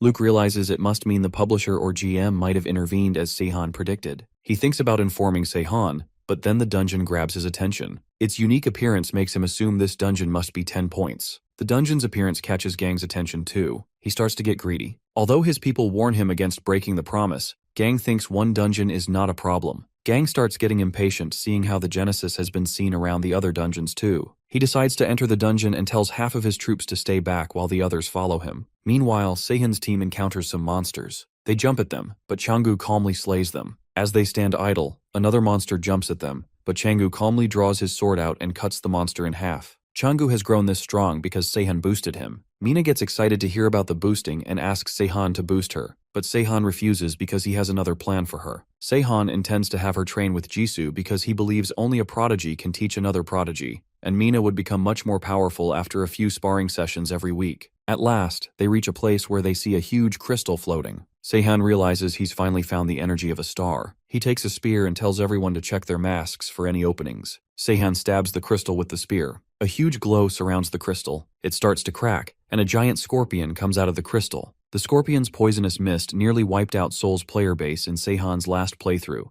and its damage was catastrophic because the regular gas masks failed against it. Seihan assures his friends that they can fight this monster because it's weaker than a sentinel, and they have to kill another one too. The team prepares to fight and takes out their weapons, but suddenly, Seihan receives a message. At the 18th dungeon, Gang soldiers are excited to find the moderate mana stones, because up until now, they've only been finding lesser mana stones. Gang finds these mana stones impressive and believes they could craft equipment with them to outperform other guilds. The mana stones reassure Gang's decision to farm the dungeons. He believes Genesis broke the promise first, so he isn't obligated to follow. Gang's men call him after his scouts find a giant hole, and Gang follows them in. Luke continues observing the guild's movement. He knows they're in danger if they keep going down the dungeon. If this was normal, the goddess would have told Luke to save these people, and he would have followed. But instead, the goddess desperately keeps trying to get Luke out of the danger. Luke knows that even if he decides to follow them, the Outrising's guildmaster will overpower him, and he might not be able to help them. The goddess tells Luke to leave,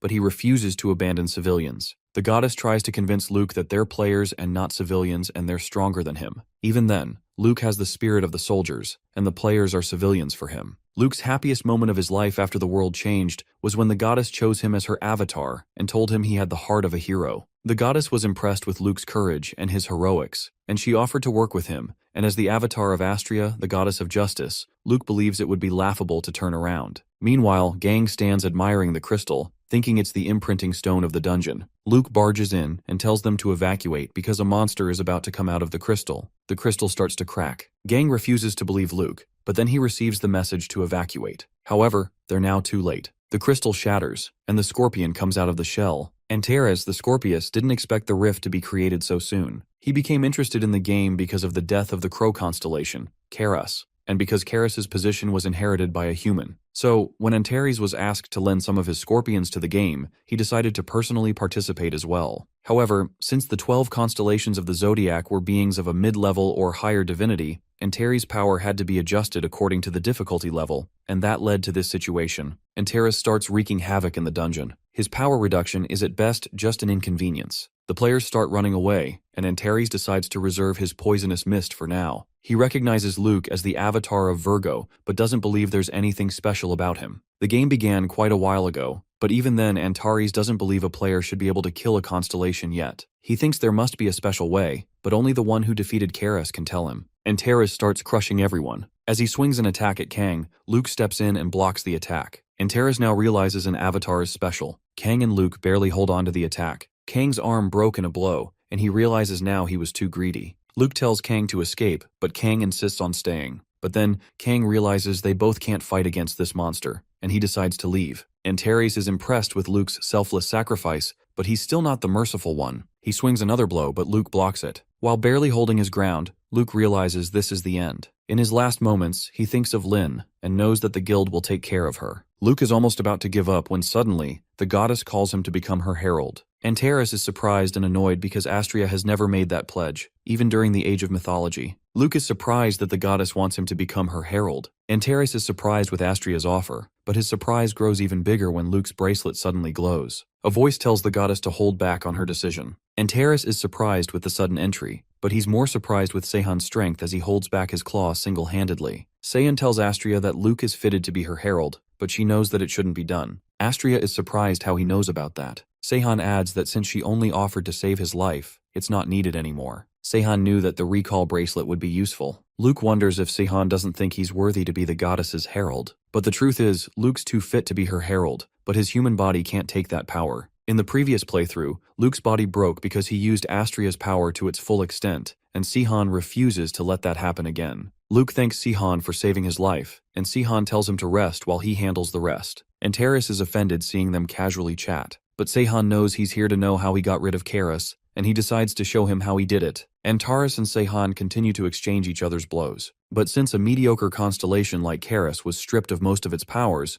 Antares should have been nerfed even harder as a top-tier constellation. Seihan uses his proof of transcendence and attacks Antares. The Scorpius feels offended by being underestimated. But the truth is, Seihan put a good amount of strength in his attack, but Antares' armor is durable. Seihan starts attacking the joints instead. Antares releases the poison mist. Seihan tells Jisoo to go for the head. Jisoo jumps from above and lands a blow to Antares' head. Seihan takes his chance to strike the Scorpius' eyes, and Luke too joins the fight. However, Antares realizes that this fight is no joke, and he finds Seihan incredibly strong. But he wonders what special abilities Seihan has, because he doesn't possess any special equipment. Antares feels humiliated, and wishes he could use his succession abilities. He spreads the poisonous mist everywhere, but Seihan knows Antares should know the poison is useless against them. It suddenly clicks to him as Antares escapes through a hole in the floor. Seihan tells everyone to be cautious because Antares will attack from the ground. Suddenly, his tail comes out of the hole to attack them, but they dodge it. Seihan realizes Antares must be detecting their locations through the vibrations in the ground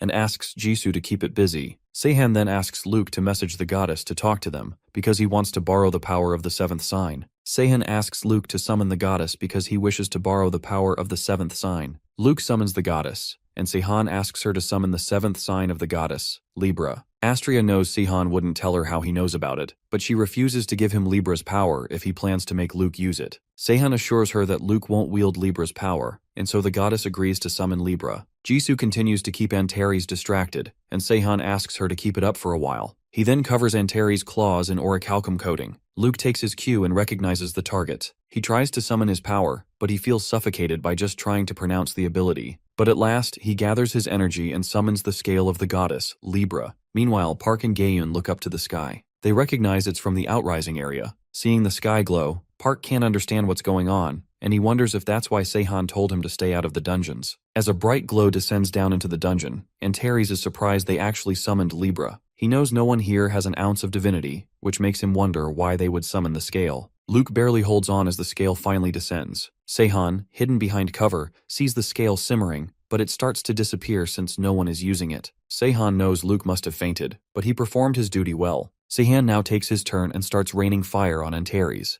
As Seihan jumps towards him, Antares finds himself cornered. He's surprised that a person on only his 5th quest has cornered a being as powerful as him. Antares can't believe it's happening. Suddenly, an explosion goes off, and Seihan finds Antares vanished. However, Seihan knows the death of a Zodiac would have more consequences than Karis's death, which is why the publisher had to intervene. Seihan is upset because he could have gained a lot of rewards from killing Antares. But seeing that the publisher intervened, he figures the system must have had some countermeasure and rewards for almost killing Antares. Seihan checks his system, and just as he thought, he gets his rewards. He unlocks the Scorpion Hunter achievement and is rewarded an A-rank ability ticket. The achievement is pretty much useless, but the A-rank ability ticket makes the whole trouble worth it. However, Seihan still finds it a disappointment, because he could have gotten a better ability or divinity for killing Antares. Seihan notices an incredible flow of mana, and as he looks down, he's surprised to find Esther. It is a celestial stone as strong as Mithril and has an excellent magic resistance. Esther is the best-known conductor of mana. It has the combined merits of other metals on top of its unique properties, which makes it an incredibly rare mineral. Seihan is now satisfied with the rewards,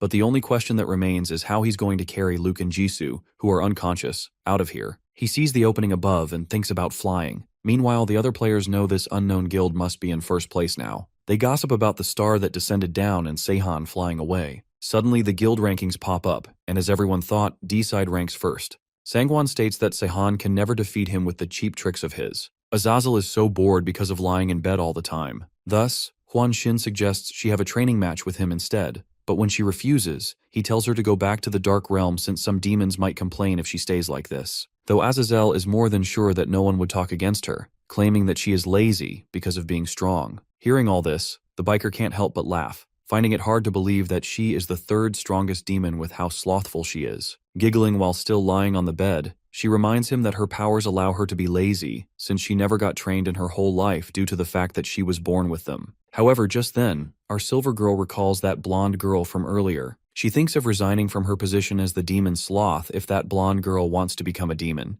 Although her attention shifts to the biker, who doesn't understand the reason behind Silver staying with him since he should just be a player who wants to train all day to her. Realizing that Huan Xin is overthinking, she explains that his personality thrills her, as he is the exact opposite of her. She likes how he works double for the lack of talent. Also, observers kind of just frustrate her since it is more exciting to see things at first. Curious, Azazel wants to know the reason behind his urgency to get stronger. In addition to that, she guessed that maybe it is to get revenge against that crow from before. Without lying, Huan Xin reveals that he lost that battle, has no plan to go after him specifically, and is just making the most out of the situation he has right now. This makes Silver realize that this guy has no objective at this moment, and this is the moment she could see some hesitation inside him. Immediately then, she demands that he go to the convenience store with her. Confused, Huan Xin wonders aloud if she wants to buy something, but Azazel doesn't give him much information, which leaves him curious. Later on, both of them arrive at an industrial site. At this point, Huan Xin is puzzled as hell, because why has she brought them here? Sitting on the pile of broken compartments, Silver declares to do meditation here,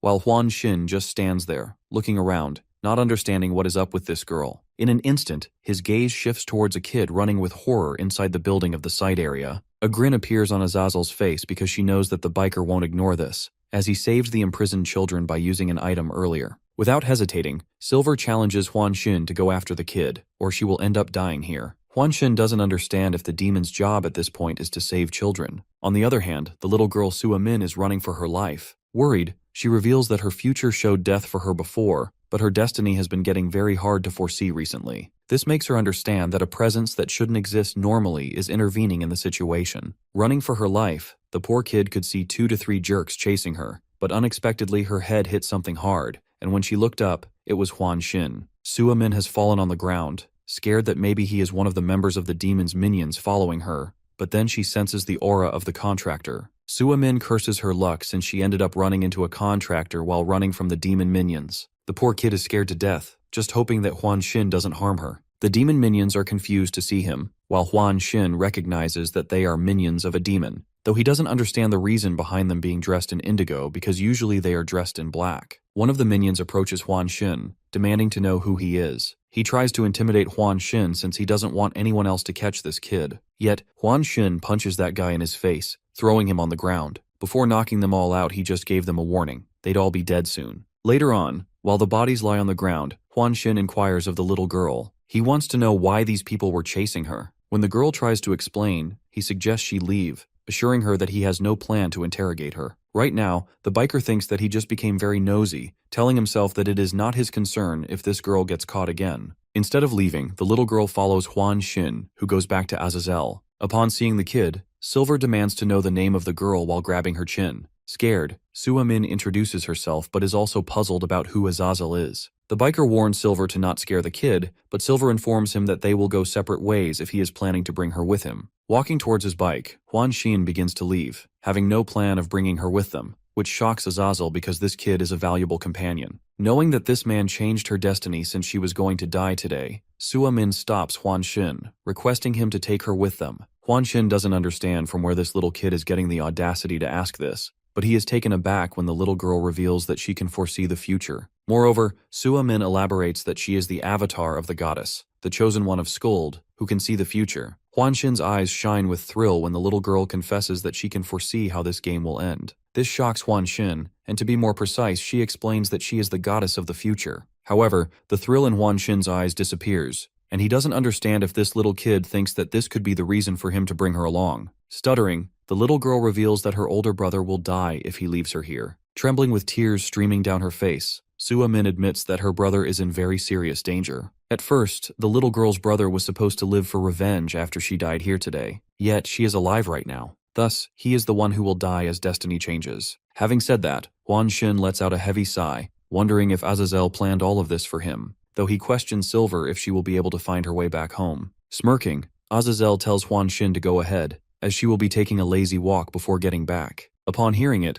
Huan Xin gets on the bike and tells the crying little kid to hop on it. Confused, the little girl doesn't understand what is going on, so Huan Xin tells her to talk about all of this after they get back. Back at the place, Sua Min, while having tea, informs Huan Xin that the guild that kidnapped her older brother is the enemy guild of the Waning Crescent, and they call themselves the Shaded Sky. The moment Huan Xin hears the name, he remembers. They were a branch division of the Dark Sky clan, realizing they might be free now to cause this commotion. Curious, the biker inquires of Sua Min if this group was kidnapping children too, but she clarifies that it was not the case, and they just wanted to capture her for her ability, since they wanted to use her capability to gain benefits in the guild events. The little girl had no plan of helping them, and this is why they took her brother as a hostage, to get information from her. Instantly, Azazel arrives as well, leaving the kid startled. Interested, she questions Sua Min about the range at which she can see the future. The innocent girl reveals that she can see around 3 seconds into the future, which shows her a short but brief glimpse. However, this foresighting can be done any time with a very short cooldown. Additionally, Sua Min can select a date to read into, a couple of days from now or a month or two.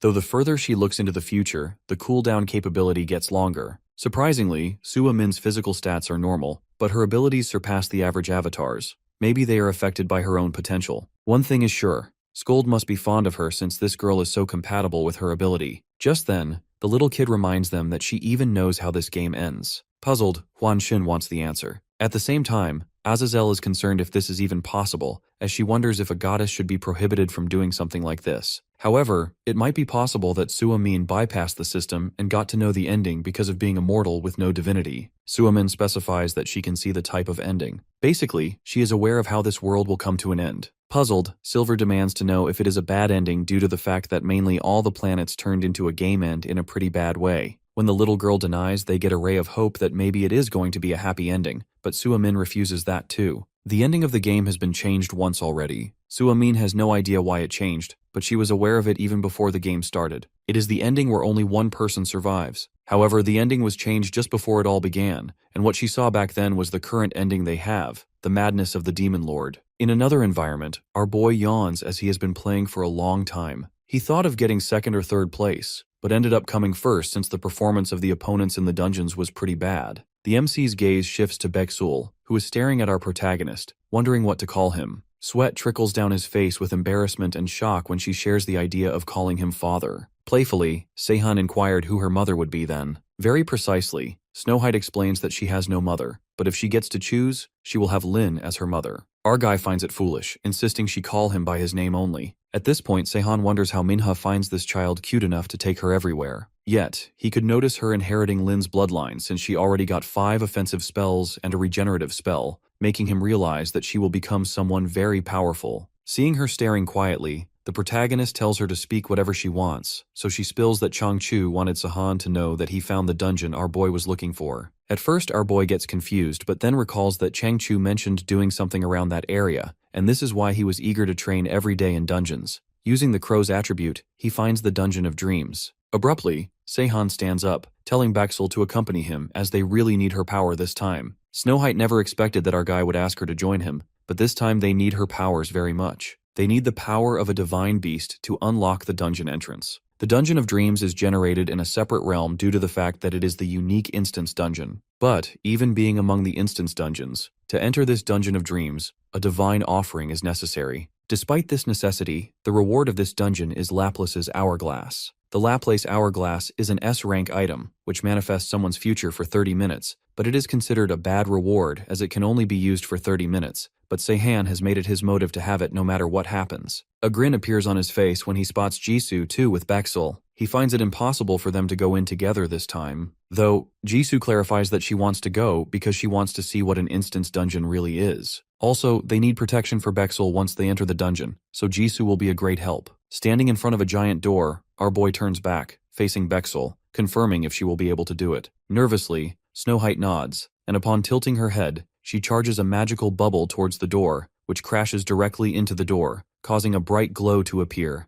and the door to the dungeon opens. Impressed, our boy pats Snow White's head. Right then, Jisoo asks if they should wait for him there, but Sahan tells them to head back first. With that, our boy extends his hand towards the gate of the dungeon, illuminating energy from his body to the gate. After a while, Sahan finds himself lying on the floor of a building that he doesn't recognize. This Dungeon of Dreams has different missions for every person who enters it, and most of the time, it connects to something a person desires the most, though this is our guy's first experience. Upon waking up, Sahan wonders if he is stuck in a dream or a memory of his past. Our protagonist ponders into thoughts, not being able to recall the time he used to stay here. Before he could grasp what was going on, a loud voice was heard, and before a disastrous explosion occurred, our hero sensed danger and got out of the building by creating a barrier around himself. Now Sahan realizes that he was sent back to the quest that he regrets the most. Glancing around the disastrous place, the MC continues to move ahead, but the moment he feels a presence behind him, he holds back the person who was just about to attack him.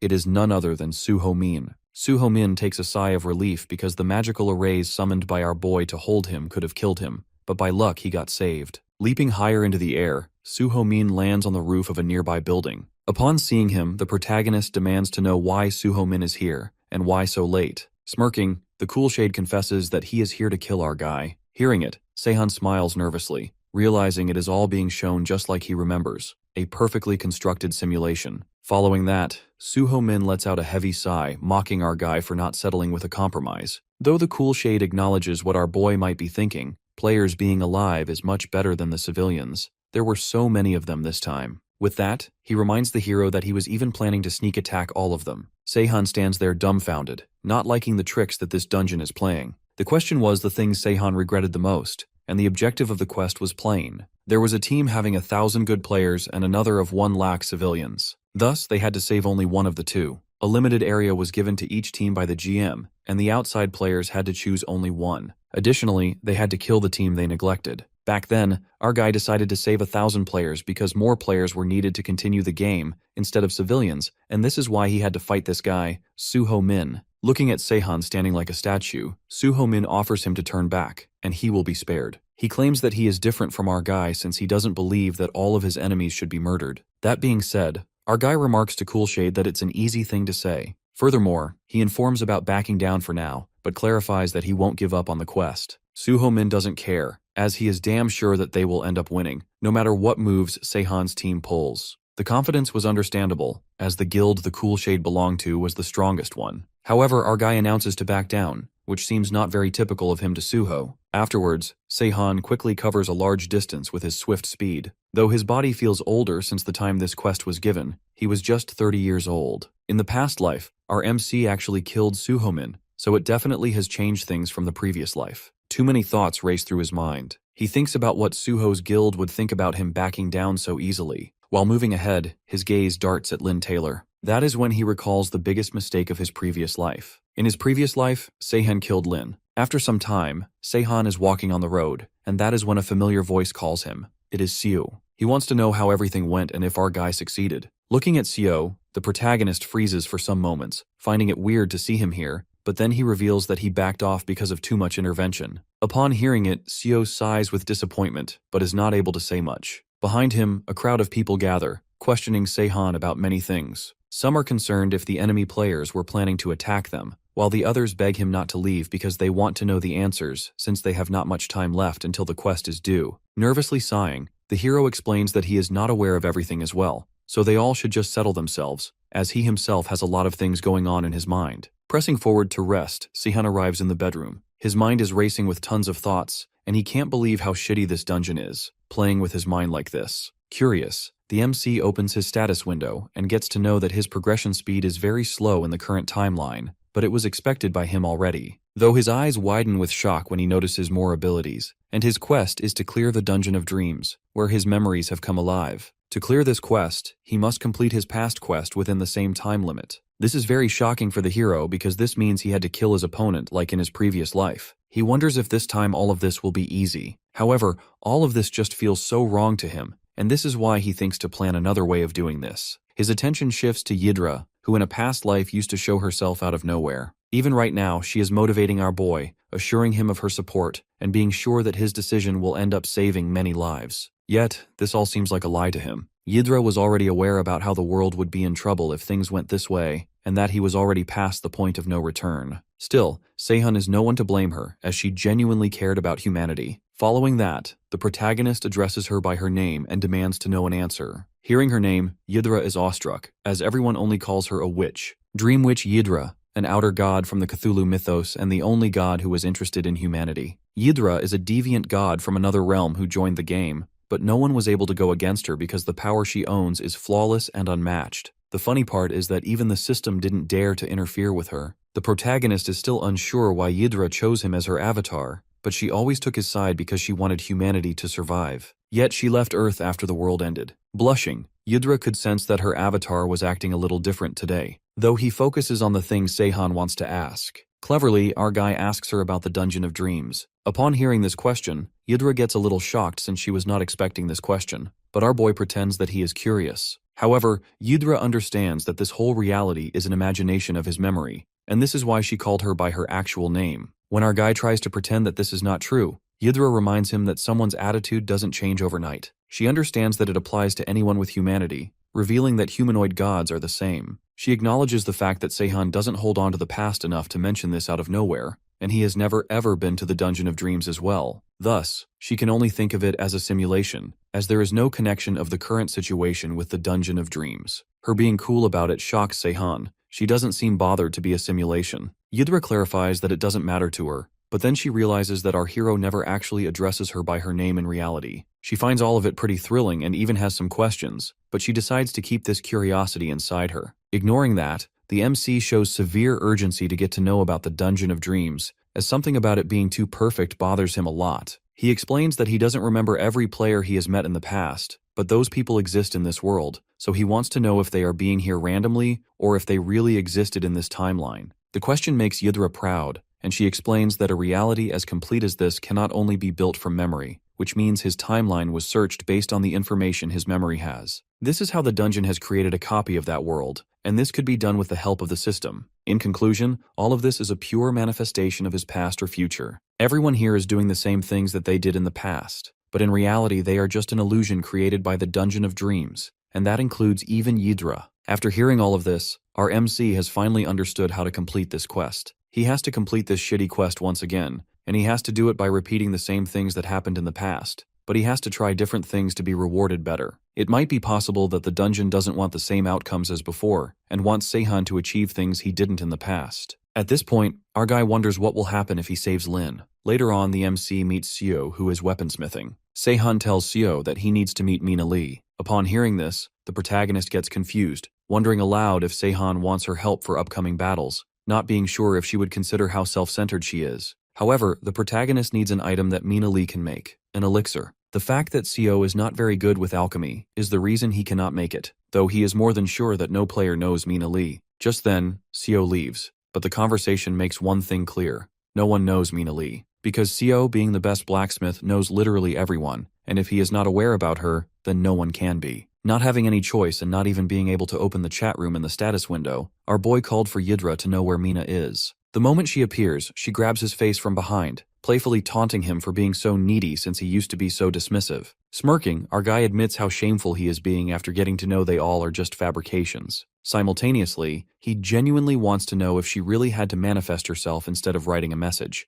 as it takes many points for her to do this. If all of this is actually a simulation, Yidra doesn't care about the points. With that, she reveals that Mina Lee is at Cheonan right now. Upon receiving this information, they decide to leave as soon as possible. Sehan arrives at Cheonan's high school according to Mina's location. Upon entering the school, our boy witnessed many dead bodies lying on the floor, blood gushing out of them. It was the perfect spot for a horror movie. While looking at the dead bodies, Sehan's focus shifts to the uniform being worn by the dead bodies. It is the same as Mina's. In an instant, the hero senses a presence behind him. But before it could cause him any harm, Sehan blocked that attack with his sword without even turning back. The one who attacked him is none other than Mina, who was not expecting our boy to block an attack like that. But then again, he hadn't expected her to ambush him like that either. Approaching him, Mina suggests to him that it is better to be a hunter instead of being hunted, given the circumstances lately.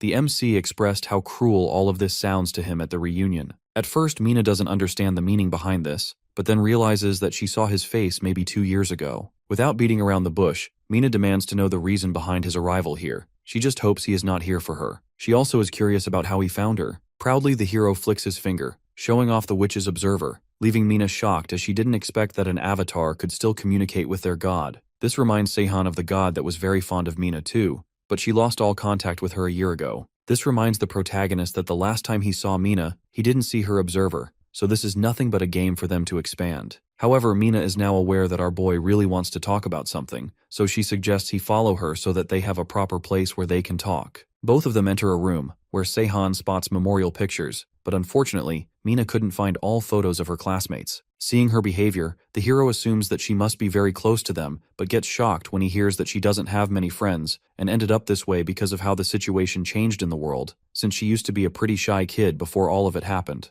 The way she is now makes it pretty hard to believe that she was shy, but she changed herself after the first main quest. She got eager to survive and even got better at acting. She precisely remembers the day all of it began. At that time, she was skipping classes with some friends in Seoul, and in an instant, everything changed. As soon as she hears it, Sehan inquires whether she is originally from Seoul. Mina explains that she was only visiting there because her friend's sister had some business, so they went there for fun, but eventually, they were separated. Therefore, she stayed in Seoul for some time to find them. She even robbed banks to get money, but it was all useless. The only connection they had was their school uniform, so she kept wearing it. Eventually, she found them too, but it was too late because they had probably signed a contract with some demon, and it used them to their last breath until they died. All of it made her realize how pointless everything is, and this is why she is holding this little memorial service of her own here. Even her parents died on the first day, so she had no place to go to. At the mention of the demon, Sehan wonders if the girls were used by the Dark Sky clan, but then his eyes widen with shock, and he flinches because he killed all the Dark Sky clan members in this timeline. Not able to hold back, the hero questions Mina if she or her friends were ever related to the Dark Sky clan. Mina is not sure about it since her friends were a part of another group.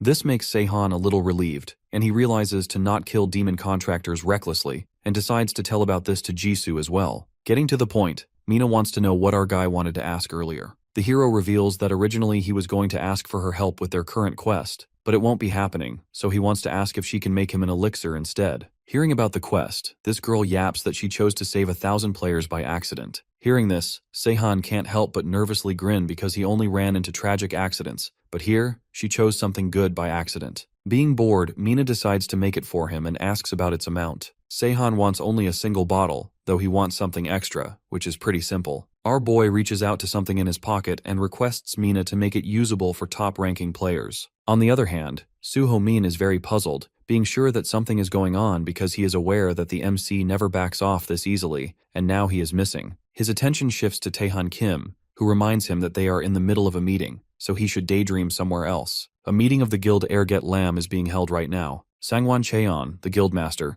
tells everyone to finish things up quickly, as they have very few days left before the quest ends. Smirking, Yunsuk Kang advises him to take care of it himself, as he can finish everything with one ability only. Though Sangwon Cheon reminds Junsuk to not underestimate the opponent. He agrees that their guild is undeniably strong, but the opponent has powerful players on their side too, like the Saint, Yu Hua Sin, with them. Junsuk tells the guildmaster to not call that girl a saint, as she abandoned 1 lakh civilians. Though Junsik knows someone in the players, a guy in black who uses different weapons, he is talking about our boy. When Sangwon understands that Junsik is talking about Sehan, he can't help but admit the strong capabilities he holds and that he is one of the strongest members who is their opponent. Junsik's gaze darkens, and an evil grin appears on his face when he looks at Lin, who wants to kill Sehan. Before Sangwon could scold Junsik for passing irrelevant comments, a guy with immense urgency entered the place, informing them all about a significant number of players being spotted outside the containment area. That being said, Junsik is all ready to face them after a long wait,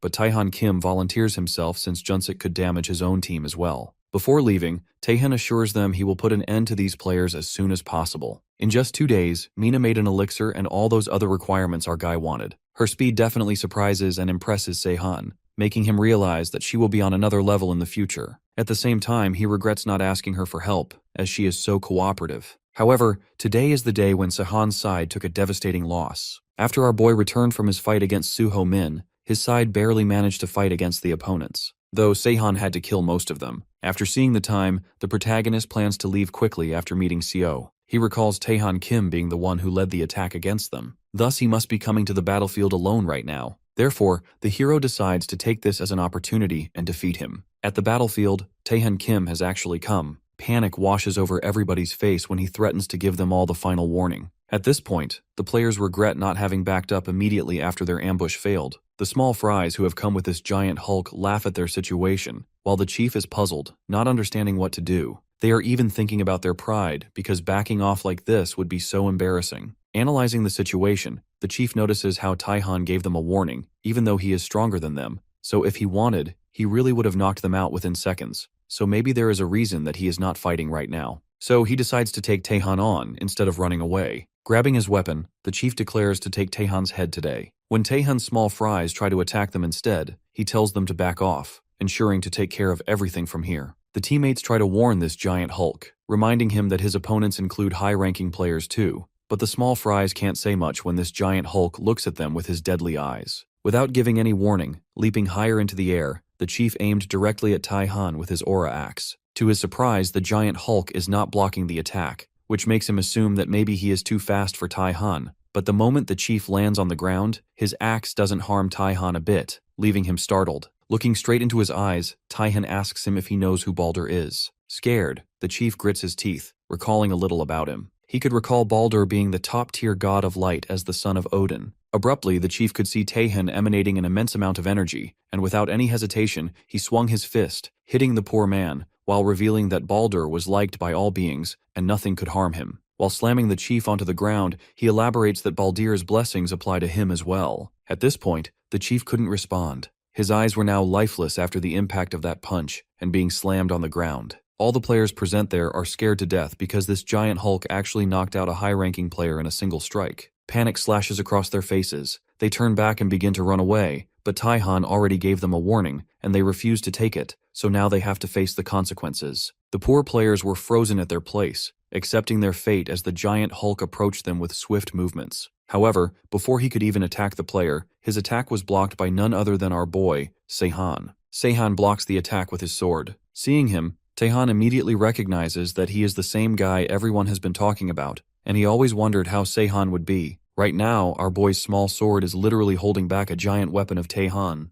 The giant hulk is kind of surprised as he hears that our boy is not someone to fight head-on like this. The protagonist admits that it is true but clarifies that he needed to jump in between since those idiot players were about to die. Spotting how our guy has blocked the attack surprises Taehan, since he is aware that no one is physically stronger than him, even in Erget Lambs. His attention shifts back to Sehan when he questions the giant hulk about the problems with RPG games. When it confuses Taehan, our boy explains that in RPG games, it makes the players save many items even when there are tons of them, which are collected but never used. All of this makes Taehan angry, as he is not understanding one bit of anything the hero is trying to portray. But his eyes widen with panic when the MC declares that this giant hulk has no chance of winning. Before Taehan could figure out what was going on, the system notified him to run immediately. But it was too late as his eyes rolled back and blood gushed out of his body. This is all like a puzzle for him because he tries activating his own ability, but instead all of this has happened, making him realize that Sehan has poisoned him. The giant Hulk falls to his knees while our guy jumps back to get away from his opponent as he wipes his blade, having poison and blood on it. In a weak voice, Taehan could only curse Se-han, but our boy just stood there enjoying the sight of his enemy being finished. It is definitely a good start for him. When the news of Se-han killing Taehan spread everywhere, Seogyeok Park visited our boy to confirm if it was true. He slams his hand on the table, demanding to know if it is actually true. The way our guy is being so cool about killing someone like Taehan makes Bluey shocked. Though, Se-han believes it'll be easier to act if he gets famous for this. He regrets not using mistletoe before, since it could have stopped a lot of damage. Right now, Seogyeok Park is finding it unreal. He always knew that the MC is strong, but he never thought this was his power. Se-han admits that he didn't know it as well, but he could have knocked out all the Erget Lam commanders on his own at that time. Hearing that, Seogyeok Park wonders aloud if taking them all down by himself can be done. He is scared that our guy might be lying. Se-han clarifies to Bluey that he has no interest in telling lies and makes a proposal to him. The protagonist demands 3 days from Seogyeok Park to put an end to this quest. Later on, St. Yuhwa-sin meets Se-han. She is more than impressed because not only did our boy kill that giant Hulk, but he also brought his corpse here too. She tries to think about what is going on in his little head. Our boy acknowledges that Yuhwa is the best healer he knows, so he just wanted to see if she could revive him. This sounds like a joke to Yuhwa because how could she possibly revive someone dead? Smiling, he states how he thought it would be possible for Saint Yuhwa. Him calling her a saint annoys the hell out of her, but she makes it clear that he is dead, and her healing spells won't even work on him. Though she notices the way some wounds were already healed, so the MC explains that he smeared some elixir on the giant Hulk before he died. At first, Yuhwa doesn't carefully hear him, but the moment realization hits her, she looks up to Se-han, questioning him about how this guy died if the protagonist used elixir, realizing he might be testing something with her. Because if Taehan was probably still alive when Se-han used the elixir, he must have died afterward, but if the elixir was smeared, it should have healed him. All of this just frustrated Yuhwa because the main lead always tries to act dumb in front of her. She now understands that our boy definitely has some other plan, and this is why he wanted her to preserve this corpse for him. She leans closer to him, tapping a finger on his lips when he admits that she is the only one he trusts. With that, she lets out a sigh and confirms if there will be more bodies like this coming to her. Without lying, Se-han confesses that there will definitely be more bodies, but he will take care of them himself. Zipping up the body and taking it with her, Yuhwa suggests our guy give him notice the next time. Our guy assures her to bring a gift with her too the next time. As she leaves, he looks at her quietly, deep down knowing that Yuhwa will die in the next quest once this one is done. This moment is just a fantasy created for him by the Dungeon of Dreams, and once he finishes this quest and leaves the dungeon, all of this will just disappear. He recalls how he never was able to thank her, and how Yuhwa was always there for him and took care of his injuries after his fight against Suho-min, and after he was healed, he never saw her face again. Therefore now he thinks of something to give her as a gift. At the Erget Guild, Jinsuk is finding it unbelievable that Se-han was always this strong. Simultaneously, Sangwon thinks that our guy was aware of Taehan's weakness and took that as an opportunity. He likely used a mistletoe against him. Jinsuk doesn't think that is the case, but Sangwon has heard that Se-han prepares him for the opponent accordingly. Ignoring that, Jinsuk turns to Lin, asking her if it surprises her at all, but it doesn't because Se-han is the one who murdered her father. And this was how our boy got famous because of the collapsing soul incident. Aldebaran of Taurus was defeated by Luke Taylor, and Se-han was the one who killed him since he couldn't be controlled. The protagonist was in the spotlight for this for some time, but then people lost interest in him the moment he disappeared. At this moment, Lin reveals that the goddess Astria has a contract with her after her father died, but she never spoke, probably because of Luke's death. Still, she has a feeling that Astria looks over her. Now Lin has the urge to kill Se-han due to the pain and agony he has caused her. Jinsuk is sure that she could gradually be given her prize in magic, but he cannot wait for that since he claims to be the one to kill Se-han first. Not caring about all of this, Sangwon slams his hand on the table, reminding them all that they underestimated everything until now, but right now they are in crisis and have lost their most valuable person. Thus, they have no time to take things lightly and work in groups to be safe. They decide to pay their opponents back as soon as they finish their preparation after 2 days. On the flip side, our boy has arrived at the Erget Guild very quietly, taking down one of the security guards in order to get moving. Se-han is now out of the civilian-occupied zone. From the witch's observer, Yidra asks the MC about his next move. However, this question is foolish because the protagonist has no choice but to fight them. Yidra is not sure if he will be able to defeat them on his own. She is kind of surprised to see him being this risky. Being honest, Se-han admits that he would have never done it this way before, but now he has figured out that he has many options and he should utilize them. He also admits that he never took Yidra into consideration because he was very hesitant to ask for the power of a god. He thought that it was the same as strangling himself. Though he agrees that he still thinks like this, Now his point of view has changed little. Now he doesn't mind a little strangling,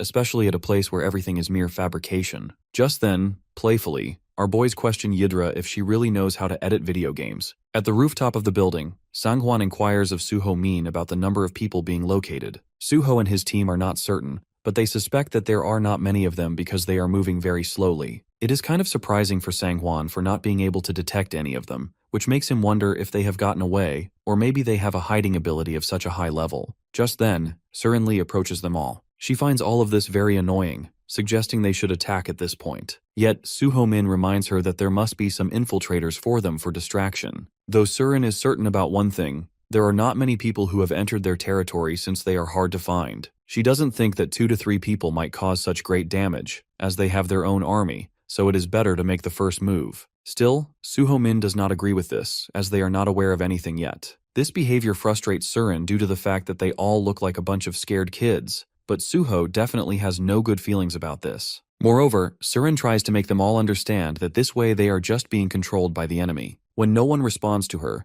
she decides to take care of things her way. While moving outside, Surin is cursing his guild leader, not believing that they are scared of 2 to 3 people. Abruptly, she turns around when she senses a presence, but there is no one, which makes her think that maybe it is just her imagination, but then she actually senses a trail of energy, making it evident that something is here right now. Her gaze shifts to the ground, finding a bomb. A smirk appears on her face because she is a magician, so she has a firm belief that she can turn into a piece of scrap in seconds. The moment she casts her magic, nothing happens, even after she dispels the mana of the mana stone. The moment she realized that it was a trap, it got too late. A loud explosion occurred in the area, leaving everyone panicked. Everyone in the Airget Guild panics too. Some people even collapse after inhaling the smoke, making the rest of the people realize that something is wrong with the smoke of the explosion. Surin, who was being oversmart moments ago, managed to escape the explosion, but right now she is gasping for air badly since she inhaled some of the gas. Sitting on the ground, the girl wonders what kind of gas this is. The thick smoke makes it harder for Surin to see anyone, but the moment our boy comes up to her, mocking her that he knows that she will find it first,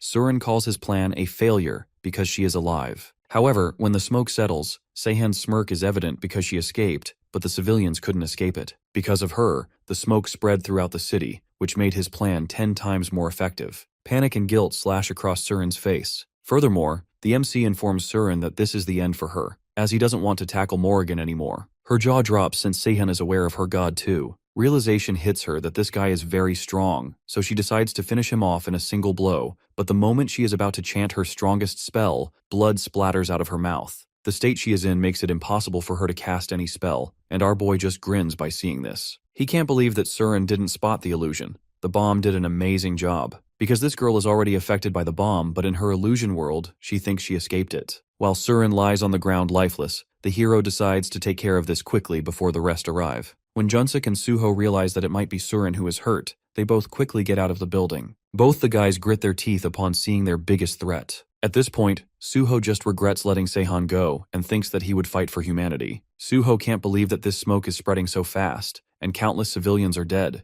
Even Surin is dead because of him, and the players are in danger too after this explosion. Thus, Suho aims to kill the protagonist now. Both Junsuk and Suho glance at each other, aiming to not let this guy get away with this. Suho, who is associated with the god Matcha, and Junsuk, who is associated with the god Agni, decide to kill Sehan then and there. Both the guys have the blessings of their gods. One has storm and the other has fire, which implies on both of the guys. Upon noticing it, Sehan finds it terrifying. Not wasting any moment, Suho lunges forward with his weapon, charging swiftly at our boy. The MC can't help but notice how fast Suho is. The moment he sees the cool shade being very close, Sehan summons his clones everywhere to confuse him. This move pulled by Sehan just makes Suho frustrated. However, Jinsuk stands atop the building, summoning an immense amount of fire and striking it at the hero. But without even hesitating or struggling, Sehan creates a shield to protect himself and dodges the immense amount of fire, leaping higher into the air behind Jinsuk. Spotting the MC behind him, sweat trickled down Jinsuk's face. He notices Sehan having a crystal made by a spell, which is actually fire, and he can easily fire everything by cutting off the oxygen and mana. Summoning waves of fire around himself, Jinsuk slams his hand on the ground, causing a huge fire typhoon to appear on the building to engulf Sehan in fire.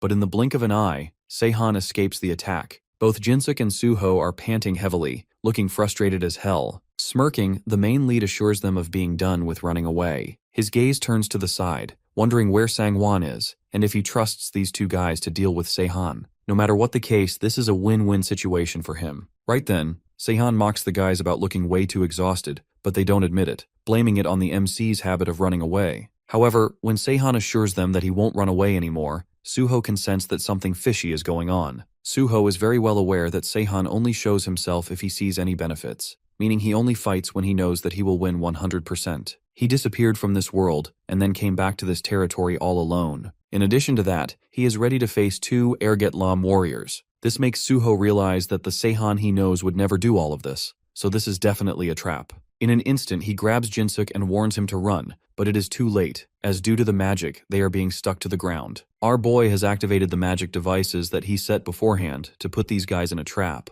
However, Suho is not ready to give up since he has this swamp infested with paralyzing toxins with him, so he tries to slam his weapon on the ground. Not caring about his moves, the protagonist stands there unfazed, suggesting that they should not think of this as being cheap, as he is alone, fighting two guys. Chapter 70. Lying there, Suho realizes he's completely done for.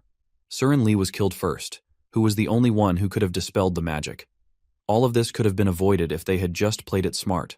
Later, the main lead finds himself being relentlessly chased. Despite wanting the situation to end calmly, chaos continues to linger around him. More importantly, he can't seem to shake the attention of Sangwon Cheon. Then, out of nowhere, Mina Lee appears to check on him, leaving him baffled at how she even managed to show up. As she stands there, a group of men suddenly try to attack her. With a simple snap of her fingers, she blocks their strike. Calmly, she suggests that she could be of help since she's also part of the quest. However, she makes it clear that the only thing she truly cares about is how the quest will end. During their conversation, she effortlessly dodges several other attacks without breaking her focus. The main character takes note of this, realizing how mindful she is of her surroundings, and decides he can rely on her. Meanwhile, Sangwon Cheon is blaming himself for the terror attack, believing he could have somehow played a role in preventing it. Before long, he arrives at the location where the protagonist is and shouts his name. Without hesitation, he leaps over the building where Seihan is standing. He tries attacking multiple times, forcing Seihan to recognize that this is a fight he needs to take seriously, or he risks being cut down. Seihan taunts him, saying his biggest mistake was overestimating himself. Sangwon disagrees, admitting instead that his true error was being too merciful and not finishing Seihan when he had the chance. The main lead realizes that Sangwon is not as terrifying as Suho Min, but he's still a dangerous threat. Seihan then makes his way toward a deserted area, intentionally luring Sangwon to follow him. Sangwon mocks him, claiming he has no flaws and can't be beaten. When they finally reach the lonely, abandoned place, Sangwon scoffs, wondering what kind of delusion Seihan must be under to think he can win. But Seihan only smirks, revealing that all preparations are now complete. Seihan acknowledges his lack of strength and abilities against Sangwon, but claims that he has one thing superior to Sangwon. When Sangwon asks about it, mocking if Seihan's talking about his ability to be a villain or his arrogance, Seihan agrees and accepts those titles. Nonetheless, he claims that there's something else too, which Sangwon should experience firsthand to understand, and states the name of Yidra. Lightning sparks at the name of Yidra, and the other players stare at the sky, confusedly wondering what's wandering in the sky. The truth is that in the sky, Seihan and Sangwon are standing against each other. Sangwon questions Seihan about what he has just done, but before Seihan could answer, a giant figure starts to appear from the lightning sky. He tries to question the appearing figure, but the figure soon turns into the full form of Yidra. Yidra, when transformed fully into her actual form, introduces herself as the Witch of Dreams, and formally requests Seihan to become her herald. Seihan smiles and nods while looking at her, and soon he becomes the herald of the outer god, Yidra. Following this, he gets the evocation ability, an ability that lets one's body channel the power of a god temporarily. Although Seihan has chosen this himself, he wasn't aware of the risk of death that comes along with this ability. He could barely feel his body and felt that he might even lose his mind if he didn't hold on instantly. Nevertheless, he takes a breath because the willpower of humanity's last player can't be that weak to just give up. Seihan opens his eyes once he's gathered all of his strength and confidently rises from the ground. He jumps high above the ground, making the rocks crumble down beneath him. However, Sangwon keeps standing strong and claims that he couldn't care less if Seihan is a herald. As Seihan gets closer to Sangwon, he swings his arm to attack with his lightning ability, whereas Sangwon does the same with his fire ability. Their arms collide at the same time, but to Sangwon's astonishment, his Clium Soleil disappears when it strikes against Seihan's attack. Before Sangwon can think about what he should do, Sehan grabs his sword and thrusts it into Sangwon's body, making him spit out blood. Sehan then scoffs at Sangwon, reminding him how he was already told that he needs to experience it to understand the things Sehan has got better than him. While Sehan is still holding Sangwon,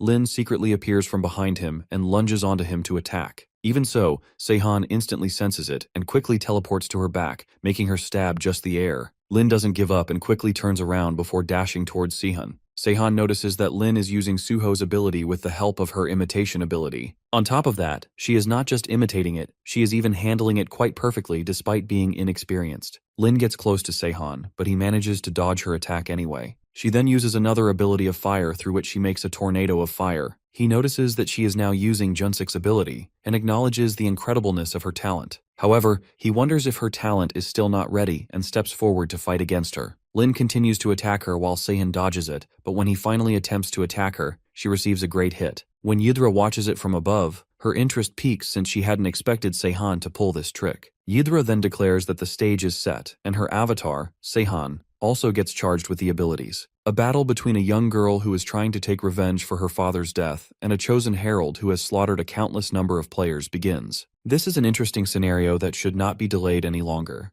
Lin and Sehan continue to attack each other furiously. He questions her why she is adamant about killing him, and asks if it's so because of what Sehan did to her father. After a moment of silence, Lin lunges forward, saying that it is part of the reason. Sehan succeeds in eluding the attack, and it is when she continues that the reason she wants to end him is that he is too cruel to himself and to others around him, and if it continues, there'd be no one left around. Sehan scoffs at her statement, calling it a joke, and asks her why she's lecturing him when she hasn't done anything yet herself. She ignores his arrogance and tries to make him understand that he could have turned out better if he wasn't so deep into the hell of his ego. Lin conjures up a sword and further claims that the happenings of today are just the beginning, so even if he gets through all of this unscathed, he would still deeply regret his every action later. Therefore, she pledges to stop him as a daughter of Luke Taylor, since he'd have done the same. Once Lin's sword has appeared fully, she calls the goddess of justice, Astrea, and requests Astrea to accept her as a herald. When Astrea looks at Lin, she gets reminded of Luke and instantly accepts Lin's request. Jester, who is resting peacefully, feels quite bored when she wonders if she should join the game and transform herself as a male god. It is then when she looks at the game and sees the two chosen heralds fighting each other. When she notices that one of them is Astrea, whereas the other one is Yidra, she scoffs and calls it a fight between an ant and an elephant. Jester recognizes Lin's effort in putting up a decent fight against an outrageously powerful opponent and acknowledges Sehan as a man with exceptional talent. She notices how he's holding himself up despite being under the evocation spell and states that he has the potential of becoming a god if he had more divinity. After realizing that this intense fight isn't something to miss, Jester shakes herself out of her thoughts and decides to try logging back into the game. Once Mina is done dealing with the players, she comes to see the fight between Lin and Sehan. She had expected Lin to handle the powers of a herald, and after seeing her, she thinks how it would have been so much different had she become the herald instead of her father, Luke. Nevertheless, Mina tells herself that she's got no time to be impressed with Lin since she can get killed any instant if she lets down her guard while this monstrous prodigy grows stronger every minute. Sehan uses his extreme abilities and starts attacking Lin from various directions. Lin manages to dodge those swords coming in her direction and jumps up. She lands behind Sehan, and with no time wasted, she pierces her sword into Sehan's body. Unluckily for Lin, it turns out that the Sehan she just stabbed was just an illusion of him, which evaporates in air after getting stabbed. When she looks up, she sees various illusions of Sehan at different places, and her anger peaks. She grips her sword firmly and makes a huge explosion of fire and lava from within the ground. Sehan then conjures a giant artificial meteorite made from the combined Eternium ore found in the dungeons. He makes it fall and crash into the ground. After crashing, it cracks instantly, and great energy starts to emit from it, making the meteorite break into pieces and scatter around. Lin gets hit by those pieces, and using his powers, Sehan cages her inside between a giant ball of the rocks. However, it wasn't enough to stop her since she uses all of her power and sets herself free from that ball of rocks. This results in the ball of rocks breaking, and she jumps away from it. Sehan starts to feel it impossible to keep her down, and thinks of her as the pinnacle of humanity. The two of them once again prepare themselves for the attack, and she jumps towards Sehan to land a hit. Lin conjures up a shining blade to slash Sehan with, but he immediately jumps up before the blade can hit him. The sight of the escalating battle leaves the players in shock, and questions the existence of the shining blade. Mina's eyes widen and her jaw drops with shock, and she wonders if she is dreaming. Just like Lin's outrageous shining blade ability, Seihan's swords coming through multiple portals leaves everyone devastated. Mina remarks that the battle has gone far beyond the scope of a human conflict already, and is shocked to see what a battle between two heralds look like. Soon enough, Lin and Xian's powers clash against each other and an explosion occurs. Meanwhile, Mina suddenly flinches when she senses something behind her, and upon turning around, she sees a large number of the god's personal observers in the sky. She can't believe the number of those present there and recalls how she only saw this many in the early phases of the game. All of a sudden, she realizes something about Seihan, and admits that he is an incredible person without any doubt. Seihan pulls out his sword while thinking that should have been enough for the visual presentation. Using that sword, he defends himself against the attacks of Lin's shining blade, and opens a portal to absorb it. This shocks Lin, and she has a hard time believing that Seihan just wrapped her attack into a pocket dimension. Lin has now believed that her simple and straightforward attacks are not going to affect Seihan. Therefore, she dashes towards him in order to divert his focus with the attack, so when he tries to block it, she decides that she would attack his neck from the side. Lin swings her shining blade and thrusts it into Seihan's chest. She was expecting him to block it, but he didn't. Instead, he swings his own sword and thrusts it into Lin. She cannot believe why he decided to exchange blows in a situation like this. Seihan pushes Lin back after the attack and places his hand over his chest, whereas she plops down onto the ground. The two of them glare into each other's eyes before Lin completely falls down onto the flower. The god's observers feel disappointed over this, and wonder if the battle is going to end by the death of both of them. On the other hand, Seihan clenches his chest and greatly feels the absence of his celestial slayer and regenerative abilities. He tries to compose by reminding himself that he's still got unfinished work. While he wonders if he has any time to have elixir, he gets notified about his quest completing successfully. This news makes him relieved, and he looks forward to the spectacular ending. He takes out a magical stone and cracks it, which results in a very bright flash. The players get confused and Mina wonders about what is going on. Lin wakes up and sees that the once dark place has brightened up with natural daylight. She manages to sit up and asks about what has happened, to which Mina explains to her about the magical item which emits a kind of gas that puts people into a coma if they smell it. While pouring elixir on Seihan's wound, Mina further tells Lin that a few people used this item in ancient days of the games since it also had effect on the monsters. However, since it only works on weaker mobs, quite a lot of players forgot about it over time. This time, Seihan used it to fake everyone's death so that the quest can be cleared. Mina reveals that Seihan came to her a few days ago to have her make an improvised bomb that could spread the coma-inducing gas and an elixir from the concentrated ingredients of the same item. Then using the bomb, he spread the gas among the civilians and stabbed the high-level players with an elixir-infused dagger. Keeping everyone safe was also necessary. Thus, the gas enabled them to fall into a coma at the same time. Mina tells Lin about how Seihan made sure to be thorough by even lacing the sewers with the elixir. Therefore, she also came to help him out in taking care of some of the players, and this is how everyone involved in the quest got to fake their deaths. After knowing the truth, Lin gets annoyed at the fact that they weren't asked for cooperation. Mina answers that it is so because then nothing would have been changed once the quest was done. After saying this, Mina points at the god's observers in the sky, and Lin finally accepts that she was wrong about Seihan, since he had already found a better way for them. When Lin thanks Seihan, Mina chuckles, finding it too emotional. She looks over at young Jester's observing eye and asks about her opinion by calling her real name Loki. Yidra looks over at the result of Seihan's strategy and compares it to a scene from some movie. She analyzes how not a single person has died, and even the gods have returned to this world, making this lifeless game flourish once again with a better ending for humanity. Yidra finds it quite ironic because this world is just a dream, yet Seihan showed great sense of determination to see this through. Moreover, he managed to accomplish what no one could, which doesn't make him humanity's last player for nothing, but rather an astounding avatar of whom Yidra feels proud. When Seihan used the evocation ability, it's when Yidra learned the truth. She didn't think he'd ever sign a contract with her counterpart in his world because it would stop him from opening the gate. Thus, Lin is the most crucial key, though Seihan would need 2 keys to open the gate. Yidra waits for him to realize this, so she can enjoy his reaction.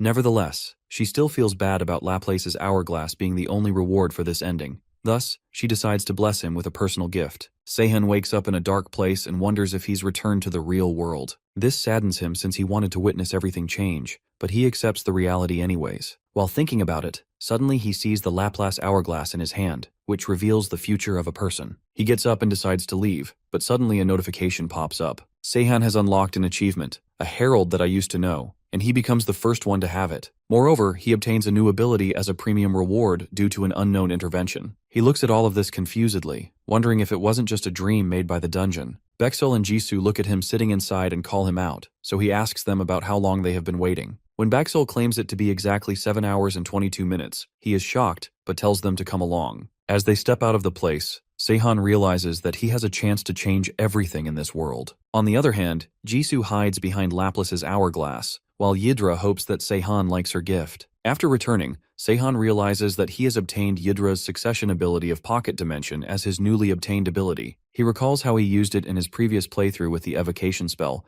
but finds it impossible to use it on living beings or massive objects under normal circumstances. Even so, he finds it usable for linking the dimension to his inventory. Seihan then wonders how he got this ability when the dungeons never reward a player with succession ability. He understands that Yidra is involved in it, so he waits for her to reach out to him when she gets to know that he has her ability. When Mina finds out about Seihan's new ability, she seems surprised, but Seihan is more surprised to see her in her old self again. When he gets to know that she's going for a walk, he realizes that she must be going to look for her friends, so he asks her to be careful of strangers. Once she's assured him of being careful, he states to him how different he's been since he returned from the dungeon. When asked about if the dungeon was quite tough, he affirms and tells her to stay away from them. She leaves home after saying that she isn't interested either. Seihan wonders if he should help Mina sort her problems since it had something to do with a demon. Thus, he decides to first gather some information. Later, Jisoo looks through Seihan's place for him but doesn't find him. She is then reminded of Lin and Baexiol and recalls how scary they felt even though she had done nothing to them. Jisoo then thinks about how she also entered the dungeon after Seihan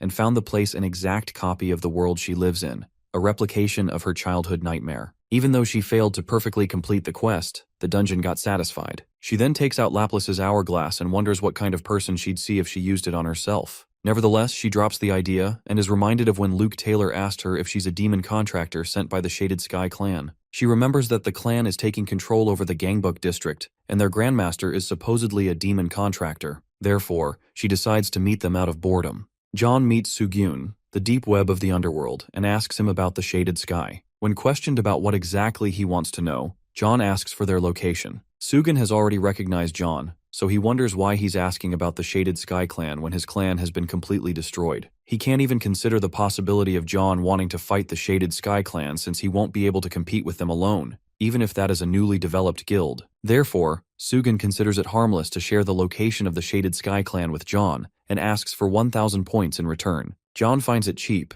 but the truth is that Sugun asks for a cheaper price because he didn't want to put himself in danger by asking for too much. Thus, after receiving the points, Sugun leaves immediately. After Sugun leaves, Azazel appears and asks John about why he asked for their location when he already knows it. He replies to her that it is so because he wants them to know that he's looking for them, since it will cause some gossip, which will make the Grandmaster of the clan be present there when he goes himself. When John claims that he's quite famous for them to spread the news, Azazel questions his confidence for thinking he can handle them all by himself. Instead of answering, he asks her about her opinions, so she immediately accepts that her question was unnecessary. He then announces that he'll visit the Shaded Sky clan tomorrow, because Sugun would be spreading the words right now. Thus, he hopes that the Steel Demon, Park Doyon, won't disappoint him. Once Seihan finds out where Mina's friends are, he thinks about how to end their demon contract. He goes through a few ways, like destroying a demonic relic like Shinjon, but realizes that it isn't easy since he has seen it happening only once throughout both of his playthroughs. Whereas, the easiest way is for the demon to cancel the contract himself, but it won't be as simple. Seihan returns home and finds out that there's no one there except Lin and Baexiol. When Lin reveals that they're out to farm points, whereas Mina went for a walk, Seihan asks about Jisoo. She answers that Jisoo has also gone for a stroll, which makes him doubt about Jisoo's whereabouts. Seihan knows that Jisoo doesn't wander around unless there's a reason since she used to be busy studying for college, and ever since the world changed, she's always been either training or killing monsters. Suddenly Lin remembers that Jisoo told her about visiting a guild, so when she tells it to Seihan, he flinches. As soon as Lin mentions that the name of the guild was Shaded Sky, Seihan immediately turns and bolts away. He knows for a fact that Jisoo only remembers the names of the guilds that she wishes to destroy. He thinks about what's suddenly gone through her mind and wonders if she's sensible enough to spare Mina's friends. The Grandmaster of the Shaded Sky Guild, Doyoung, gets to know about how John's looking for them, and he wonders what could be the reason. He flips his table out of frustration and thinks about how he also wanted to fight against John and become the strongest demon contractor so that he could capture Sua to have the entire Seoul region under his control. He plans on making his minions attack her after he's done with John, because if he can't have Sua's powers, then no one else can either. Afterwards, he plans on being called the Shaded Sky, Sua-jan's future is changing, and she decides to follow him because it means that someone else is influencing his destiny. However, she doesn't reveal it to him, and they enter the building of the Shaded Sky Guild. To John's surprise, the building seems quiet and empty until he hears sounds from upstairs. Before he'd go upstairs, Sua tells him that her brother must be locked in the basement, so he goes to the basement with her. While walking downstairs, John senses two people talking about how it's the best place for them to hide, so he decides to look in the other direction. When Sua insists he check that direction, he reveals what he sensed, adding that it didn't sound like her brother. However, she continues insisting, so he realizes that she must have had a vision. Juan and Sua enter the clan that took Sua's brother, but Juan finds two girls trying to hide from them. That took him by surprise as he asked, "What are children doing here?" He mumbles to himself, saying that he knew the members of this clan were low, but they are even using kids as employees. The kids in the corner look at each other as one of them mumbles to the other, asking where everyone is because they told them to come up here earlier because of this guy, referring to Juan. The other girl worries, asking what if they were all killed and they are just hiding because they didn't want to fight. The girl wearing the ponytail clicks her tongue and starts to stand up, saying that there is no other choice but to do that, as they both kneel in front of Juan, begging him to spare their lives. Juan just stares at them and then asks Sua without turning if she knew this would happen, and this is why she took him here. Sua nods. Then Juan asks if Sua is asking to take the girls with them as well. Sua quickly says no, as Juan thinks, asking himself if there is something special about the two girls when they are nothing more than devil's servants. Sua runs away, telling Juan that there is no time and they have to save her older brother, and Juan follows her, leaving the girls. A heavy thump stops him, but Juan thinks that they will face whatever that is sooner or later. Juan stops following Sua and asks the girls why they are following him. The girl in the ponytail replies that they somehow got here by themselves, so they are wondering if they could get out with him. Then she introduces herself as Haimi and the other quiet girl as Jiseon. Juan cheekily replies that he did not ask them for the introduction. He thinks that there is no way kids would have joined Cape of Darkness on their own. He turns around to say something to them, but just then Sua finds her brother and calls out for him. She sees her brother lying unconscious in a cell. Juan looks at Suho and asks if this is her brother. Sua nods with teary eyes, saying that Suho is her brother. Juan bends the bars and holds Suho. He tells Sua that Suho has a high fever, so for now it's better to take him to the upper floor. Juan holds him as they make their way to the upper floor with Sua, Haimi, and Jiseon following him.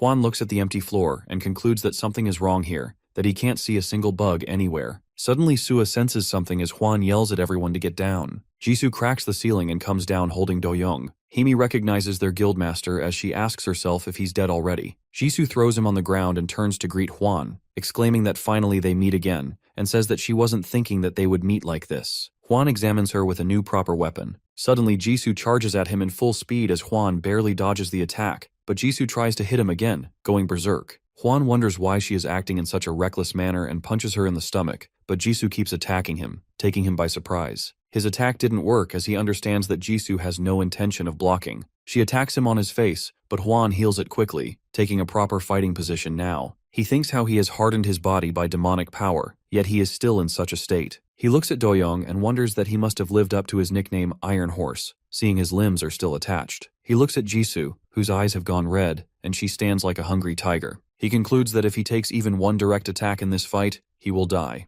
Jisoo takes her weapon as Juan keeps staring at her. She bangs it on the ground, creating an explosion, then strides toward Juan, taking him off balance. Juan thinks, as he's falling, how Jisoo has become a whole lot stronger than back then. It's not just her stats that have increased, she also doesn't rely on her senses anymore. She's learned the proper way of responding to attacks. She keeps striding forward, aiming her weapon at him as Juan keeps backing up and dodging her blows. He concludes that fighting with Jisoo right now will only cause damage, but if he runs away just because of that, Sua, her brother, and the girls wouldn't be safe. Then he remembers how the girls are already the puppets of the devil. He exhales and takes a proper stance, thinking that he has no chance but to fight. And if he can't end it in one blow, then he will be the one to lose. Jisoo walks toward him with her weapon in one hand and a rock in the other. She eventually throws it in his direction. Juan tries to punch it, but behind the rock, Jisoo punches him again. He gathers all the magic in the mask to counterattack. But as soon as he does, Jisoo smiles, and he realizes she has absolutely no intention of avoiding his attack. Rather, she continues charging in. She strikes again, taking him off his feet, and Juan counterattacks her. Juan coughs, realizing that he's in a sorry state, and the damage already would have brought him his death if he wasn't a contractee. He looks at Jisoo, who lays unconscious in her own blood,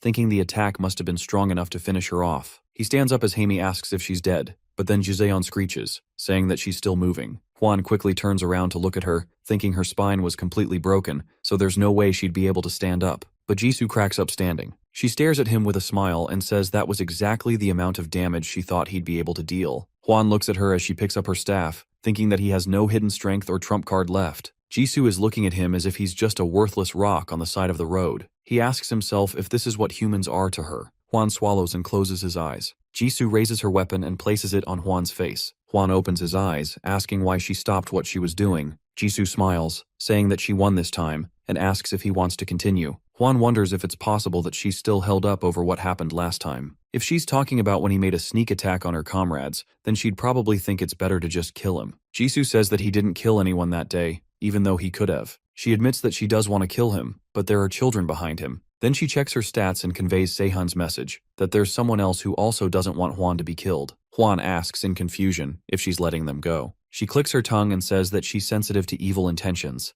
and at the very least, she can't see enough evil intent from him to justify killing him right now, and asks if he thinks of as some serial killer. Then she thinks that Sehan knows Hwan will protect the kids, and quietly takes her leave, walking away and leaving them alone. Hwan takes Suho and thinks about Sehan, the crow, and how now he's in his debt. Jisoo makes her way outside the building after fighting Hwan, and a heart beating weirdly quick could be heard. It seemed like what Hwan had said earlier had touched something in her heart. She remembers what Hwan had said to her when they stopped fighting. Hwan had stated that he is curious about something, and had asked why she followed him around, and said that she could become a lot stronger if she were just doing things alone. Jisoo asks what Hwan meant by him, and Hwan had replied that he meant the crow. He said that he knows for sure he is strong, but she is also exceptionally strong, and yet it seems like Jisoo is weirdly obedient towards him. Jisoo looked down, asking herself if that is the case, and Hwan reminded her that she checked her stats window while they were fighting, and asked if that was a message from the crow. He said that he can tell just from how she didn't kill him because of it. Jisoo turns around and says that it's a secret, and now she thinks that it's true that she is weirdly obedient, and Hwan is not wrong.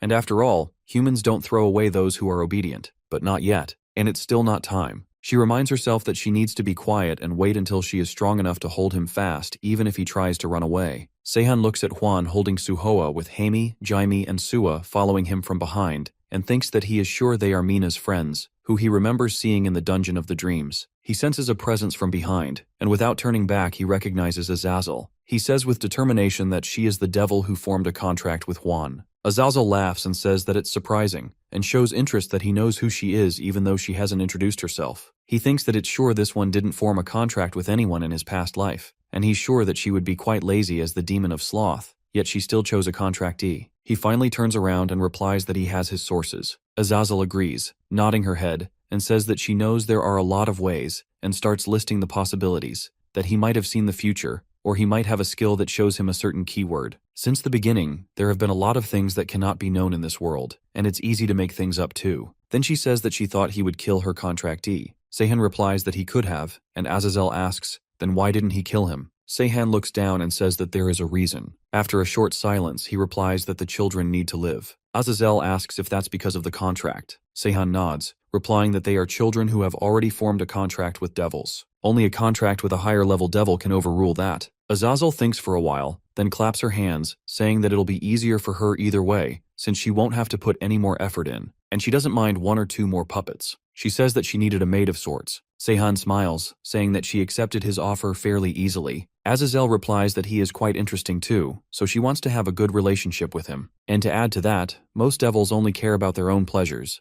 but it doesn't seem like she is the only person who has taken interest in him, giving him a knowing smile. Azazel clicks her tongue and tells him that he has caught the attention of quite the annoying thing. Sehan looks at her eye and thinks that he should know that he possesses his complete victory skill and asks himself, then why isn't he contacting him? Azazel turns around and announces that she should start heading out to her contractee and bids him goodbye, vanishing into thin air after saying that she will meet him soon. Sehan sits down saying that he should be able to prepare for things no matter what happens now. And he has assigned a crow to him too, so if they were to meet again another time and asks, would it be somewhere like the Devildom tournament? At Devildom, Palace of Lust, the man in red remembers Sehan, thinking how he wasn't sated with just going around doing absurd things, that he even got him called for a trial of self-reflection. He asks himself, who would have known that the gods would stake a claim on something like this, and says that they just have uselessly high divinity. He looks at the palace and scoffs, saying that it's rather flashy. He opens the gate as Acators, the 6th demon, demon of lust, welcomes him with a smile and asks what he wants.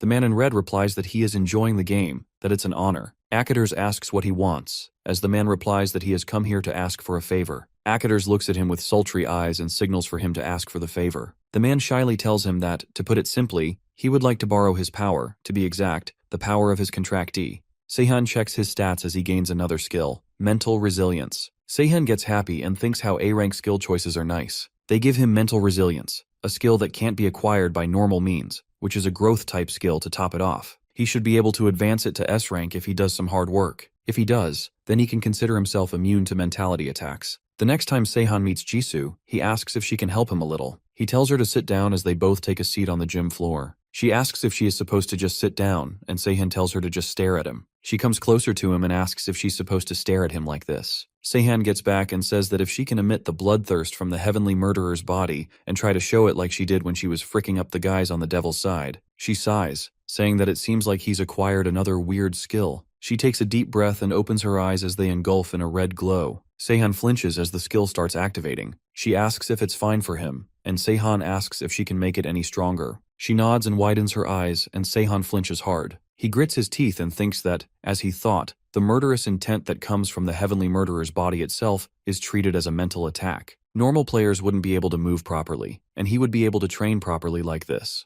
They sat there for a long time as Seihan signals her to stop for today. Seihan asks if there is something Jisoo wants from him, because it seems like it's always him who is asking for favors. Jisoo reminds him that she gave him weapons, so they're even. Seihan replies that he gave them to her because she said she wanted them. Then he tells Jisoo that they would be doing this for the meantime. Jisoo asks for the time duration, and Seihan replies that it will take them around a week. Then he says that he understands it's a stretch considering how busy they are nowadays, but Jisoo agrees, saying that she's fine even if they do this every day, and there is nothing that she wants to do in particular. Then after a moment of silence, she says that there is something she wants, which is for them to do this in one of their rooms alone, with just the two of them. Seihan cluelessly asks if it's because no one could get hurt in the process. Jisoo sighs, saying something like that. Seihan thinks how this makes sense, because if Lin or Baekseol were to come into contact with Jisoo's murderous intent, then they would receive quite the shock. Seihan tells her then he will come to her room, or she can come to his room starting from tomorrow. 2 months later, Seihan stares at the event quest and thinks how the information message sounds polite, since it's an event that is being managed by the publisher. And he is sure that the location is Glastonbury. That is where there was an eyewitness account of Arthur, the third-party member candidate. He thinks that he should be able to give it over safely since he has reached S rank on his mental resilience skill too. Seihan alerts that it should be starting soon as Mina trembles, saying that she's nervous and asks if she actually made it in the top 100. Seihan smirks, asking who else would be in the top 100 if not her. Mina replies that she doesn't particularly want to participate in an event like this, and wonders if Haemi or Jiseon got into the top 100. Seihan wonders that it seems like she really doesn't want this, and it's not a surprise because she has never experienced anything good while completing a quest. And to add to that, she would feel less like participating since she finally got in contact with the friends she had been looking for. Jisoo asks if they are going to group up once they get dropped into their spots. Seihan replies that it's better to think about that only after seeing the quest details. Changwoo says that Jisoo is indifferent but he is quite nervous. Siu encourages him, saying that he should not get worried because he made him an equipment. Seihan smiles, thinking that he is not worried about Changwoo, and how he has been giving him a lot of pointers lately. And it seems like he doesn't feel it because Jisoo is seriously strong, but he is amazing too. He thinks how 4 of them will be going soon. He is worried about just leaving the kids behind, but it should be fine since Luke is here. Just then, the transportation starts as they get into their positions. Seihan says that he will be seeing them later and lands in England, Glastonbury. He asks if this is the main stage for the event. Then suddenly Baekseol asks what she's doing here. Seihan stares at her, asking the same thing. She tells him that she was playing with Lin and somehow ended up here. Seihan thinks that she is considered his pet in the game, and maybe that's why she followed him here, and for now he should protect her as much as he can. A loud clash startles him as someone attacks Seihan from behind, but Baekseol ends him on the spot. She looks at Seihan and apologizes, saying that the monsters appeared out of nowhere and asks if he wants to say something to her. Seihan meekly replies that even if he wanted to, he better not say anything to her now. Seihan looks at the monsters in the land, and Baekseol tells him that there seem to be quite a lot. Seihan replies that even if they only selected a small number of people, they've gathered players from all the servers. He thinks that this situation is something sudden. He summons his crow and looks out to his members and assumes that all of them are doing a good job dealing with their monsters. Seihan waits for a while as the sky cracks open and the man in blue appears. Seihan recognizes him as the GM of England, Akinen. Akinen announces and greets all the players. He tells them that the reason he has called everyone here for the event quest is for the bonus time. He says that it's something like a gift that is given to all of the players who are representing their servers. They would have already seen it through their stats windows, but the quest is a treasure hunt, and there are items of at least D rank and above spread out all over the region of Glastonbury. It can be a place as basic as inside a treasure chest, in the ground, or on a tree. He adds that players can also gain the items by slaying certain monsters, and the only thing they must be wary of is to not agitate the Sentinel. Even though this is a treasure hunt, the Sentinel of Glastonbury is a dragon, so it's best to avoid it at all costs. Eric Sanders, contracted to the god Apollon, asks if he can kill the Sentinel. Seihan looks at him thinking, for someone to be chosen by the god of the sun, he treats Kang Junsik of Silver Hand as his rival. And now that he thinks about it,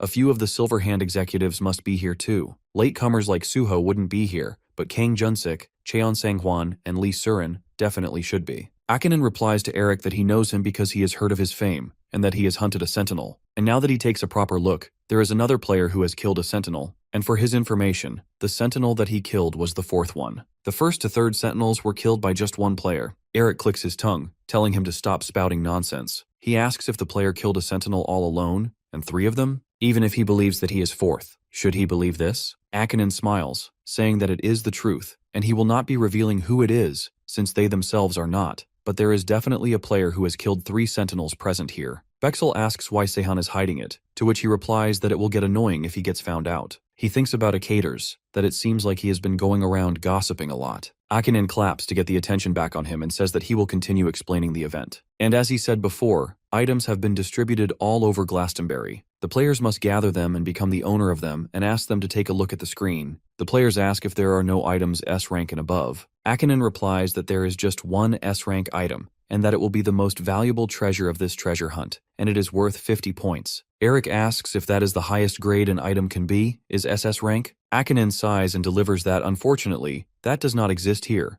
and it would be troublesome if an SS rank item was given out already. If an SS rank was here by any chance, it would be worth 100 points. Akinen tells everyone that once the event is over and the points are totaled up, the server with the most points will receive various benefits. That includes an event to gain double points for a certain time period. And with that, he concludes that the treasure hunt is as so. However, it wouldn't be any fun if they were to just hunt for treasures. He reveals that there are various other gimmicks and subquests ready. Seihan remembers the details from his past life. Then it will be the fact that the monsters between night and day are different, and that there is a survivor village nearby, and the subquest will be given there. The monsters that appear at night are particularly strong, and there isn't just one, but 2 sentinels here. He calculates that he should make his move using the details he heard from his past life as a base, and there is also a place that he needs to find as well. Akinen says that there is one thing they all must be aware of, and that is, they cannot put any items that they gain from here into their inventory until after they return to their server. They must store them in a bag or use another skill, and the reason for all that is plundering. And with that, he starts the treasure hunt, telling everyone that the quest's time frame is 2 weeks, and prays for everyone's success in the battle. Bexel asks what Seihan's plan is from now on, and he suggests that they should leave together, leaving the others behind because he's sure they will be okay on their own. Seihan concludes that even though the GM said the SS rank item doesn't exist, he's sure that it does. Seihan tells Bexiol that there will be a village. She asks, locating a place, if that is the said village. But Seihan tells her that place is already under monsters because he can't see any traces of humans there. Bexel asks where the village is, and Seihan replies that he will find out about it using his probe skill. Seihan thinks how he couldn't see any village through Crow's Eye, so the village must be at a place that can't be seen with the naked eye. He starts locating lakes because Arthur told him that the village is close to a large lake, and finds it quickly. He also finds out how Jisoo has joined up with Changwoo, so she won't do anything rash either. Bexel asks how long it will take and says how it seems like it's been long since they entered the forest. Seihan assures her that they will reach there soon. Just then, he hears some players fighting over some item. Seihan sends his crow to inspect and finds Li Ah-hyung of Lycoris and Saintess Shin Yuhua fighting there. He questions why they are here, since they already have a lot of followers. Bexel asks if he's going to help them because they might end up fighting seriously. He asks if she can tell using her magic, and admits that her abilities are improving daily. He tells her that they'll resolve it on their own, and says he doesn't understand why they're fighting when they're from the same server. He adds that it could get troublesome if they spot him. When they reach the place, Bexiel tells him that she can sense strong magic, and it seems to be magic to ward off monsters. Seihan confirms that this is the lake Arthur told him about. He assumes Arthur must have been mentally exhausted after finding out that there would be monsters even around the lake, so he chose to die by drowning, and he ended up there. He gets into the lake, and Bexiol asks if this is necessary. She tells him that she can't swim. Seihan takes her in his arms and tells her to hold her breath, asking if she has some magic she can use underwater. She shakes her head, saying that she still has not reached this level of magic. Seihan tells her to hold her breath again, and with that, Seihan jumps into the water and sinks in deep. He examines the not-so-ordinary lake and thinks how it's possible to find it using power. He goes in deep until he finds some rocks that appear to be under a spell. He moves one rock with precision, and a giant gate opens underwater. He tells Bexiol that they're entering it as a notification tells them they've entered the safe zone. Some guards take them in. Seihan examines the village, thinking how it resembles Glastonbury, and wonders if this is the first time the guards have seen a player from outside looking at their confused faces. The guards lead him into a room where he meets a girl with blue hair who greets him, saying he should be careful since he's from outside,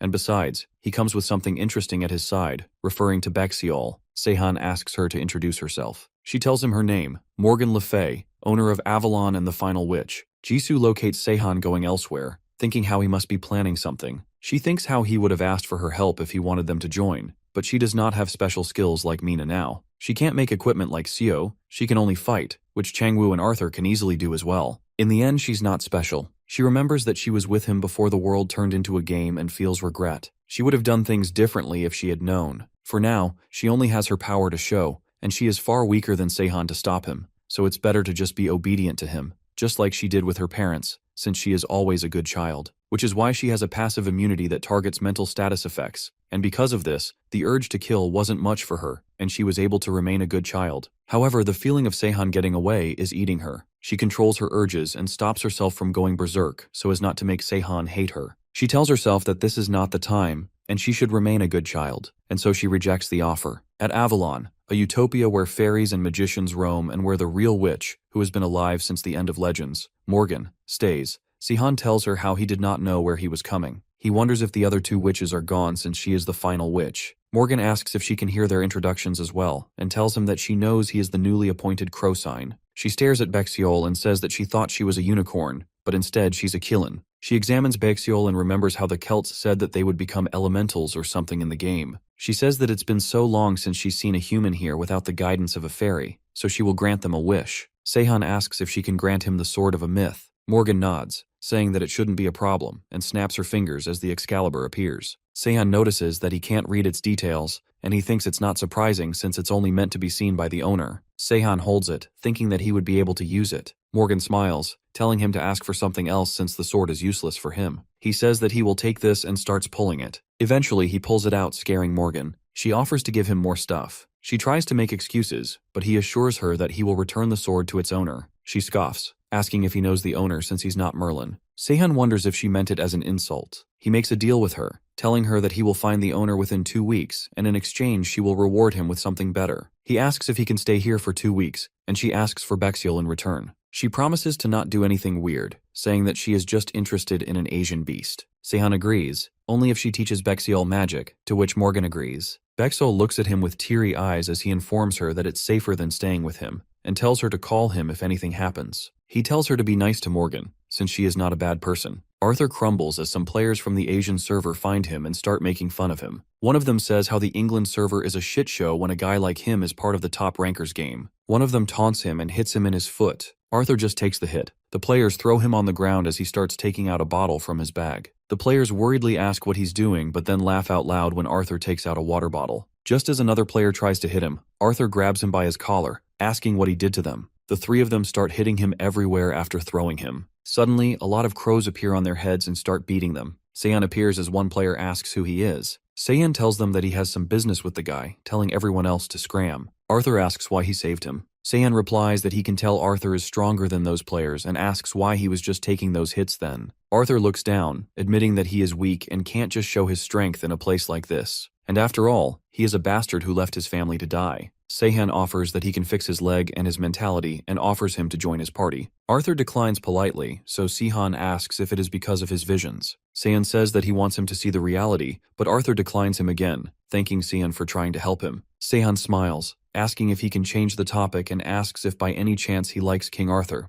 Seihan tells him that Glastonbury is a place where King Arthur's legend lives and breathes. so it's better for it to become their topic. Arthur laughs, saying that his son liked him, not himself in particular, and he promised to take his son there, but he couldn't, and work kept him busy. Seihan asks if that was Dreg Gok, the guardian dragon of Wales. Arthur says that he is well informed. Seihan tells him that they will go and meet him then. Seihan takes him up the mountain as Arthur takes in the views, admiring everything around the cave. He says that his son would have loved it. Seihan says how this remark is simple for seeing a hero with his own eyes as he stares at the red dragon. Arthur says how his son told him how different he is from King Arthur. Seihan instantly gets serious and says that he can still be a hero. Just as Arthur starts to decline, Seihan makes the Excalibur appear and says that they can make a reason, and it would be more than enough if he is able to take the sword out. Arthur finally asks why Seihan is doing this much for him. Seihan replies that he wants him to join his party. Seihan looks at Arthur, who stares at the sword with conflicted eyes, and tells him that he knows what visions he sees. And a lot of people have died since the game started, and there are a lot like him, those who see visions of their dead family. Arthur tells him that he wants to keep seeing the visions because he can't stop seeing his son. Seihan yells, telling him that if it really was his family in the vision, then they wouldn't want that to happen to him, and they would have told him to live a better life, and that's why he should take out the sword. He stares him down, finally admitting that as much as Arthur wants a change, Seihan needs him by his side. Just as Arthur was about to pull out the Excalibur, Seihan's crow alerts him through the visions and leaves Arthur there and goes to where his crow was telling him to go. On the other side, Chris yawns waiting for Seihan to appear as one of the players yells at her to return his comrade in their original stats. She shakes her head, replying that it's the fastest way to call the crow according to the devil. She assures the guy that she won't be killing his comrades, but the guy only screams to get Eric's attention, who seems to be under Chris's mentality magic skill. The man grits his teeth, calling Chris a bitch for using cheating tactics over his comrades. Suddenly Seihan comes around asking what she is doing, and why is she getting his name involved. Chris smiles, looking at him, and tells him that she has some business with him, that she took a job to have him killed. Seihan stares at her and thinks that he knew she was cocky, but he didn't realize she would be this cocky. She keeps going on saying how she can't compete with him head on. Then she moves her finger to get the angry guy in her trance as well. She tells him that she wouldn't bother looking around for him because she has heard Seihan tries to save most people whom he comes across with. She tells him to stay still, or she will kill everyone. She asks to not use his mental resilience skill either, then she will not kill him. Seihan gives her some points for gathering up only those who can come under her skills. He thinks about opening a shadow space behind her, but then Ah Hyung and Yuhua come along screaming, still fighting over the item. Yuhua looks at the crowd asking what's going on, and Ah Hyung does the same, asking what's the situation. Chris gets their attention asking if they are also Crow's comrades. Seihan denies completely, while Ah Hyung recognizes him, asking if he's the Crow of Deicide. She asks if he's the one who got in their way during the dungeon race. Seihan denies that as well, but Ah Hyung tells him that Sunghyuk told her it was him who was dominating the dungeons. Chris excuses them, saying that Crow is talking to her right now, as Ah Hyung taunts her, saying that she talks a lot for someone who plays with dolls. Chris grits her teeth. Ah Hyung uses her skill, Brisingamen, which allows her absolute command over males. She orders the males to leave Chris's side and come to hers. The male players all get out of her spell, moving their bodies again. Chris says that it's fine because she has female players on her side. Yuhua scoffs and says that the players are under a status effect all along. She snaps her fingers and all the female players fall on the ground. Chris screams, saying that her skill has been lifted completely. She tries again but gets stopped by both Yuhua and Ah Hyung, as Ah Hyung tells her that she's wasting her energy. Amidst all the chaos, Seihan takes his sword out and brings it around Chris's neck, saying that it's better to get rid of the devil contractor at once. She begs him to wait and call this a tie, but he does not listen to her, slashing her throat. Siri stares at Chris's wobbly head as blood drips from her mouth. She sighs and cleans it, reviving her. Chris takes a deep breath and wakes up, saying how she nearly died. Siri scoffs, saying that she has already died once before. She thanks her sister for saving her, as Sirius says how easily she dies, and that they would be done for if it weren't for the concurrent contract of Mara Papayas. Chris tells her that it seemed possible, but the crow stabbed her with no hesitation. Ceres argues that it's a valid response from someone who has a contractor of the devil before them, but now they know they can't just hold him down with temptation. Chris says how she doesn't want to get involved with him, but they can't just give up the GM's request. Ceres tells her not to worry, and that if they fail even with this, then the GM will overlook it too. Dreg Gok, the Red Dragon, and the Beast of Legends, Behemoth. Ceres assures her sister that she already has a backup plan in her mind ready to set. The battleground shakes hysterically as Changwoo tells everyone that it seems like the Sentinel, as its presence is on a completely different scale than everything up until now. Mina gasps, looking at the Red Dragon. Mina examines and points out that the dragon is flying, and asks what is causing the earthquake. Just then, a big beast ruptures the earth's ground and emerges. Mina's voice shakes, saying that even Seihan wouldn't be able to deal with this one. Jisoo asks if she can go inside its mouth like she did with Chungki. Mina shakes her head, saying that it would be different with this beast, and Jisoo would be nothing but a hard taffy for these beasts. Changwoo asks if she heard back from Sehan. Jisoo locates Sehan, asking what he is doing inside a lake. At Avalon, Sehan asks if Morgan woke the two beasts up. Morgan angrily asks if he thinks she's insane. Baksol admires the beast and says how big the beasts are compared to him, asking if this is how she looks to Sehan. Morgan taunts him, saying he's too comfortable in her house and even brings a stranger, staring at Arthur. Sehan introduced Arthur as the owner of Excalibur that Morgan was protecting for so long. Morgan tells him to demonstrate so she could believe it. Sehan tells her how she wanted it to happen in front of her eyes anyway. Arthur stares at the sword and says that he's sure he didn't say anything about taking the sword out. Sehan screams, saying that he doesn't have a chance and how he could still stall for time after seeing the beasts. Arthur asks if it's guaranteed that he can take it out. Sehan abruptly nods his head. Arthur takes the sword out as the notification alerts the players in the battleground that the owner of Excalibur and SS equipment has appeared, shocking everyone. Morgan praises Sehan for his keen eyes, and Sehan says how his eyes are way better than hers, making her grit her teeth. She takes a deep breath and then fixes Arthur's injuries. Sehan smirks and says that it's time for them to make a contract, and the limbs he couldn't use before should all be recovered now. The players all look at the red dragon taking rounds above their heads. One of the players exclaims how nothing is going the way he wanted things to go. Another girl replies that she's sure the guildmaster will come up with a great plan. The previous player shakes his head, saying there's only so much the guildmaster can do, and it's good that he can't compete since he lacks military power. A party of players comes up with a plan that they should try to subjugate the behemoth first, because the dragon will be difficult, but they can definitely kill the behemoth. Another girl suggests that the players who are in the top 10 of each server should take the front, because she can see the monster's powers using her skill, and it says the behemoth increases in size as time passes. Another player says it makes sense that there's a limit to it, but it will become a big threat to them if they just let it grow. The girl with the skill of seeing talent calls out Eric's name and says he'll have to stand as the vanguard since he has experience fighting a sentinel. Eric clicks his tongue, thinking how this is the worst timing to be here, because what he killed wasn't a monster of that caliber. The players get into their positions as the leader tells Eric to aim at the behemoth's eyes. Eric swallows his saliva and activates his skill, but just then a figure starts running towards them. Someone recognizes Arthur and yells that that guy is the cripple from before. Arthur strides towards the beast with Excalibur in his hand, aiming at the monster. The players exclaim how he isn't limping anymore and recognize the SS rank equipment in his hand. He pierces the sword into the monster's abdomen as it lets out a shriek. Just then, Sehan charges towards it, attacking its feet, making it stumble. Sehan takes out his weapon, remembering Seo telling him how this weapon contains a large amount of ester mithril and even perennial cold iron,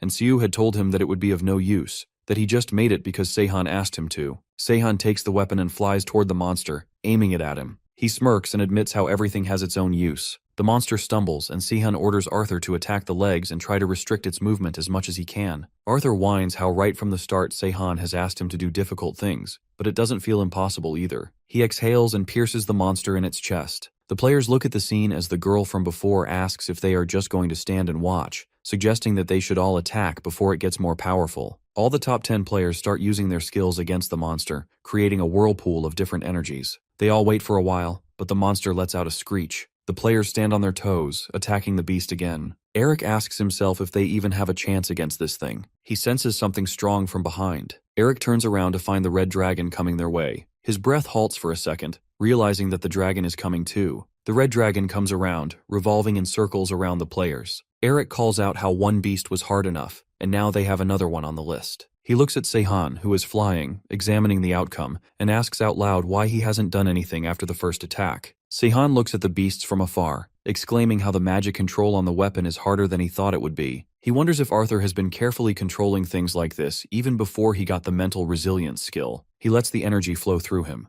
thinking that this is how it feels. He calls out Arthur's name as Arthur taunts, asking if he needs to block this one too as per Sehan's orders. Sehan replies that Arthur should do his duty if he has an OP item. Arthur smirks, getting ready, and says that it's better that both of the beasts are coming at the same time. Sehan also gets into position, thinking how Arthur is right, and if it's the red dragon that appears in the legends of King Arthur, then it won't be hurting him. The dragon takes his route straight to Arthur and stands before him. Suddenly, Arthur finds himself in complete darkness with only the red dragon. The dragon exclaims that he is surprised. Arthur asks if he can talk in human language. The dragon replies that he is using magic for that. He smirks, saying that he didn't expect to see someone holding that sword again, and says that his job as the sentinel is done for. Arthur asks why the red dragon of legends became a mere monster. The dragon tells him that this is the role given by the system, and just like Arthur became a player, he became a sentinel. Arthur tells him to defy the order, saying that he is the red dragon. He tells him they are not different, and they can't defy the rules. Arthur argues that it makes more sense for him to become the player then. The red dragon explains that the role of a player is a role that can only be granted to humans, as they have the same appearance as gods, and this is why they are able to take them as their avatar. The dragon shares how he has thousands of things he wants to tell him, but for now, he can only help him as the legend says. They both come back to the real world as Arthur begs him to tell him the details, but the dragon turns toward the beast and drags it down, holding its thorns. The players stare in shock, asking what kind of a fight this is. The dragon then stares at Seihan, and Seihan wonders if this is the dragon's way of saying that he won't get involved directly. He takes out his sword and pierces it through the beast, shredding it into pieces. The blood spatters everywhere, covering Arthur fully in the blood. The system announces that Seihan has acquired a new title and a special reward will be given to him. Seihan gets back on the ground as the red dragon goes back. Seihan thinks how, as a sentinel, the dragon wouldn't have any other choice but to fight if he stayed here. Some players start surrounding him, praising and introducing themselves. One player says how he didn't know they had such a player among them, saying his name is Julian. Seihan smiles, recognizing many. They were German players who formed a contract with a god from another constellation. Just then, the girl from before asks if they can have a small talk, but Seihan politely declines. The girl understands him, saying that they will have another time to have a chat. With that, he takes off with his crow wings. Flying across the skies, he thinks how now one thing is certain, and that is, from now on all servers will be connected as one, and the scale will become bigger, and it's important to know talented players, even if just one, in preparation of that time. At the Palace of Lust in Devildom, Arcadis sternly asks what Acater's meant by the plan failed. He asks again if he's saying that Seihan withstood her mental attack. Acater smiles, nodding, saying that's exactly what happened. Arcadis thinks about how he told him the location of the red dragon and even the behemoth, but it was still a failure. Acater casually adds that the behemoth and the red dragon weren't even a little threat to Seihan, and if anything, Seihan was just a bit surprised, ending his speech and says that the player is weirdly strong. Arcadis grits his teeth, noting how Acater seemed to be enjoying this, and the other demon responds that players like that are good motivation for people like them. He's already anticipating the show Seihan will give them, especially because there's a tournament coming soon in Devildom. Arcadis thinks how Seihan already knew how to handle each sentinel, how the monsters weren't even a challenge to him, and concludes that monsters alone won't be enough to stop him. Meanwhile, Seihan looks at the server, staring at the current ratings of the competition, thinking how the GM should be saying something by now. Morgan asks if everything is okay because his expression looks dark. He tells her that Akinen still hasn't said anything, and that's weird. He looks at Arthur, who's staring at his own screen, and asks if he also hasn't gotten a reply. Arthur nods, saying he won't suddenly become brave just because he has the sword now. Seihan tells him to think it through once the event is over. Arthur says it's weird how Cian has been supporting him since the start. Seihan just smiles and says he has good intuition. Bexel asks if the event is still not over. Seihan shakes his head, saying the results have been decided. Arthur stands up and says he doesn't know how to convey his thanks, not just from him, but from all the players of England. Seihan replies that he didn't do it to get thanks, but he hopes all the players of England and Europe can become stronger. Arthur says he's weirdly selfless. He gets up, stating that he'll be back after finishing some things for the quest. Bexol asks if she can come with him, but Seihan tells her to stay here and learn magic from the Great Witch. However, he adds with a grin that he'll listen to whatever favor she asks for later. A week later, Jisoo stares at her screen, annoyed at how mean Seihan is for not even checking on her after the event. She mutters how she knows he's busy, but he could have at least left her a message. She hears footsteps behind her and warns whoever it is to back off if they don't want to get messed up. But the person doesn't stop. She turns around and finds a guy who greets her, says that it's been a while, and calls her Nuna. Jisoo recognizes her brother, Hyun-soo. He says he's glad she's alive and that he heard from their mother, but he was still worried. She asks if he's been with mom. Her emotions flare, but she forces herself to calm down. She asks if he came here because he has something to say. He jokes she's being mean and says he only came because he saw her along the way. She smirks, saying she knows what's going on in his head. Hyun-soo laughs, saying she's still as cautious as ever and that he knows she's lived her whole life in silence. She warns him not to say anything stupid. He tells her he just wants them to meet in Seoul, him, her, and their mom. Meanwhile, Sua screams while waking up, startling Haimi, who asks what's wrong. Sua breathes heavily, saying she just had a nightmare, or maybe a vision of the future. Haimi asks what she saw. Sua says that everyone from Seoul will die. Haimi nervously asks if she means that girl, the one who killed Do-young. Sua nods. Haimi asks if that girl is the one who will kill everyone. Sua explains she can't be certain because the future keeps changing, but yes, she's there. The slaughterer who bears the karma of thousands. Seihan checks the status and thinks how the fame of the Deicide Guild has increased, and it will become troublesome if it goes up too much. He looks at Mina, who is smiling at him with all her teeth. Sehan thinks that it's valid, because the fame is also partially due to Mina. She was just farming while the others were focused on the dragon and has scraped up so much.